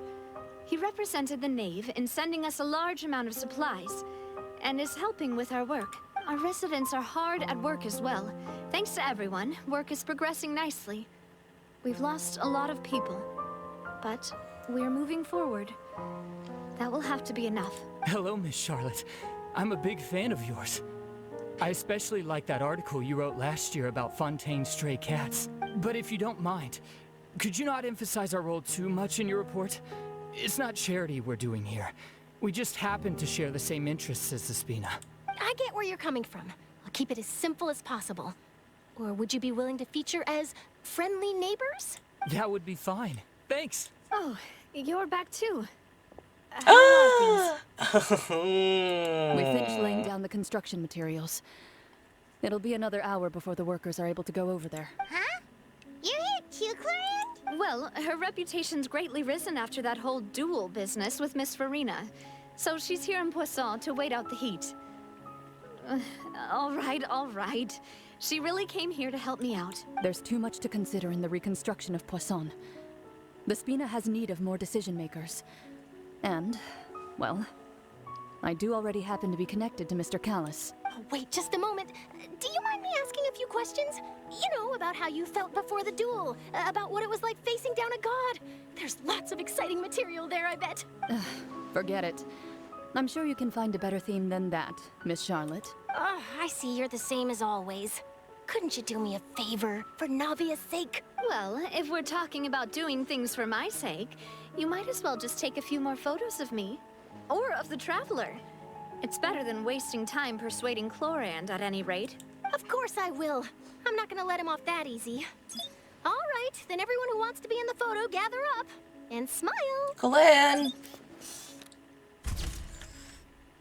Look, emoji food! How did it go? Was it a good shot? Did Paimon look cute in it? Of course! Not bad. Your addition really helped the composition of the picture. All right, hang on a moment. Let me snap a few more shots. Child takes more pictures of Poisson to clear the stutters. All right, that should do it. I'll be back here later anyway, so let's call it a day. You're very quick. Speed is of the essence when it comes to the news, and freshness is the key. Also, not to brag, but I'm pretty good at building connections. Who knows? I might eventually get that interview with you after all, Miss Chlorand. Wow, you really do have that never say die spirit. I'm impressed. I'll hazard a guess that this is how you got that interview at the Fortress of Maripede. You really knew she was going? Whoa, you're well informed. Let me make a guess too. I asked Sijuin, who told Monsieur Nervillette, and he told you, right? That's a very complete information chain. In truth, all Monsieur Nervillette asked me was, when did the fortress become so friendly towards the media? I told him that it was best not to speak too soon. There's no guarantee that Ridesley will make a personal appearance. You're right. I've got to treasure every moment I have with them. In which case, I'll be making a move first. Stay safe now. And tell me if you hear anything interesting. I'll treat you to afternoon tea in exchange. Alright. Okay, one last stop. And this quest better be the end. Like, no more, please. Wait, what's that from there? You're joking, right? Okay, I guess we are aside from here then. We go for Charlotte. And this is like the last spot of where this quest is finally going to end. Like, please. Wow, guess we're here again, huh? There's a real nostalgic feeling to this place. Looks like you've been missing us. Duke! Did you come all the way to the entrance to greet us? Of course. I'm here to welcome you and our dear Miss Charlotte, whom our good head nurse recommended to me. It's an honor to finally meet the much-rumored Duke. Thank you for consenting to my visit to the fortress, sir. No need to thank me. But that said, I shouldn't be the focus of your interview. I trust you recall our agreement? Of course, of course. All right then, this way. Ooh. After this, I'm done with this quest. Hey, calm down. Hey, no need to be so nervous. I've already taken all the photos we need. See, 2 sexual couples! Miss Charlotte, do these pictures really need to be published on the cover of the Steambird? It would seem that Miss Lorvine doesn't want her face to appear beside that of Mr. Jurier, hmm? Sir, please don't say things like that. But it looks like dear Mr. Jurier denies it. Might this interview be very important to you then? No, I just... This is my first time being interviewed, and I'm very thankful to the Steambird for... Now, I might not look it, but I actually did meet Mr. Edwin once. And I'll be honest, I enjoyed chatting with you more. You've definitely got more of that genius vibe going on. The boat that brought about a miracle, the ark that saved the people. Why, you recreated a myth back there, like an emissary of legend. Still, if I might ask, where's that flying ship now? Huh. Looks like Charlotte's trying to get herself another exclusive scoop. I have to apologize, but that ship is presently in the bowels of our factory. I'm afraid it won't be easy for you to get a shot of it. Really? Well then in that case, could I have an interview with you to make up for that long? She really does know how to squeak up to for all their worth. You already know my answer, I'm afraid. Best you interview our head nurse instead. Or perhaps you'd like to take another photo of this couple of researchers? Did you really have to use the word couple? Okay, 2 solo photos will do. Is my hair messed up? Please, someone help me have a look. Things sure are getting pretty lively here. We've seen this kind of thing before. Oh, seems like everyone's here. Would any of you like to try this new drink I came up with? Ah, Siegeween. Hey, Miss Charlotte. Why don't you, take some pretty photos of our head nurse? Sure. Come on, Miss Siegeween. Over this way. Let's find a brighter spot. Huh? Sure. Do I have to smile? So, yes! How have things been at the fortress? Same old, as you can see. Fontaine's undergone some changes, but this place is still more or less the same. Other than that flying ship, it got a tad too much attention, I think. That's why I decided to let the interview go through. We should direct more public opinions toward the behind-the-scenes heroes. Am I right, Mr. Jerrier? Miss Lurvine? You're too kind, sir. I believe that you too should have your day in the sun. Not that you would want that, which is a pity. I'll just leave the spotlight to you two. Okay, you walk the foot just for a while and share news from above ground with him. I see. Lots of things happened that day, huh?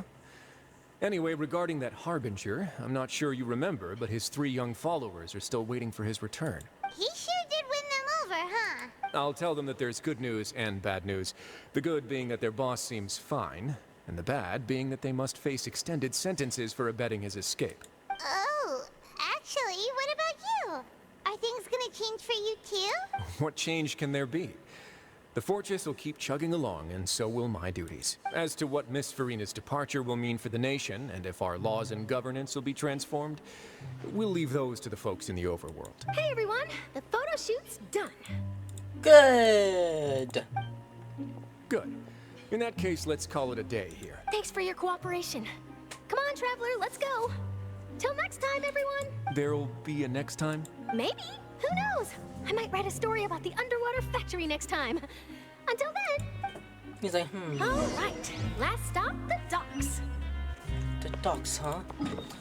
So that's, over here. Oh, that's where we're going? You serious? If I die by jumping off a cliff by accident, that would be kind of funny. Like, I'm just gonna jump off the cliff so it'll be more easier. So everyone, heal up, everyone.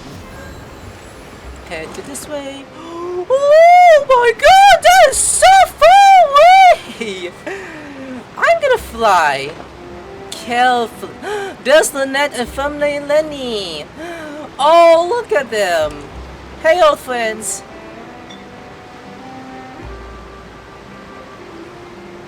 Look at this. I didn't see them! They really are here! How did you know? Navia mentioned that she stayed in touch with Linny and the others after working together. Apparently, they've been at the docks distributing these strange pockets the whole time since. Traveler, Paimon. Ah, and Miss Charlotte, too. Would you like a magic pocket? What sort of gadget is it? It's a wondrous bag that can be used to carry many things. The water level has returned to normal, but if you see any of your things floating around, you can use this to carry them. Or you could trick a friend into doing it for you. Trick a friend? I wonder which of my friends would fall for that. I love that poem about me too. What? You could just make a friend like Fremine here. Isn't that right, Fremine? Is this what you meant by I'll help you make some more friends? To be honest, that sounds pretty sweet. Could I have your contact, please? Sure. Please, write down my address. You sure are working hard to help Furina socialize. He was the one who proposed doing this. He even wants to assist in our magic shows. Sounds like that would suit him. Yes, I was planning to first introduce Pear as an assistant, and later Fremine himself. In the future, I think we can leave underwater escape magic to him too. That said, would anyone want to see a diver escape underwater? Would they? Oh, it'll work out. Every journey begins with the first step. He'll become a part of our show eventually. Lynette, could you come over? Miss Charlotte says she wants to take a picture of us. Got it. My, that Charlotte is rather perceptive. She got rid of everyone the moment she realized I had something to say to you. So, how have things been, Traveler? I'm doing alright. Father says that you did a great deal during the latest events. She's very grateful for your contributions to Fontaine. That's alright. We were more than happy to help. So, what's she doing now? Oh, I guess you haven't heard. Well, after Lady Furina left, Father and Monsieur Nervilette opened negotiations, during which he gave Fontaine's gnosis to her as a diplomatic gift. A diplomatic gift? A gnosis? Yes, I was quite surprised at first myself. But when I thought it over, there were actually a number of things going for it. It could have been done as an apology for the incident with Lord Childe, or as thanks for his help in tying the all-devouring narwhal down. Furthermore, Father did also lend significant aid to Fontaine and Poisson. Well, that's true, but this is a gnosis we're talking about. Doesn't this seem a bit irresponsible? I would agree, but I've also heard that it seems that Monsieur Nervilette has had a significant change of heart regarding the matter. So there's some reason for this that only Nervilette knows about? I suspect you'll have to ask him about that yourself. Yes, speaking of which, I did see him strolling around the entrance to the Fortress of Meripede a while back. Isn't he real busy and stuff? Paimon didn't think he'd have the time for that. But back to the topic. The gnosis was given to the knave, right? What about Childe? I thought Navia would have that. They say that he's returned to Snezhnaya to recover from his wounds. I hear that the recent disaster really did a number on his health. Well, I guess I can now call him one of my war buddies. That's true. When you think about it, we've had loads of run-ins with the Fatui. To think we'd be allied with them this time. So shocked by such a simple switching of sides? Oh. Father! Father! It's like, hi, Daddy! Well, what do you know? Come to the docks to see how my children are doing and meet the Traveler by chance. Please do not pay my accomplishments in Fontaine too much mind. I would have done them regardless. Are you going to take the gnosis back to Snezhnaya? That is our duty as harbingers, yes. Don't be too preoccupied with sides. The goal of the Fatui concerns not a single place or person, but the entire world. With such a grand goal in mind, it is inevitable that we must wear many masks. Switching my masks is something I've always done. Will you keep to your position? Well, that depends on many things. No one truly knows what the future holds. What good is honesty if you can't rely on it forever? As for you, I very much look forward to our next collaboration. Good things cannot be achieved alone, and you've proved yourselves to be great partners. Oh, actually, I just supposed to think, please help us deliver this. A vision?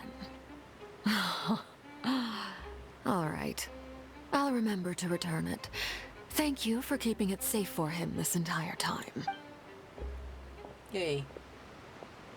And that's a wrap for me. Huh? You're... Greetings, Miss Journalist. Hello. If I'm not mistaken, there are diplomatic channels I'll need to report to take a photo of you. That is correct. So forgive me, but I will not be able to serve as a subject in your article. However, feel free to write as much as you'd like about our dear magicians and our upcoming rookie talent. I will. The sea breeze is quite pleasant. I shall continue my walk while the weather remains so agreeable. Farewell. Farewell, Father. Yay! Bye, Daddy! Oh, she has such an intimidating presence. I didn't even dare to take a picture.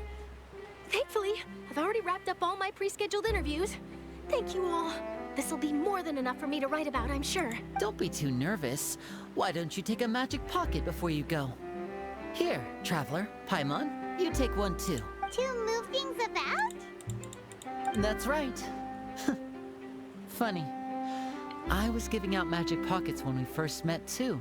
And what do you know? I'm doing the exact same thing right now. So many things have happened, but the pockets are still the pockets. I guess this must be life.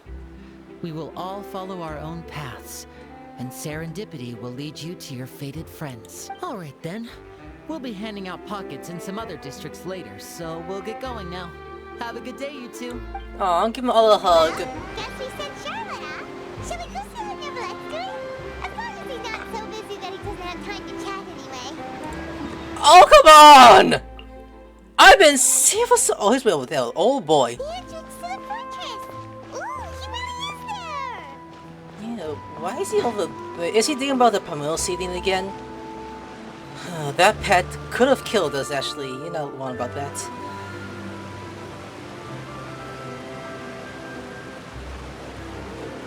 you really are here, Neverlette. I didn't think you were going to have free time this hour of the day. Really? Oh, I suppose you must have met Mr. Linney. He took the time to greet me earlier when he passed this way. In any case, you came at a good time. I was just considering reaching out to you to set up a meeting, so I may explain some things that I haven't had the time to before. Aw, Paimon's glad that you remembered. Thank you for keeping us on your mind, what with you being busy and all. Alright, let's have it then. How was Fontaine actually saved? The whole business is still quite the mystery to us. It is strange how words can often leave a bitter taste in the mouth when it finally comes time to say them out loud. Navia sighed softly before telling you the truth concerning what he saw that day. Fauchelevent deceives the Heavenly Puzzle and used Furina's endless performance to save Fontaine. Whoa.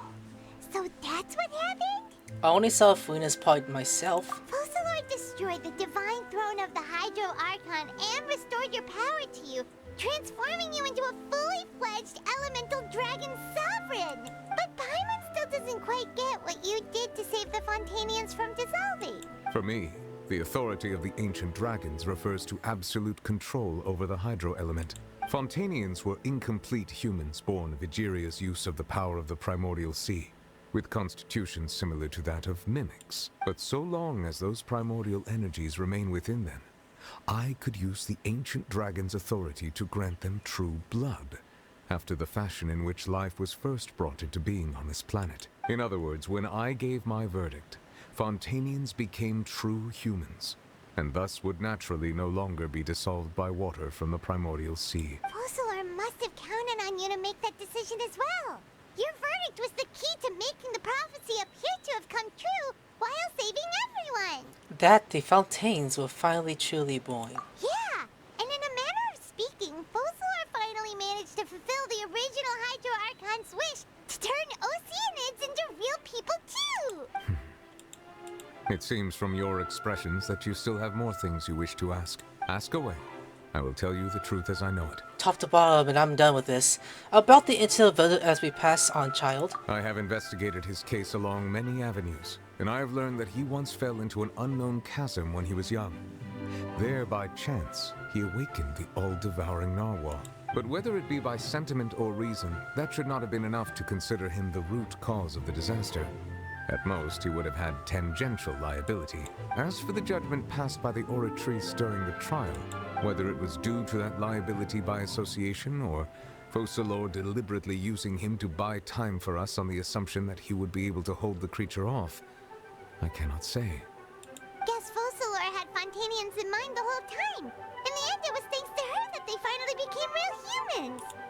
Hang on a second. Paimon suddenly got another question. Back when Fontainians hadn't yet become real humans, Were the children they had also transformed Oceanids? Life has always flowed like water.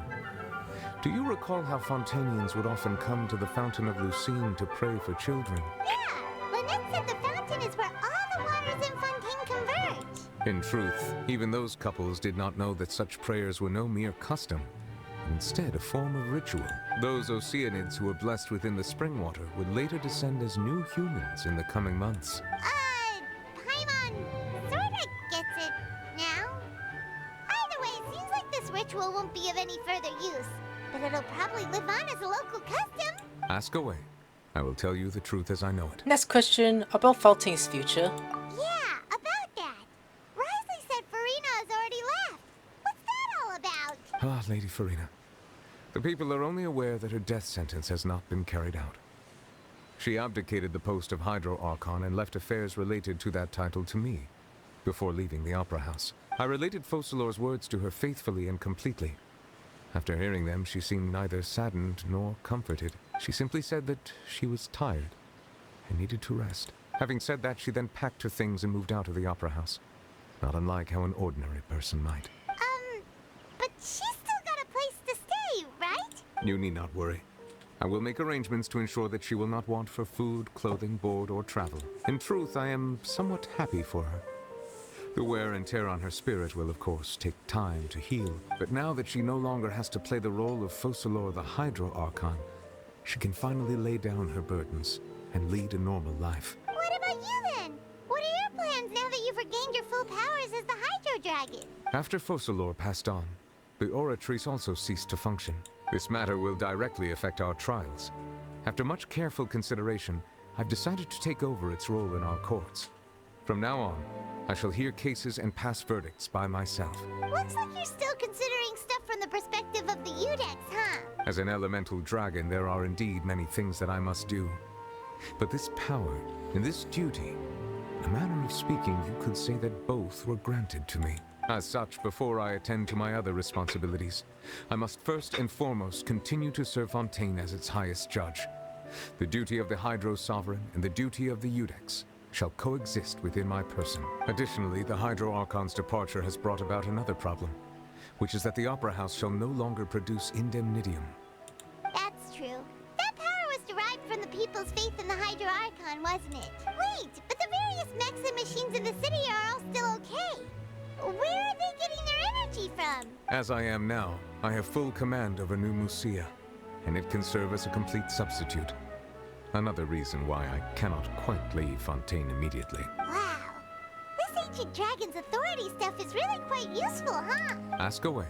I will tell you the truth as I know. Next question, Fontaine's jealousness. Oh, that's right! They say you've given it to the knave as a diplomatic gift or something! Leaving aside their intentionality, the two Fatui Harbingers have indeed done much for us during this crisis. Their sole remaining goal in Fontaine, at least at this point, would seem to be the Gnosis. The Oratrice has ceased to function. The Hydro Archon's divine throne is now no more, and I do not need the Gnosis's power.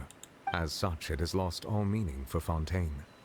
If the Fatui have impure designs, then we might as well accede to their request now, and avoid unnecessary conflict. What complicated considerations? Paimon thought you were just giving it to them out of gratitude to the knave and as an apology to Childe. Ask away. I will tell you the truth as I know it. Okay, about the next stop on my journey. You will soon be heading to Natlan, I presume. I'm afraid that I have little talent as a travel guide, so all I can do is tell you what I know about that land. As far as I'm aware, Natlan can be said to be a nation of dragons. Oh? A nation of dragons? You mean like you?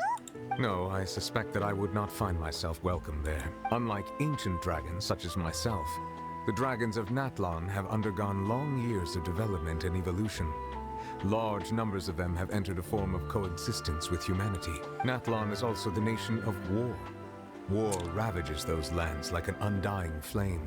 I've been hearing people say that land represents war. Like, okay. There is one other piece of information I got incidentally from my negotiations with the Knave that I believe may be useful to you. The Harbinger known as the Captain has thrown his hat into the endless ring of war. Captain. Sounds like a real tough customer. Seriously, everywhere you look, there's a Fatui Harbinger doing their thing. I suggest that you fully prepare yourself before going to Natlan. In the meantime, Fontaine's doors will always be open to you. Ask away. I will tell you the truth as I know it. We're done. Hang on a sec. Paimon's still got a question about the Gnosis. Still? When we spoke to Linny earlier, he mentioned that your attitude towards giving away the Gnosis had clearly changed. We guessed that there might be some reason for it that only you were aware of. No wonder the House of the Hearth is the Fatui's intelligence division. They are certainly sharp. So regarding this specific issue, I was just getting ready to share something with you. What is it? In truth, I exchanged some further words with that lady named Skirk after sending you two back to the surface. It went something like this. Yeah? Go ahead. What's up? Oh, cutscene. That's what I'm guessing.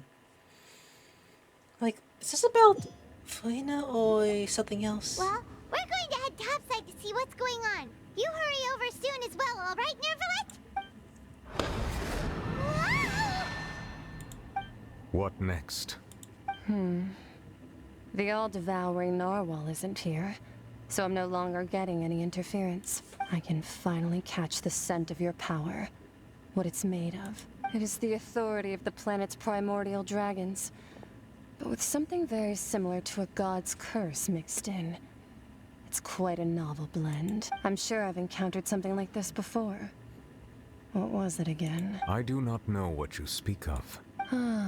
Of course. How could I forget? You should have the remains of the third descender on your person, yes? Remains? I've never heard of any such thing. According to your parlance, I believe it may be called a gnosis. Well, that much is true.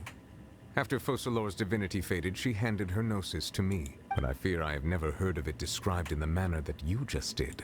I've been training with my master, the Foul, ever since I was young, and I have never returned to the surface since.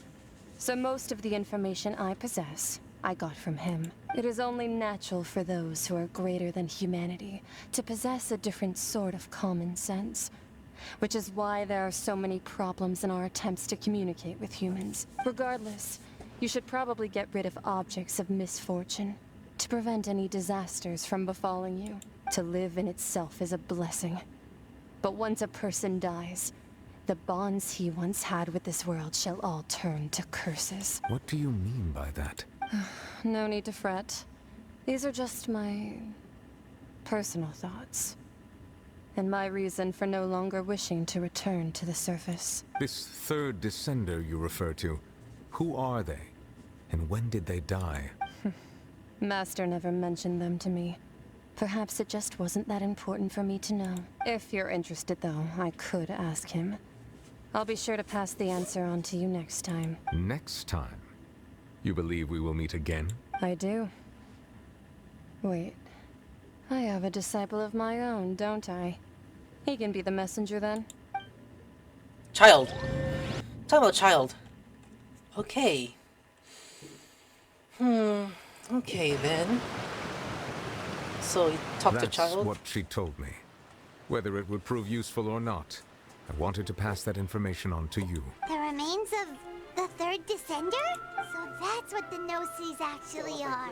Paimon just thought they looked like chess pieces. How Same could they be here. a person's remains? All the same, assuming that there was no misunderstanding or special metaphor at play, that is what she meant to say.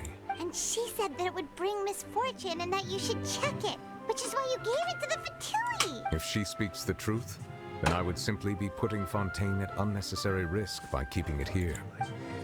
A descender. She mentioned one of them. I am the fourth descender. One, that the justices are related to the descenders. I guessed that you might already be familiar with this concept, but I did not expect you to be one of them. Me either. That means that the Gnosis, which are exceedingly element compatible and can even enhance elemental abilities, do indeed come from the third descender. I wonder, does your body also possess similar properties? Like being able to use elemental powers without a vision.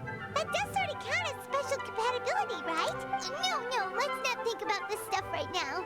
It just feels creepy, comparing the Traveler to the dead Don't worry, I wouldn't die so easily. That's what you say, but this topic still feels like bad luck. Once Childe recovers, let's get some more answers out of him. Or go look for his master and get the answers that way. I too believe it unwise to make too many blind guesses when information is lacking. The same is true of being at court. Alright. Whatever the case, it seems like the crisis here in Fontaine's over for now. Yes. All of Focalor's efforts were for this moment as well. But she sacrificed herself in the end as a god. And she suffered through all those years as a human. Was that really what she wanted? I suppose that would be the mystery of a god's will. Can you understand the will of the gods? I suspect not. But once in a while, I too would guess that if wishes were like the clouds in the sky, they will one day return to the earth as raindrops. Life flows like water, and rain is the final answer. The water levels may sometimes tilt one way or another, but the rain falls fairly upon all. And what ultimately is the difference between the rains that fall upon all of us? It's actually over! Oh my, what a way to end! Okay, that's kind of good. 2 new let's. Alright guys, I'm gonna there. Like, subscribe, I'll see you later. Sayonara.